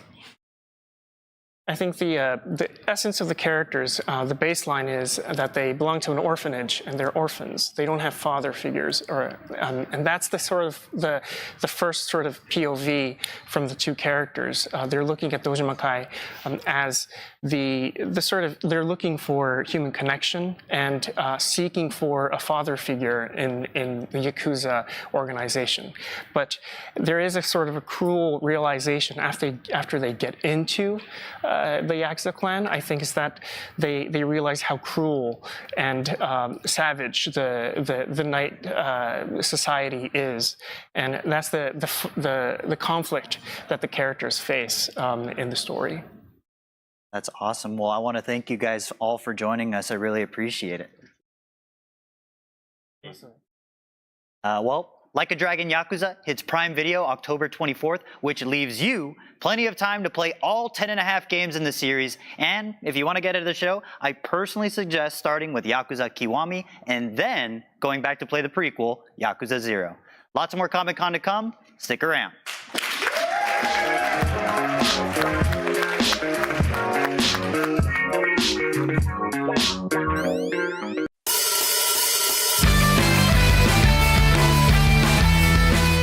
Berserker is the violent and awesome graphic novel, and I'm here with the creative team behind it, so let's get into it. Hi, guys. Hi. It's very nice to meet you. How's it going? So this is one of the probably goriest graphic novels I've ever seen, which I love. No, it's not. It's up there. Terrible. I mean, so Really? yeah, I think so. And so, like, I want to get into the sort of creative process of how these actual fights and segments come together in the comic. How do one of you pitch, like, okay, I want B to rip off someone's arm, hit someone else in the face with it, blood flies across 2 or 3 pages in a row? Like, how does that come together? Because it's the thing that stuck out to me first. Outside of the story being awesome, the violence is just insane. So tell me about it. Was that like reading like issue 1, just seeing it kind of introduced?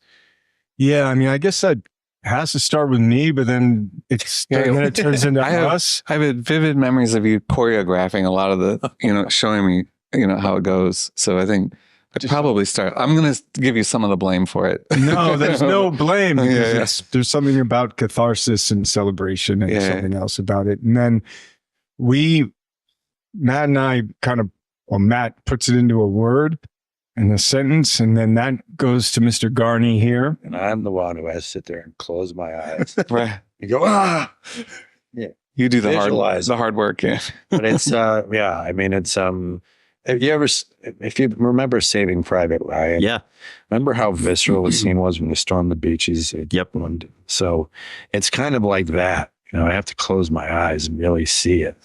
And so I try to make it very cinematic and put in the things they're asking for. There was a scene in Lost Book of B where he breaks out of this cage, and in doing so, a big piece of metal goes right through his arm, right? And so he, in the moment, decides, well, this is a good thing to put through somebody's eye. And it's written there. Did we do that? And so I have to actually sit there and picture it and figure out, how am I going to make this thing work? And that's really it. It's just the visualization, try to see a movie there.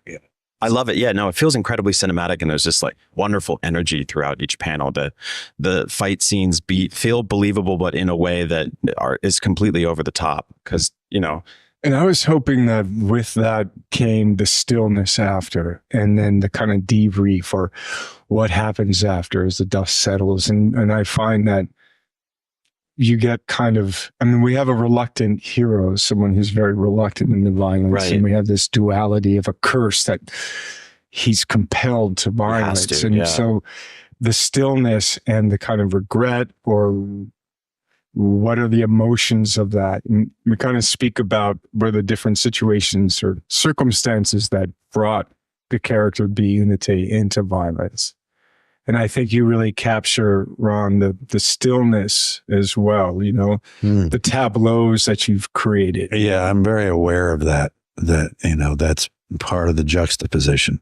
Is that you need that. So, it's a normal energy in the universe. I mean, it's, there's either calm before the storm, there's calm after the storm, and then there's a break. So, and then it causes you to reflect on the purpose of it, you know, and the purpose for this character. And that's really what the character's thing is his purpose.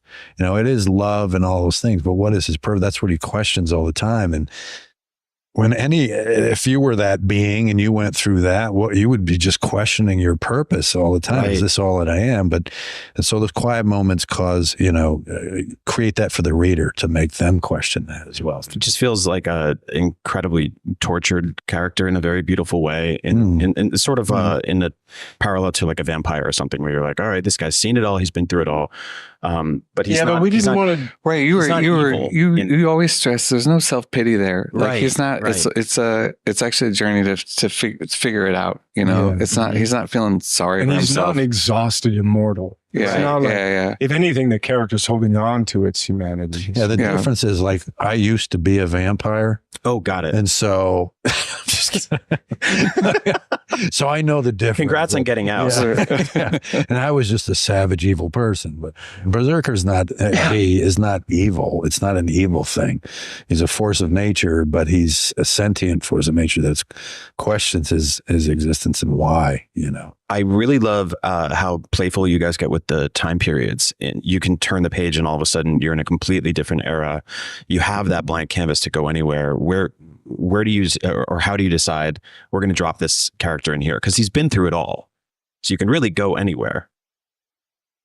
Yeah, I mean, we tend to follow the story. Yeah. You know, like what lesson and where do they need to go? Ancient civilizations. Yeah, I think it's definitely character driven, right? So it's like, where did he come from? Okay, we need to see that. When did it happen? So we see that, and then present day. And I think to your credit, you were like, the present day needs to be as relevant as anything else, you know, because that's where we are right now. And then anytime we jump to the past, it's to inform something that he's going through now, you know, to sort of explain why he's doing what he's doing. Like issue 1 was so over the top with violence, but I think it was the intention was to do that, just to wake you up, get your attention, and then we explore why is he doing that? Where did it come from? You know, and what is. And to me, like the violence is part of his character, where he has like a careless disregard for his body. Even his body has no meaning other than as a tool to use. And there's a running theme of people sort of weaponizing that tool and being like, from day one, how do we take advantage of his powers for evil, to hurt people, that even if they don't deserve it? Which is, you know, par for the course, really, throughout history. What I think supports all of it is how well researched it is. You know, there's real history in there from real human history. And his name's escaping me.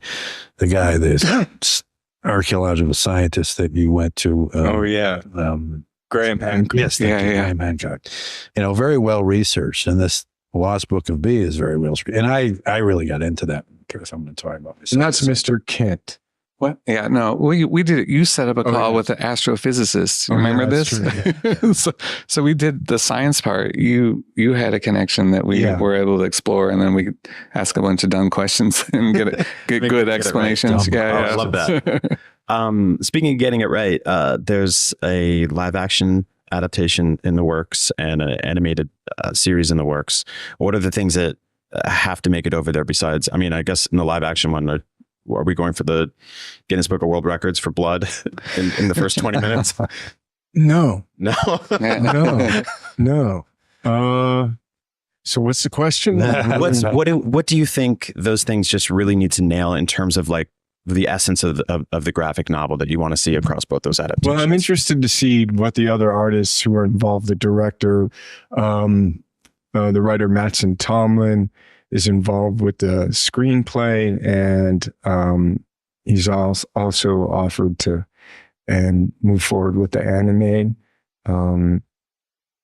So really, there's just some canon, like the lead character has to have that biography, the rules of the curse. So there's some rules and stuff, but otherwise, just trying to, see what they come up with. That rules. Awesome. Well, thank you guys so much. Berserker kicks ass. Please go buy it. Read them all. Thank you guys. Thank you so much. Thank you. For all things Comic-Con, keep watching IGN. IGN Live at SDCC is presented by Nitsa. Speeding catches up with you. IGN Store has it all.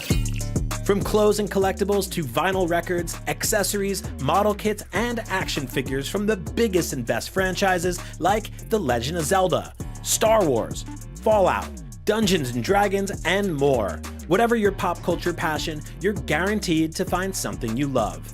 There are new and exciting products hitting the store every week, like the Wasteland-ready Fallout Vault 33 hoodie, which pairs perfectly with the working wearable Pip-Boy.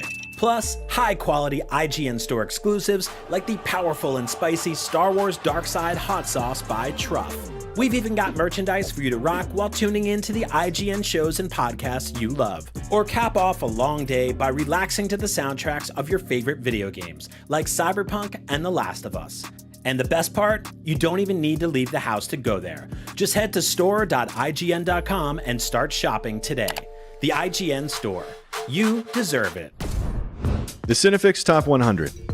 A list so secretive even we don't know what movies are on it or where they rank. What do you mean you don't know? Each episode will reveal one of the movies. Did I rush it? Felt like I rushed. That was good. I liked it. Talk about why it belongs and finally find out where it ranks. Are you not entertained? Are any of the movies we've shown here even on the list? I have no idea, and it drives me crazy.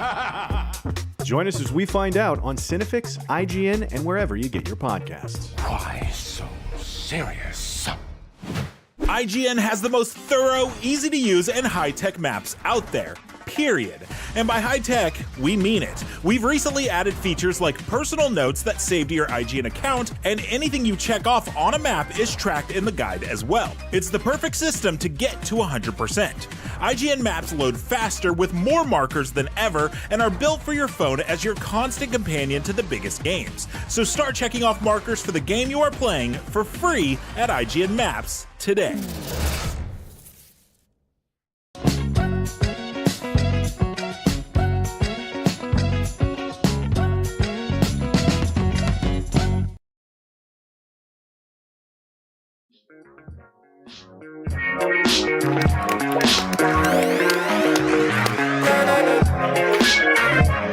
Greetings, true believers! Every year at Comic-Con, fans pack into Hall H for the Marvel Studios panel where Kevin Feige reveals the latest plans for the future of the MCU. And every year, we bring you the most up-to-date coverage that we possibly can. Joining me to help break down everything we might get today, analyze, probably freak out a little bit, and really just have a good time. My Avengers at IGN. Akeem Lewontin, Amelia Emberwing, Tom Jorgensen, and Kim Horcher. Excelsior! Excelsior!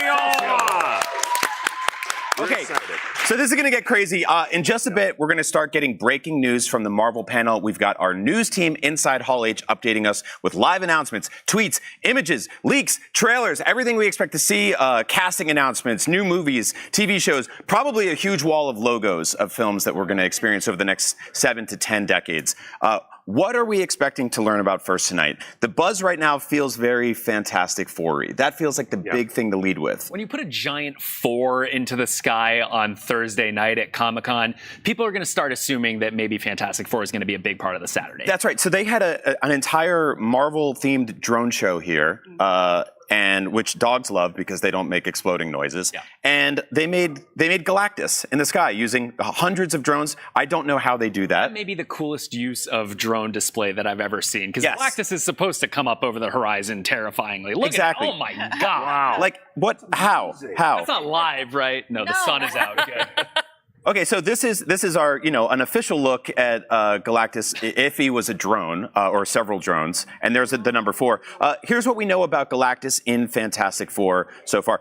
He's being played by Ralph Ineson, who was in The Witch, the father in The Witch, has one of the most deepest, gravelly, just imposing voices. The second I heard this casting, I was like, I am so excited for this. Let's run through the cast real quick of the Fantastic Four. Pedro Pascal the other day revealed the first shot of the 4 of them together. Yeah, they are. They seem to be having a good time. Nothing has attacked the planet yet. Yeah, it just looks like they have a head of Pedro. Where's the rest of him?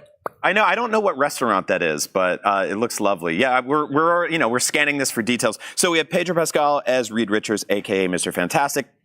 Vanessa Kirby, Sue Storm, aka Invisible Woman. Joseph Quinn is playing Johnny Storm, aka the Human Torch. We got even Moss Bachrach from The Bear is playing the Thing. He did an interview recently, and they said, how have you been getting ready for your role? And he said, I've been looking at a lot of rocks.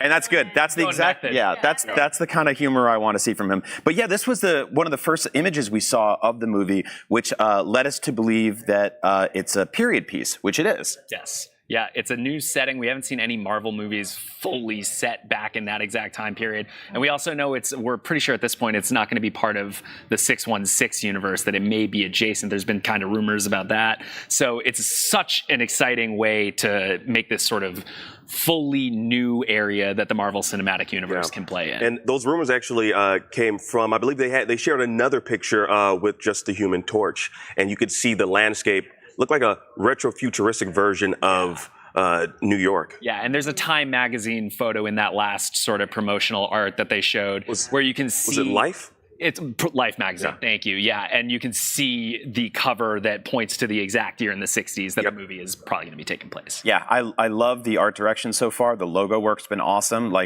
Do we think that tonight we're going to get the first look of the cast in costume? Do we think we'll get a look at a trailer? We're going to get some brilliant graphic design. You think so? We're just going to love it. And we're going to eat it all more up. graphic design is what you think? I'm hoping for more graphic design. I would love the 3 non-Thing Fantastic Four members to come out suited, and then Eben to have just a rock on top of his head or something like that. Or bring back the foam costumes they used in the last several Fantastic Four movies. There's also the chance that we get Doctor Doom. Now, this is a big thing that people MCU fans have wanted Doctor Doom forever. It hasn't happened yet. We've got Doctor Doom appearances in previous Fantastic Four movies that are not necessarily part of all this world anymore. How do we feel about that? I know we all have our picks. I'm not ready for Doom. You're not ready for Doom? No. I think this has got to be Galactus's movie. What? All right. But he's so big and he's up there. Gratification because it will be better later. And it's been 20 years. I know, but we have to focus on Galactus. He's kind of a big deal. That's literally the biggest deal. Yeah. He is the biggest deal, but I also worry about a movie that just focuses on him as the villain. When we've had him previously for such a short period of time, we've needed to bring in the Surfer, which obviously we have for this film as well. But he's played by Julia Garner, yeah, which is going to be awesome. Yeah. And he's such a larger than life scenario that I worry that just doing 2 hours on him is not gonna work out the way they want it to, and delaying Doom even further is gonna frustrate MCU fans even more than they are. I'm with you. They need some sort of ground level opponent, and then also the big guy in the sky. And there's nothing that says that we don't have to necessarily meet Dr. Doom immediately. Why not meet Victor Von Doom and get to know that guy a little bit? Are you sold? I want to meet Victor. I don't want to meet when he gets his doctorate at Dooming. Yeah, we don't want to go to Doom College. I think it's too much. It's clutter. They're both very important villains. I know. I want to give them each their due time. I don't want to just shoot through them and waste one of them, like has happened in previous Marvel films. Mm-hmm. They don't do that ever. What are you talking about? Never struggled. Well, I mean, we've talked about in the past on IGN videos that Marvel sometimes does have a villain problem, and there was the whole situation with Kang. We don't have to get into the specifics of, but it does give them an opportunity to A, either recast that role, or B, bring in Doom as another bigger threat to kind of oppose everybody. What messes it up a little bit is the timeline of this, right? They're moving into a sort of separate universe, different time period, so it's not like he's just going to show up and bother the Avengers, right? Mm-hmm. Not that the borders of a universe have ever been less important in a Marvel movie than right now. I'm sure there are plenty of methods very sure there are plenty of methods by which these people can kind of move around, but I'm very excited to just focus on a totally different corner. Right. Now, and it gives them more time too, because obviously the Kang of it all, I still am not convinced that they're just going to drop that story. So if we take a pause and we deal with this either alternate universe or we're earlier in time, we can just take a break from that and all of the baggage that comes with it and move into this other scenario that sets up somebody in the background while the Kang story carries out. And there's also the opportunity for they can kind of have their cake and eat it too a little bit, because we know that in Fantastic Four, right? Oh man, my train of thought just went totally off the track. Here we go. Let's go. So in just a few minutes, the panel is actually going to start. Like I said earlier, if you're just joining us, we're going to get live reactions from people inside the room, breaking news. We're going to cover it all from here. People will be sending us tweets and images and all this fun stuff, videos, hopefully. I also have the mega thread open on the official Marvel Studios Reddit. So there are just fans that are going to be in there. So I'm just going to be refreshing this. We already have fans that are in there. They're saying that they wish that they're talking about, like, look, they need this to hit. Yes. Like their expectations, like all their friends. This one person says, all my friends say Marvel is dead and make fun of me for still being locked in. F them. Mm-hmm. Yeah, I'm with you, buddy. I'm still locked in. Yeah, same. Yeah. So, I mean, hopefully this panel delivers. The panel is actually starting right now, and the lights have gone down. The Marvel logo intro is being shown, and Deadpool's voice is singing a Marvel song, and there's a choir singing like a prayer. So they're starting off the panel in a comedic and fun way, which they appreciate that, because this is Deadpool and Wolverine's weekend. This is the time for their victory lap. The movie's crushing it. It's doing amazing numbers. I haven't seen it yet because I've been here, but I've been getting spoiled by all my friends and coworkers daily, so thank you all for that. We also have a beautiful photo of everyone performing on stage right now by our very own Alex Stedman. We have a picture of the choir that are singing the original Marvel song, Like a Prayer. Oh, awesome. That's what Brian said. There are dancers running down the aisles in red and yellow, apparently, according to Alex. I got my brain train back on the track, and I want to come back around to that Kang point that we were talking about. Sure. One of the things that sort of separate universe allows for is the possibility. We know that Kang has a family connection to the Richards in the comics. Yeah. That would give them a pretty easy way to start building out sort of an off-ramp to bringing in a different Kang variant that may be able to sort of keep the originally planned stories more or less on track. Now, speaking of variants, there are apparently a ton of Deadpool variants on stage right now. Kevin Feige has said that, look at all these Deadpools. I saw a Bob Ross Deadpool. Did anyone see Peter Poole anywhere? No. Okay, so there's Rob Delaney has taken the stage, apparently. Who was apparently cut from this movie, or he shot a cameo and then wasn't actually in it. In Deadpool and Wolverine? Yeah. Oh. I think he is. Not do spoilers. Yeah, let's anything's possible in the Marvel Cinematic Universe, Brian. Rob Delaney is moderating the film. Very good. Amazing. Okay. We love him.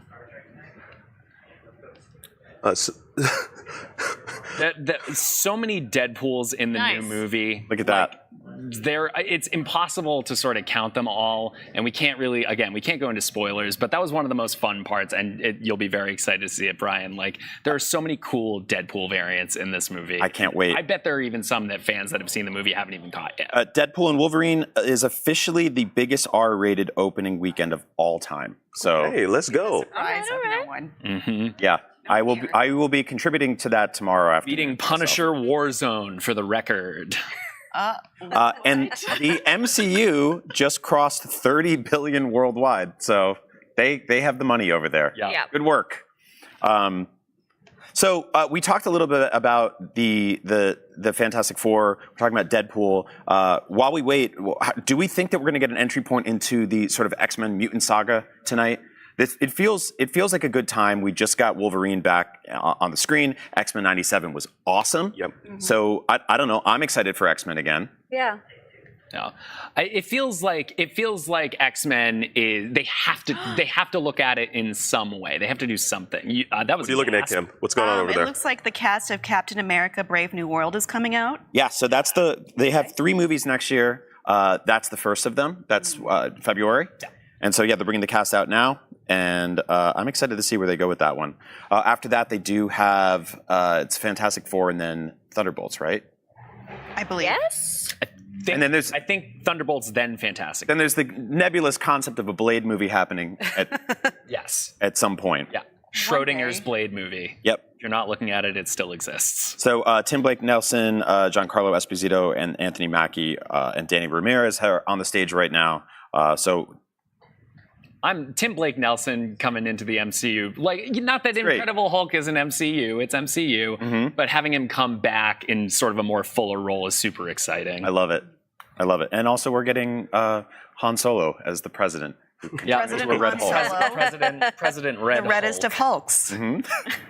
Is he? I can't wait to hear that gravel like dropped down 8 octaves into Hulk tones. I can't wait for Harrison Ford to keep up the "What's a Red Hulk" bit throughout the entire press cycle. Yep. It'll be the door to Red She-Hulk.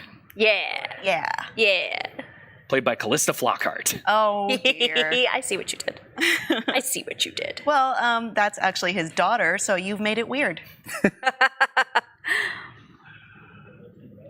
So yeah, we're expecting to see probably something new from Captain America today. Maybe a new trailer, but I don't know because we just got one recently. We did, yeah. But they are on the stage right now. They are talking about the film. The cast is there, so maybe they have one surprise in store for us. Maybe his name is Harrison Ford. He's walking out. It sounds like they are, and as you can tell, they're trying to do a return to kind of grounded action movies, which makes sense because when they do Fantastic Four, you're going to have a guy who turns into a rock person and goes to space, somebody else that can go invisible and self-ignite, and a guy who has really long arms and a neck. So getting something that's a little more serious, a little more sort of political thriller, I think could be really fun. Well, and it's where they've excelled so much in the past as well. Like, obviously, Winter Soldier is still one of the best MCU films of all time. I'm excited myself to move on from Falcon and the Winter Soldier. That was maybe one of my lesser favorite MCU things post Endgame. I really wanted to see something that kind of brought Sam to the Shield a little stronger. Right. Yeah, it was half of an incredible show. Yeah, like if they had just stuck with the Sam and Bucky going on the road to becoming Cap of it all, would have been great. But the rest of it struggled. Yeah. The way they handled the Isaiah Bradley stuff was just very wanting. I think I would have liked a little more focus on that stuff. And that's something that I really, really need from the Thunderbolts. So, Captain America. So obviously, we're really stressed by seeing Isaiah in Winter Soldier Protocol, but I'm hoping that it's a fake out and that we see Isaiah finally get his story just the way it's supposed to be instead of all of that.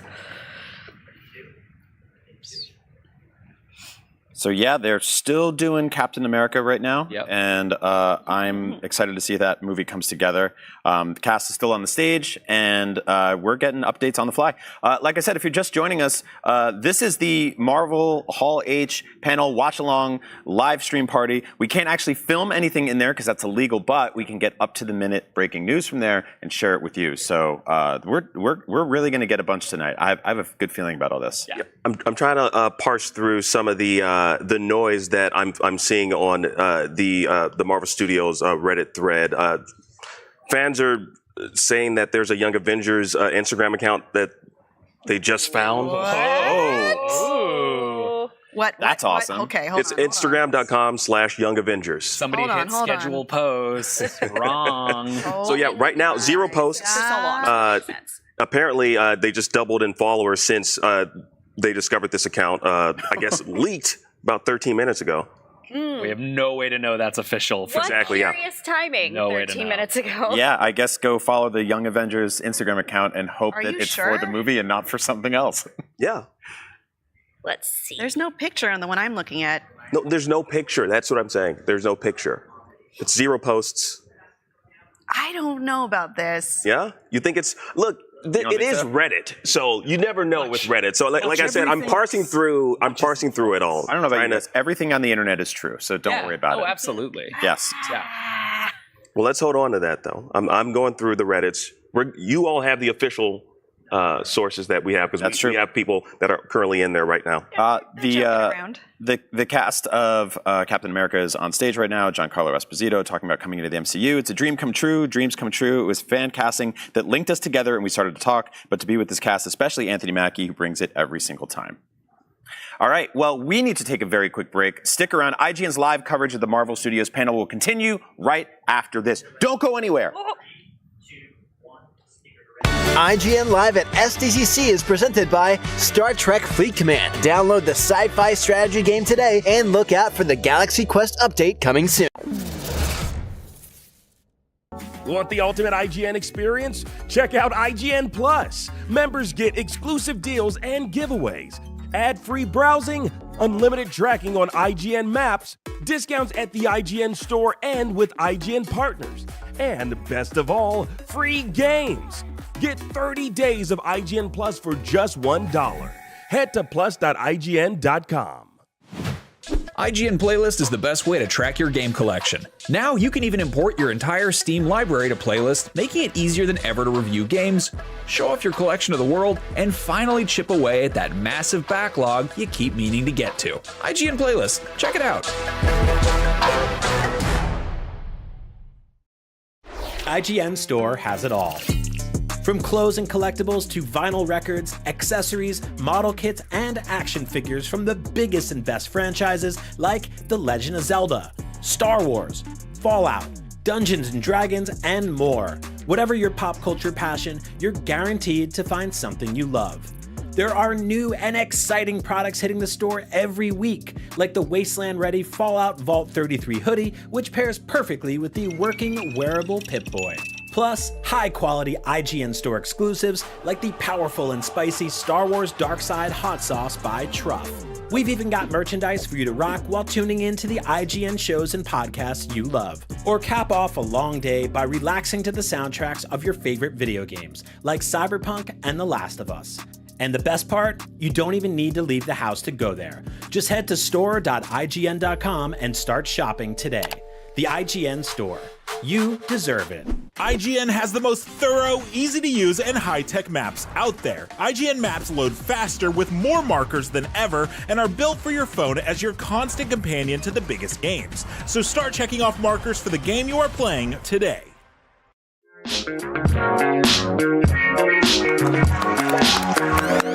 And we are back. The Marvel Studios panel is still going strong in Hall H. Here's what happened during the break. We found out that Giancarlo Esposito is playing Sidewinder, who's a member of the Serpent Society. Which is hearing the words Serpent Society in Hall H gives me a little nostalgia. Right? In and of itself. If everyone remembers, there was a few years back, it must have been 2015, 2014, something like that, where Kevin Feige announced the title of the upcoming third Captain America movie as Serpent Society. Yeah, but it was actually Civil War. He was being a little dingus. Yep. And that was a nice little surprise for all of us that Civil War was the real one. That's awesome that we know who Giancarlo is playing. I know it was speculated that he was going to be GW Bridge. We actually did a video about that. So and he came out saying that no one got it right, and he was correct. I don't think anyone would have ever guessed that he would be this character. No, I don't either. He did say no one would ever guess that I'm going to be this character. And that's it, verbatim. Right. Verbatim. Yeah, I remember when we thought he was going to be Professor X. I remember those days. It seems like they are showing a scene from Brave New World right now. Awesome. Yeah. Sweet. So I guess instead of showing a new trailer, there's a new scene. I don't know if they'll air that anywhere. Probably not. Yeah, no. probably not, right? No. What people putting on Hall H panels love best is when the leaky crooked cell phone videos of a beautiful scene that people worked on for months go on the internet in 240p on some guy's potato flip phone. You know, that's just the best. That's the way to appreciate true art. We're hearing a little bit about what is going on in this scene, and we've got a pretty cool little piece of information here. I'm not going to read the full quote here, but this is how it ends from Harrison Ford. But the truth is, this new element belongs to all of us. I present to you adamantium. Yep. So, as we all know, that just give me goosebumps. Yeah. Right there. Well, the goosebumps are going to be covered in a metal that is indestructible, so you're going to have a hard time getting rid of them. Reddit is lighting up. Adamantium confirmed. Adamantium. Everyone's just typing that. Yeah. Adamantium or vibranium? What's everyone's favorite? You an adamantium guy or a vibranium Which metal guy? do we like most? Yeah. I'm more of an unobtainium guy, actually. Oh, no. It's adamantium, All right. of course. All right. Got the Pandora blues up here. And my dog's name is Rogers, so obviously I'm a vibranium. Yeah. I'd probably go adamantium. Yeah. Looks Do we like think that's coming from the Celestials, though? Yeah, it seems that this scene is referencing Celestials, and we see in the trailer that the Tiamat, the giant Celestial from the end of Eternals, is going to be the thing that sort of drives the plot forward, or at least kicks it off in this movie. There is a history of Captain America movies being the ones that sort of speak to the real political things going on in our world, and I'm sure there's going to be some sort of resource battle going on, kind of like in Wakanda Forever. There was a little bit of conflict about resources in that one as well. So what's really curious about that is the Serpent Society actually acts as a supervillain union where they all share their profits together, they all support each other, and that it's awesome. Interesting to see Giancarlo in that scenario. Justin Hammer as part of Serpent Society, please. Well, it looks like President Harrison Ford. President Harrison Ford. Thunderbolt Ross. Says he wants Sam, Captain America, to help rebuild the Avengers. Real quick, I wanted to talk about Sidewinder. One have an image of him we can pull up. Very cool looking character. Obviously, he's not going to look like this in the movie, but I wish he did because I love that. Look at with the with the. Confirm that that's how he doesn't should look exactly like that. I actually almost wore that collar tonight. Oh, you know what? Yeah, it's a good one. They just showed Harrison Ford turning into Red Hulk. They did? Yes. In the middle of a press conference. Pretty cool. Did he do it live on stage? No. He's coming out though. He's here. He's there. Yeah, we're hearing that Harrison Ford has permanently turned into the Red Hulk on stage. So close to what happened. He's smashing chairs in the audience. No, that's none of that's true. No, but we did see they did show a clip of him turning. So I do hope that we get to see that very soon because that's honestly the thing I'm most excited about in this movie. I want to ask, I'm looking at the Reddit. I'm going to just quote what this person says and just to see what the panel thinks. This is from Peed My Shirt. Are you sure? That's a superpower. No, let's hear him out. Let's hear him out. Trying to bend some bars. Not disappointed with Giancarlo as Sidewinder, but what if it's a pump fake like the Serpent Society Civil War thing? Ooh. Oh man, a Serpent Society twist inside. Yeah. Oh. I think you can't go back to the same well twice. Yeah. We did this already. You can pee in the same well twice. You can, indeed. And on the same shirt twice, should you choose. Yep. Yeah. I don't know. I'm okay with Brian, are you okay? What happened? More to go through, okay? I never would have predicted that you would say that on the stage today, but you know what? Here we are. I don't need every MCU villain, though, to be like an A-list Marvel villain because A, you're going to run out of those eventually, and B, it kind of gives you the chance to get to know new characters. Yes. There's a picture of Red Hulk. Look at those legs. That I believe our producers pulled from WikiFeet. From WikiFeet. Star of the beautiful cherry blossoms around also, to your point, Esposito makes every character he is feel big. So it's fine that this is a bit super villain because he's going to make it huge. Mm-hmm. Anthony Mackie apparently said, "That's Harrison Ford. Tell Tom Holland I got effing Harrison Ford. Get him, Harrison, get him." I love the little feud the two of them have. Yeah, it's it's wonderful. been going for so long. Now hold on. Now we know most of the Spider-Man movies have an older hero in sort of a mentor role. It would be pretty hilarious if they ever make Spider-Man 4 for Thunderbolt Ross to be his kind of mentor. No, now here's evil a shot. mentor. Here's Harrison Ford in Hall H right before he turned into the Red Hulk in real life. Yeah. He's already getting red. Look at him. He's getting red. That's why the audience is all red. Mad because he has to do out of him. He's absorbing their red. Yeah. Oh gosh. Harrison Ford said, "This is a character that's based on a lot of history developed with Bill, who played the character previously, but now I am Thaddeus, and I'm delighted and I'm proud to become a member of the Marvel Universe. I've been watching fantastic actors, some of which are here tonight, have a really good time working in the MCU, and I wanted a piece of the action." The money probably doesn't hurt too, right? Yeah. Couldn't hurt at all. And just for anyone that may not know this right off the top of their head, the reason that Harrison Ford is joining the MCU as Thunderbolt Ross, character who already exists, this isn't like a variant situation. Right. At least we don't think so. But no, it's because actor William Hurt passed away before this movie was shot. And so they've replaced him with Harrison Ford. Harrison Ford apparently also said, "I would have grown a mustache if I had been asked." They didn't ask. Should They he didn't have ask. the mustache? Yeah. Callista called somebody and was like, if you make him grow a mustache, he will not do this movie. Yeah, that's I'm okay right. with the earring. No mustache.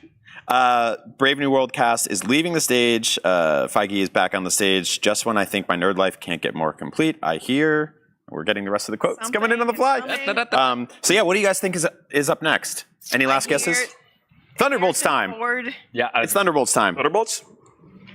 The director is on the stage. Yeah, Jake Schreier. So the last we heard of Thunderbolts, it was basically Thunderbolts title TBD Title question mark later. And they said, I believe originally they said that we would find out the title opening weekend, but that seems insane. Yeah. So I have a feeling we're going to find out tonight. Well, they threw an Unless they just keep it Thunderbolts. threw an asterisk at the end of there, and boy, I saw one rumor online or one like hope that it was that Venom was the last member, because there are plot threads that are sitting out there for Venom to join the MC. It's weird, but what I if like it. What if the title is Thunderbolts? Venom is here now. They could literally We've got just Venom go with that. Yeah, Venom here? Thunderbolts, the actual last dance. Yeah, Wyatt Russell. Okay, Julia Louis-Dreyfus, Florence. Julia Louis-Dreyfus is in this movie? Yeah, She is. Valentina. That's right. Florence Pugh, Sebastian Stan, and Geraldine Viswanathan and David Harbour. Blockers. She's excellent in that movie. David Harbour. What Good a cast. ham that guy is. So now this is a movie that's been they were shooting this for a while already, right? And we saw some shots. I believe there was like a Florence Pugh filmed herself walking around in costume, and it was like, this is our first. It was like Instagram Live or something like that. I have a feeling we're going to get a trailer for this tonight. Yeah, that seems. I think it's teaser. Pretty likely. It's time for something. A JPEG. Yeah, A JPEG. Let's go teaser trailer. design. Even bigger asterisk. So David Harbour is apparently walking down the aisle in full character right Oh now. man. Okay. Ham, or did I say he was a ham? I mean, I think we all knew at this point. Yeah. Oh man. I love him. So yeah, any last predictions for Thunderbolts? We're going to get something. Title, teaser. Maybe a really good needle drop in the trailer. Yeah. Maybe a little teaser. They are Thunderbolts. They are wonderful. I think we all have the same thoughts. We take care of each other. Imagine like in a Russian accent, though, because I can't do it so well. Now he's accosting his co-stars for not dressing up. In character? We apparently have a picture of a red Harrison Ford coming. A red Harrison Ford? Yeah. Here we go. Hopefully. There he Whoa! is. Look at him. Incredible. Just slap a mustache on him. Yeah. Look at that man. And that's his normal size. He's not like on a screen. No, he's huge. That's not. Yeah, he's freaking huge. This picture is brought to you by Marie Sharp's habanero hot sauce. He had about two or three bottles of that, hit the stage, and then just got furious. You too can Hulk out. Somebody might want to call a doctor if he's looking that red on stage. So apparently David Harbour said, oh my God, you didn't dress up. Guys, I sent that email and we all said we're going to get dressed up because it's Comic-Con. Sebastian, you said when I couldn't rewrite your monologue in that pivotal scene in Act 2 that you would dress up, and nobody dressed up. So I love this already. It's showing the cast has some good chemistry. Yeah. I think this movie is going to be pretty funny. Like, honestly, it's this whole ragtag group of people that I don't know if it would have made sense to give a bunch of them their own movies, but throwing them together, I'm excited to see where that goes. A lot of really funny actors and performers in that movie. So there's a shot of the team right there. Sure. Very cool. I just want to. We got to let the audience know though that cameras are not allowed in Hall H. Yes. Which is why we are here, kind of just like painting the picture for you through our words, and hopefully like that excitement is coming off, and you guys are just as hype as we are. Where do you think they are in this picture? It looks like an ice skating rink. This is Costco, but it's closed down, so it's only the emergency lights on. Oh, no, this is Thunderbolts on ice. Yes. Oh. Something I'm really curious about is if we're finally going to see, like, in the Thunderbolts film, whether or not they're going to address that she's like Madam Hydra, because Valentina? Yeah. Because right now, all these people think they're just like working for this fancy person and not, a wicked supervillain. She's not like. I think we know she's not the best person. Like, we know. But does we see Oh my God, Florence Pugh's character. Yelena. We see Yelena go through this like whole like progression that ends at the end of Hawkeye, and like she's back to not trying to murder our friends, and then like immediately follows oopsie doodle Nazi. Like So they asked Sebastian Stan what stands out about the Thunderbolts, and he said, "Not David Harbour." Damn. So yeah, I love this team already. They're growing on me big time. I feel like they're gonna have some good chemistry and make fun of each other a lot. It's good banter and it's good Hall H banter, and I think it's also Marvel always kind of designs these things to give fans a little bit of a sense of what the tone of the movie they're there to promote is going to be, and they're clearly getting in at each other and giving these barbs to get fans ready for some serious digs at each other during the actual. They're teasing about the asterisks, and that's why I gasped earlier. Really? I don't have any. It says, "What's with the asterisk?" I can tell you it means something. So we still won't know. Yeah, that's how it works, man. So. Then we have a picture of Harrison Ford after he became regular Harrison Ford again. Oh no! There he is. And that's actually hulking out. There it is. Yeah. He is actually pretty red. He's either hulking out or having a heart attack. Look at him go for it. He's actually. I'm really proud of him. Because it's moving so fast, but there's a jump rope that he's doing. Yeah, the light beams. Yes, just coming out of the microphone. A lot of people don't know that Harrison Ford's one of his real life superpowers, lightning fast jump roping. Yeah. Yep. Lewis Pullman is also in this movie from Top Gun Maverick and Bad Times at the El Royale. Really, really good actor. He replaced Steven Yeun in a role that has not been announced yet. Right. A lot of rumors that he could be the Sentry, a hero that we haven't seen in the MCU yet that has a very cool. It's not a character I'm super familiar with, mostly from Marvel Snap. Oh, that's the only way I know it. Well, he's an interesting character because in comics they kind of retconned him to pretend like, oh, he's a Golden Age character. He's always been around. Mm-hmm. They pretended that in real life, but also in the comic that is part of it. Like he's been inserted into all of their histories. Like, oh, obviously we all know who the Sentry is, and I liked how fourth wall that was, and I hope they do that to us in the marketing campaign and just gaslight us on this guy who's always been around, he's friends with Steve Rogers, you know, all that stuff.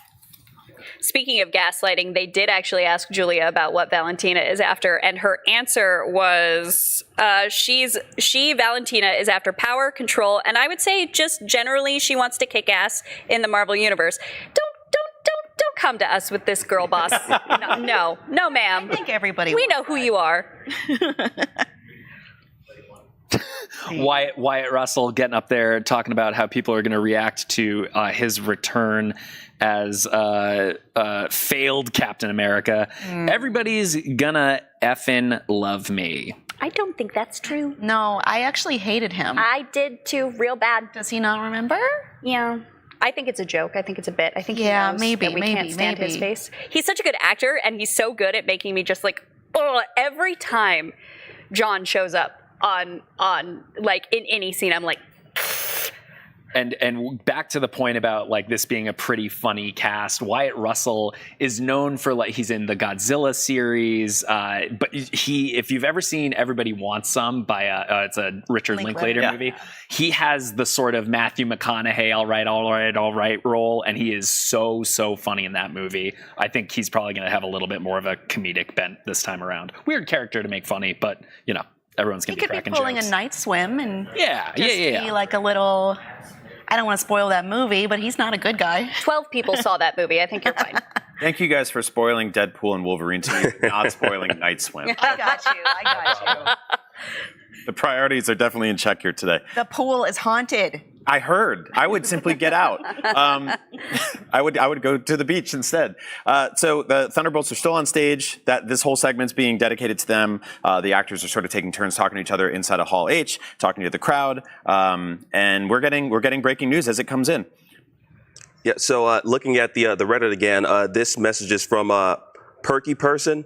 They say, just talking out of my butt right now, but what if they announce 4 movies instead of 3, with the 4th one being Fantastic Four? Okay. They've already announced it. Yeah. It would. That's Perky Person. That's not me speaking. I'm speaking. He said he might be talking out of his butt, though, and I think that is confirmed. I think that he did. Yeah. That's okay. I'm just trying to gas him up. That's all. All right. You know what I mean? Sorry, Perky Person. Oh, nice. Let's put his comment behind us. Yeah. Okay. You know. You guys are being cheeky. Stop it. I'm gonna leave. Yeah, we're both gonna leave. Let's see. David Harbour said he had one of the greatest experiences of his life, and that all the actors are great, but Florence is his favorite. I dig that.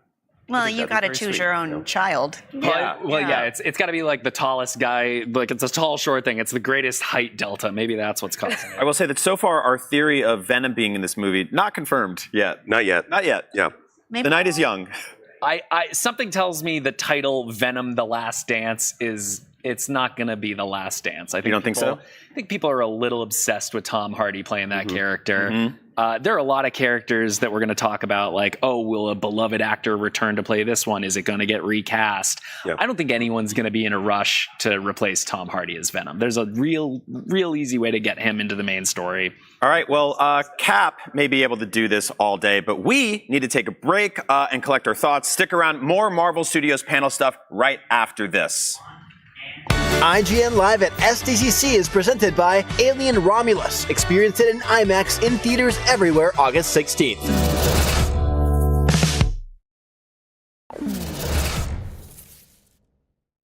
The average Cinefix movie list features nearly 100 different films and approximately 25 minutes worth of wall-to-wall deep dive analysis. To simulate that pace for this 30-second ad, we're featuring 26 different films, and before you say it, no, that math does not check out. We're not math people, we're movie people.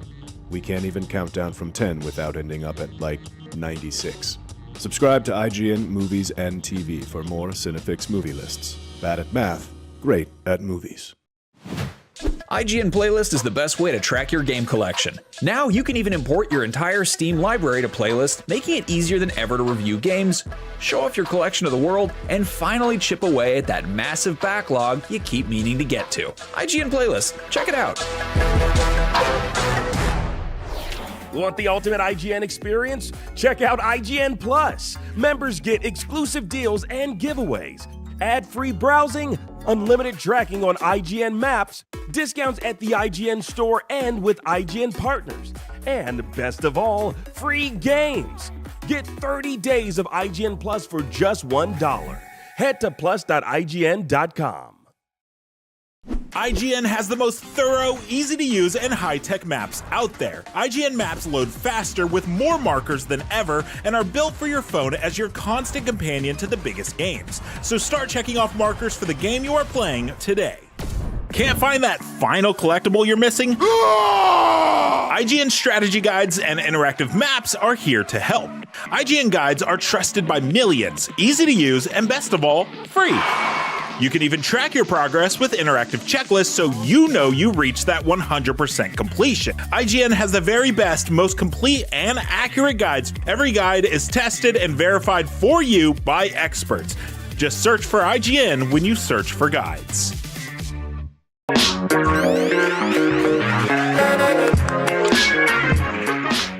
Previously on X-Men.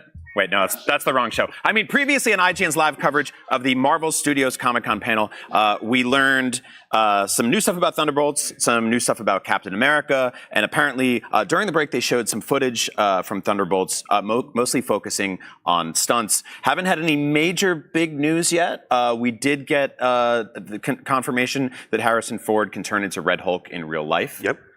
Keep in mind, the way this is working, we're here in the studio. Our team is out on the floor at Hall H, reporting live, getting us news, getting us pictures. No video is allowed in there. So we're getting what we can, sneaking it in, sneaking it out, and giving it to you. So I'm here with my crew, my amazing cast, my X-Men.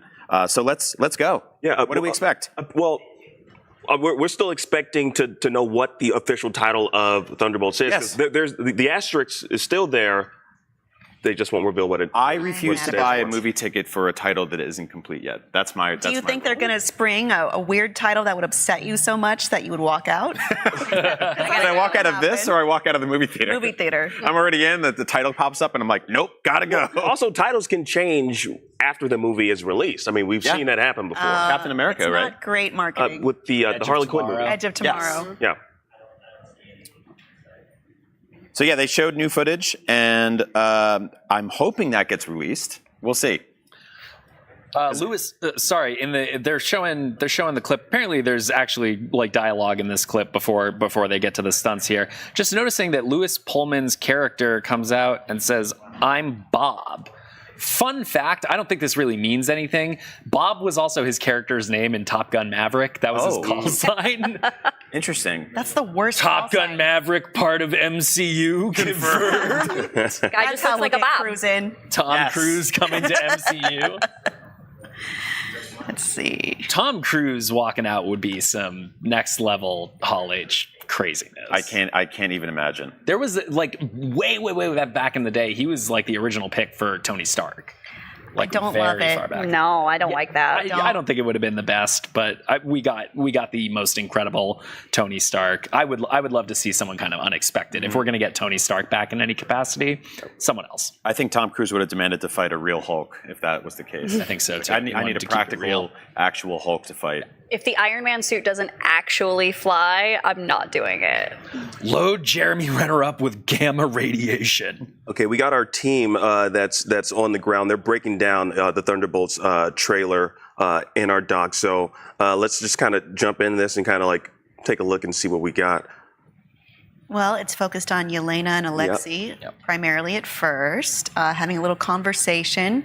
It says here that Alexei is a horrible narcissist. Cool. We know this. Yes. They have a little conversation. What brings Yelena here? There's something wrong with me, an emptiness. Interesting. Sounds like there's a scene with a bunch of them in a car arguing and fighting, and there's a lot of comedic vibes. So I think that's something they're definitely going for here. Good. There again, there's that logo, and there's that shot of the cast. Still no full title of the movie. That's okay. But we might be ready to move on here. Feige is taking the stage and saying 1 year. Oh, hold on. We are releasing Marvel's first family into the MCU. Okay, so the Thunderbolts are leaving. The Fantastic Four segment is about to begin. This is a big one. 1 year from today, and they have not started filming yet. Anyone aware of the fact that special effects are really hard to make and take a long time? Wow. That is a very, very, very truncated production schedule. Fantastic Four starts filming Tuesday in the UK, and the director, Matt Shackman, has flown in for this panel. So I don't know if we're going to see a shot of them in costume unless it's like test stuff that they shot behind the scenes, right? I'm doubting it. Unless they do walk out in costume and Eben Moss-Bachrach has a rock on his head. Yes, which, still a great theory. I'm going with that one. Matt Shackman, by the way, has directed a lot of good TV. My favorite thing that he's ever worked on is It's Always Sunny in Philadelphia. I think that's actually experience he's going to draw on for Fantastic Four, because that show is all about a gang just absolutely being at each other's throats. 4 jerks, 1 woman, 3 men. Yep. The thing and Danny DeVito have a lot of crossover. I honestly I wanted the Always Sunny cast to just be dragged and dropped into Fantastic Four. I'll take this cast because they seem awesome, but that would have been great too. We got a quote from Matt Shackman. He said, "I love the Fantastic Four. We want it to be true to the comics, but we also want it to be true to life and wants it to be true to science." They talked to scientists working on this movie, and the scientists probably told them, "No, that doesn't happen." Sand. Man can't stretch his arm across the whole room. A man made of rock? Never. Women cannot turn invisible, and people can't just burst into I don't know what you're flames. talking about. Well, We do it all the time. I'll let you two speak to that. Oh, I'm sad inside. Okay. So they're talking about the 60s vibe. Matt said, we're not just doing the 60s, we're doing retro future 60s.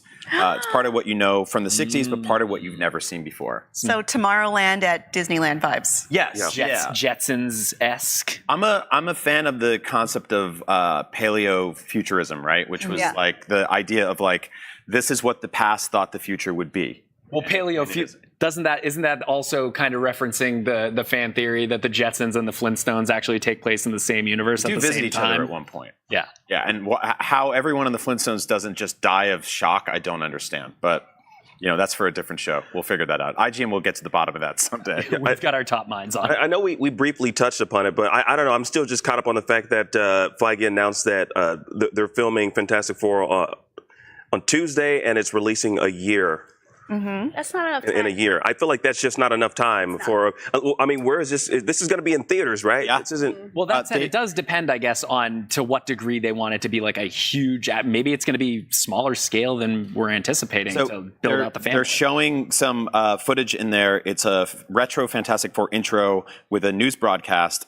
And Matt had said that the film is all about optimism, and the 60s is about optimism. And with the right heart, the right mind, you can do anything. It's about to show something. So, Fantastic Science with Mr. Fantastic is actually what they're showing right now, That's a choice. we're seeing Pedro, and it's like a Bill Nye type show, which I would just watch that regularly on TV. Just make that show for real. Greenlight it.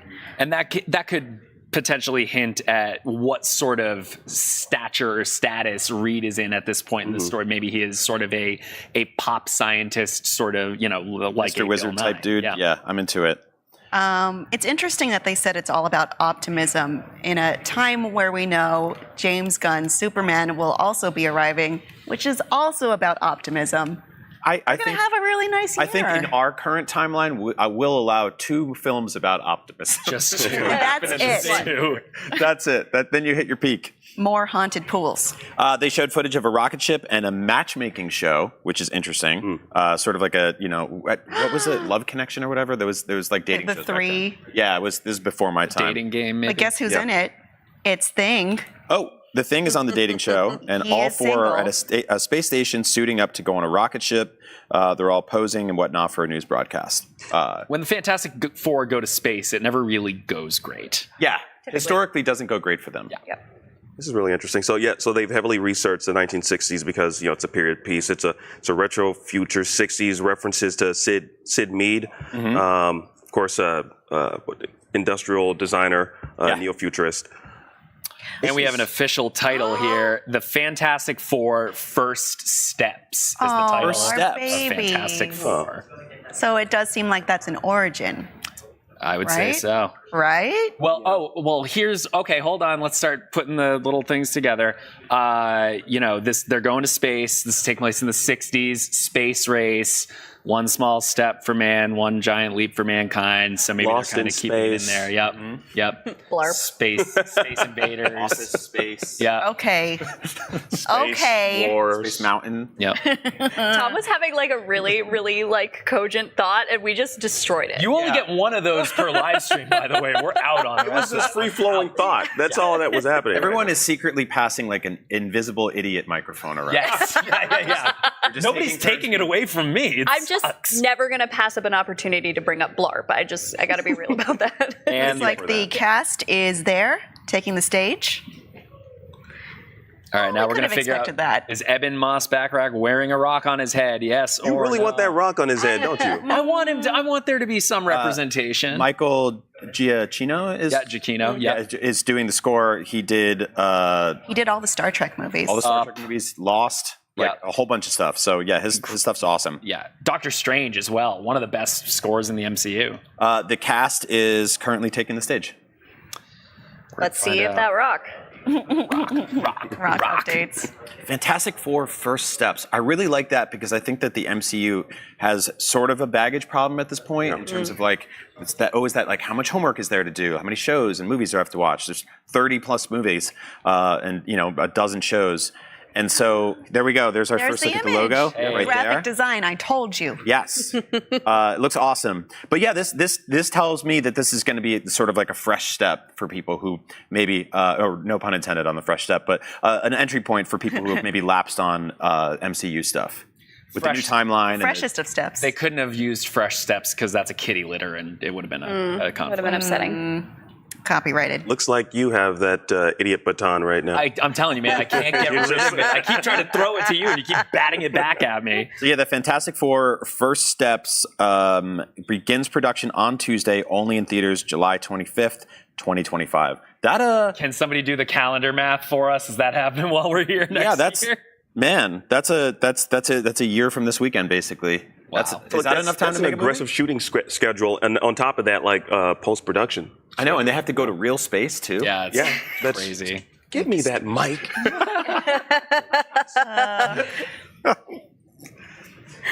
People are going crazy for Pedro Pascal. No way. Of course. Pedro said this is a new family, but nobody knows that Matt and I have known each other for 25 years. They started with the same talent manager, and they were almost roommates in '95. Wow. So Pedro and the director have known each other for 25 years. Well, good that they have a good working relationship. Unless like Pedro stiffed him on rent money 25 years ago, and he's It'll come out in the press tour. We'll find out all the dirt they have on each other. I don't think you got your rock hat, just for the record. I feel like that would have been. Yeah, they would have mentioned that. I'll get my own. There we rock go. hat. Next year on this panel, Yes. you come in I'm wearing coming a rock back with hat. the rock hat. Vanessa Kirby had said that her and Joseph Quinn are the only Brits on the cast, and that they like to go down to the pub together. Well, that's They have nice. plenty of other Brits in the MCU to hang out with. All right, and looking at the Reddit, the people that are there, they're like, still don't know who's going to be Doctor Doom. And then right after that, someone says, give it a few minutes. Yeah. Give it a few minutes. They know what they're doing. They're They've done a Hall H panel before. They asked Eben if he got advice from other MCU actors, and apparently he got a text message from Mark Ruffalo, who demystified the process of motion capture, sent a long, generous text about simplifying it. I was a little scared of the technology, and that was real advice. That's really cool. Yeah. Yeah, so like the Hulk and the Thing texting each other. Aw. How sweet is that? Draw that fan art. That already exists. The sausage thumb problem must be horrific. How do they? And Thing just keeps must be tracking his voice to screen. text, right? They got to do voice to text. So they're asking Joseph what what he hopes to bring to the character, and I just have to say, when I went into A Quiet Place day one, so much of it was literally just like, all right, do you have the chops, or were you just a fad casting because of your turn on Stranger Things, where he's great, but it's so brief. And I gotta say, I ate every bit of cynicism that I had walking into that. He is remarkable in that film. I cannot wait to see what he brings to Johnny. We do have an image of Hall H. Oh yeah, there we go. Storms. Yeah. Storms are coming. Her top is cute. Kind of fantastic. Joseph Quinn back to Joseph Quinn in Stranger Things, and kind of seeing why they felt like he was the right fit for the role. Eddie is a character that does have that edge, but also that kind of hard edge, but a real soft center. Yeah, he's just a squishy He's guy. gonna really make a great Johnny. Yeah. I'm very, very excited. Now look, we're hoping for Doom, right? But do we want to start going through our big hopes for Doom? I think so, yeah. First, I wanted to read this quote from Joseph Quinn. They asked him, so what he's going to bring to the character, and he's basically harping on it's going to be a family, like the essence of family. They're not going to be there for individuals. It's a team sport. They're going to work hard to bring the spirit of a family to it. I really like that. Yeah. I feel like we've gotten moments like that in the MCU, but like to have a full family of superheroes working together is going to be really beautiful. I think that's so exciting too, because as much as I love the Avengers movies, you can only deal with a group of superheroes fighting each other for so long before you're like, okay, I am sick of this formula. And obviously families fight. They are going to bicker like crazy. But I'm glad we don't have to go through the same, like, I'm mad at you, I'm mad at you, I'm mad at you, and now we all come together. How do we feel about quips, though? There will be quips. There will be quips. Vanessa Kirby said she's never laughed so much in rehearsal, and they're also dedicated. So there's gonna be quips. That means there's good chemistry behind the scenes. It means there's gonna be good chemistry on scenes. A fantastic car. Yeah, there's a fantastic car is coming to take them away. Apparently. What? What does it look like? Alex, get us the photo. We're hearing that Harrison Ford has turned into a car and really a is Transformers escorting the cast off the stage. Brian, I want to know though, when are we going to get the big thing? Like that's big thing. Like I mean, like all this is awesome and nice, but like I don't think we've gotten that big thing that Marvel new fans reveal. Yeah, like this. are You know, expecting. everything so far has been sort of like a known quantity, right? Yeah. Like it's like it's seeing the cast together of movies that we know exist, getting some brief updates on like when they're shooting and and what's happening where and when. But like, I want something that's going to make me break this laptop in half. That's right. That's right. Or break this table You're in going half. to turn into the Hulk. Or break you in. I'm just kidding. Wow. I'm kidding, Brian. I love you. Thank you. I love you too, Akeem. We haven't gotten like the big announcement, a big reveal yet, a big surprise. And I'm hoping that's coming. Yeah. Because otherwise, it's just them being like, we're still working on these movies. These are these casts. They get along great. Everyone's having a good time. Harrison Ford can turn into various. Is that the car? But other than that, yeah, look, they did get a car. They sent a flying car in there. Heck? To escort the cast off to go make the actual film on Tuesday. Yeah, on Tuesday. It's like the end of Grease. Yeah. Were they just flying to the Hopefully, this isn't the big thing, though. I know. No, in terms It's a pretty big thing. It's I'm pretty big. large, Come on. and it is that is a regular size sedan. Okay, yeah, here's the thing. Okay, Amelia, I want to ask you. So far, everything that we've seen, awesome, right? Yeah. But have you been like?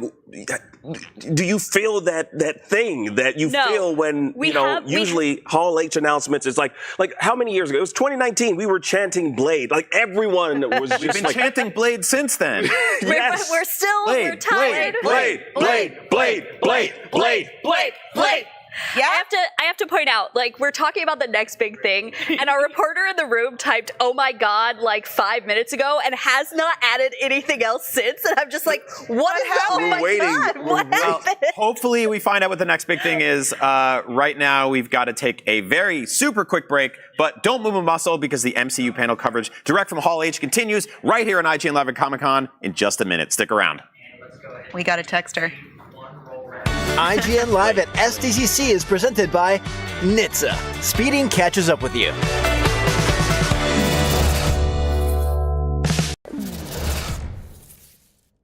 IGN has the most thorough, easy to use, and high-tech maps out there. Period. And by high tech, we mean it. We've recently added features like personal notes that save to your IGN account, and anything you check off on a map is tracked in the guide as well. It's the perfect system to get to 100%. IGN maps load faster with more markers than ever and are built for your phone as your constant companion to the biggest games. So start checking off markers for the game you are playing for free at IGN Maps today. IGN Store has it all. From clothes and collectibles to vinyl records, accessories, model kits, and action figures from the biggest and best franchises like The Legend of Zelda, Star Wars, Fallout, Dungeons & Dragons, and more. Whatever your pop culture passion, you're guaranteed to find something you love. There are new and exciting products hitting the store every week, like the Wasteland-ready Fallout Vault 33 hoodie, which pairs perfectly with the working wearable Pip-Boy. Plus, high-quality IGN Store exclusives like the powerful and spicy Star Wars Darkside Hot Sauce by Truff. We've even got merchandise for you to rock while tuning in to the IGN shows and podcasts you love. Or cap off a long day by relaxing to the soundtracks of your favorite video games, like Cyberpunk and The Last of Us. And the best part? You don't even need to leave the house to go there. Just head to store.ign.com and start shopping today. The IGN Store. You deserve it.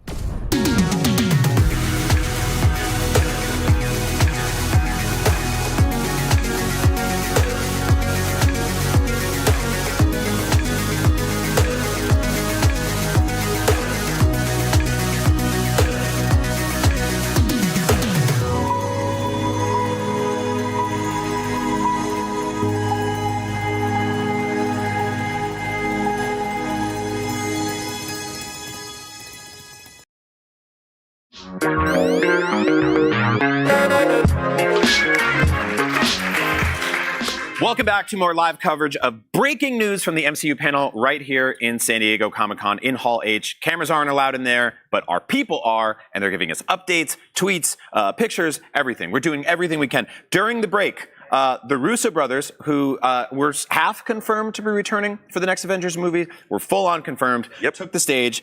Joe and Anthony Russo said that they truly thought Endgame was the end for them in the MCU. They put all their everything into it, and they've come to see a road forward with you all. So, it's happening. They're back. Yeah. It's back. Yep. We're back. This is something that when this was first kind of put out there, I have really, really mixed feelings about this because I think that the Russos did such a fantastic job with their work in the Captain America films and their work in the Avengers films.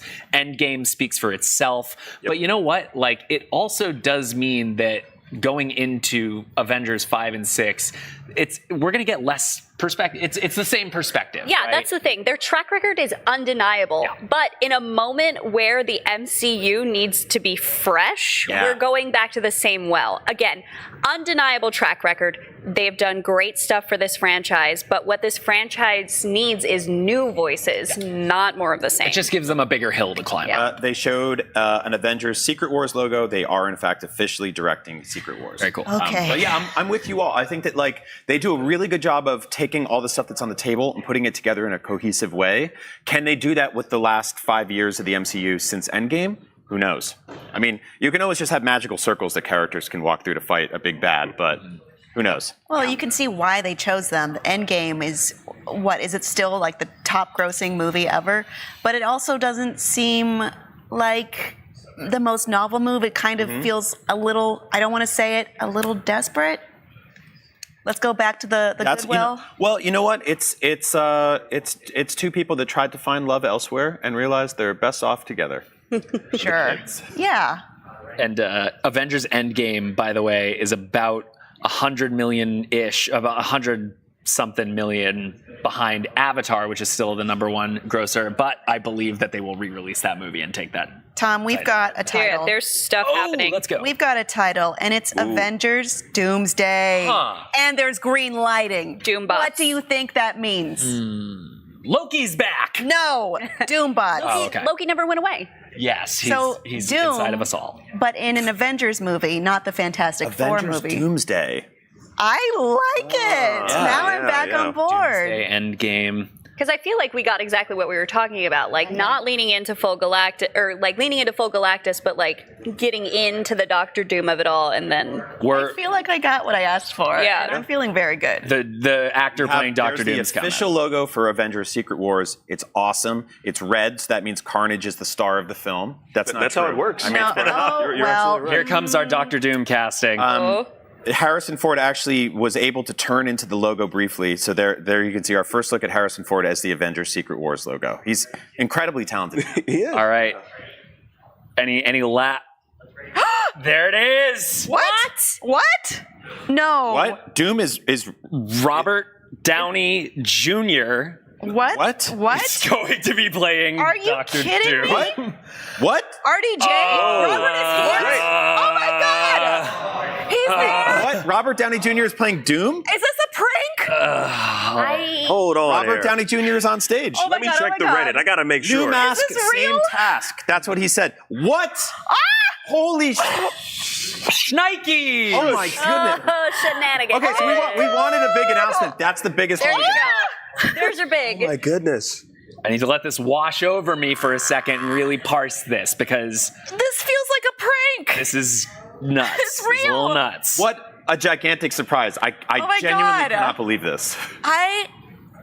This is the most surprising casting they could have possibly done. He said, new mask, same task. What can I tell you? I like playing complicated characters. This is crazy. My goodness. So the Russos are back.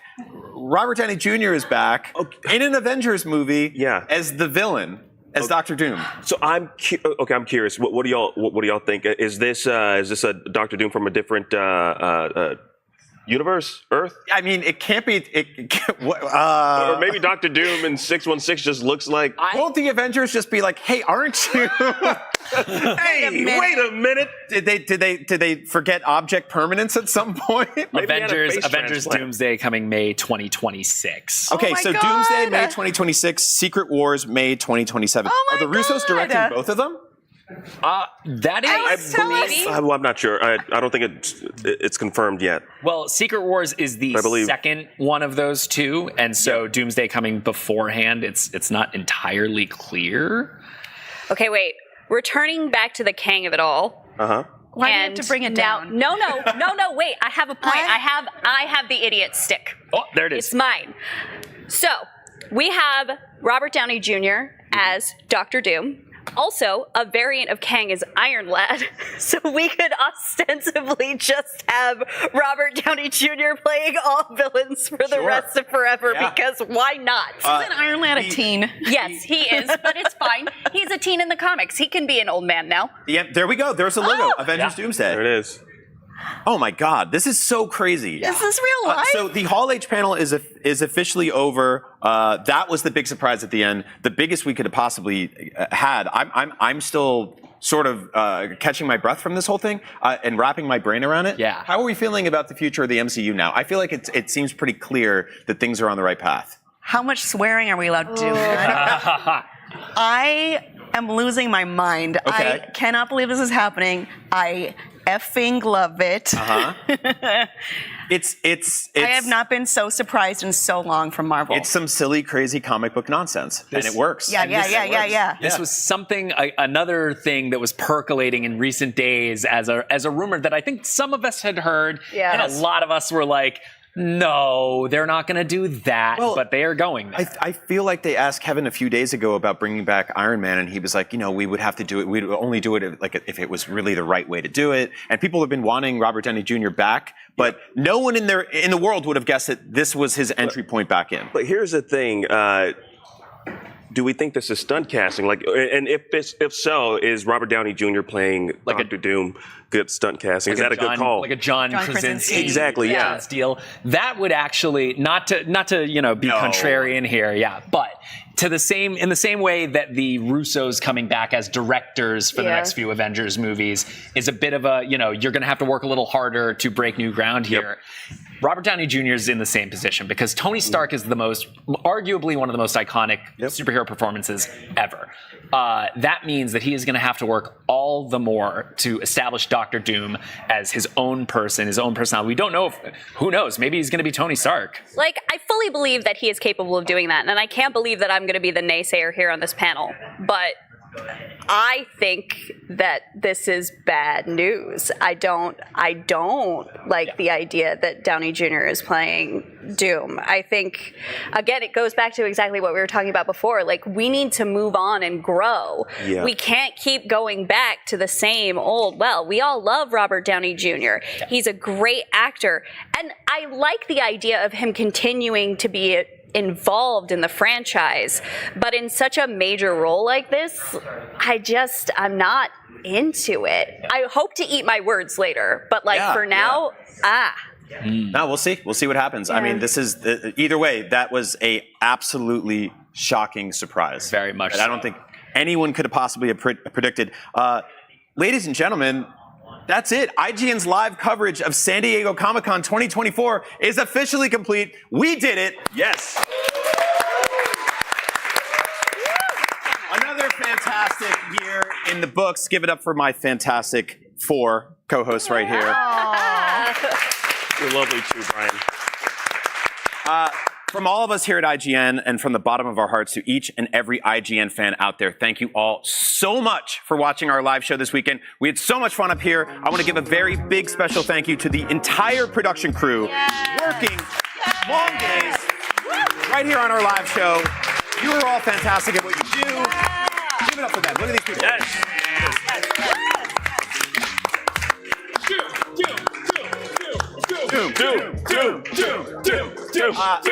I love working with you all so much.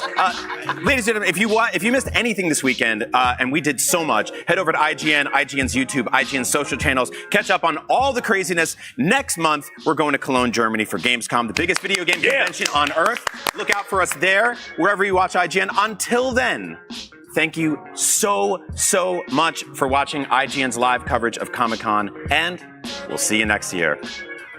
Take care, everybody. Thank you, Brian. Thank you. Thank you, Brian. I love you, man. I love you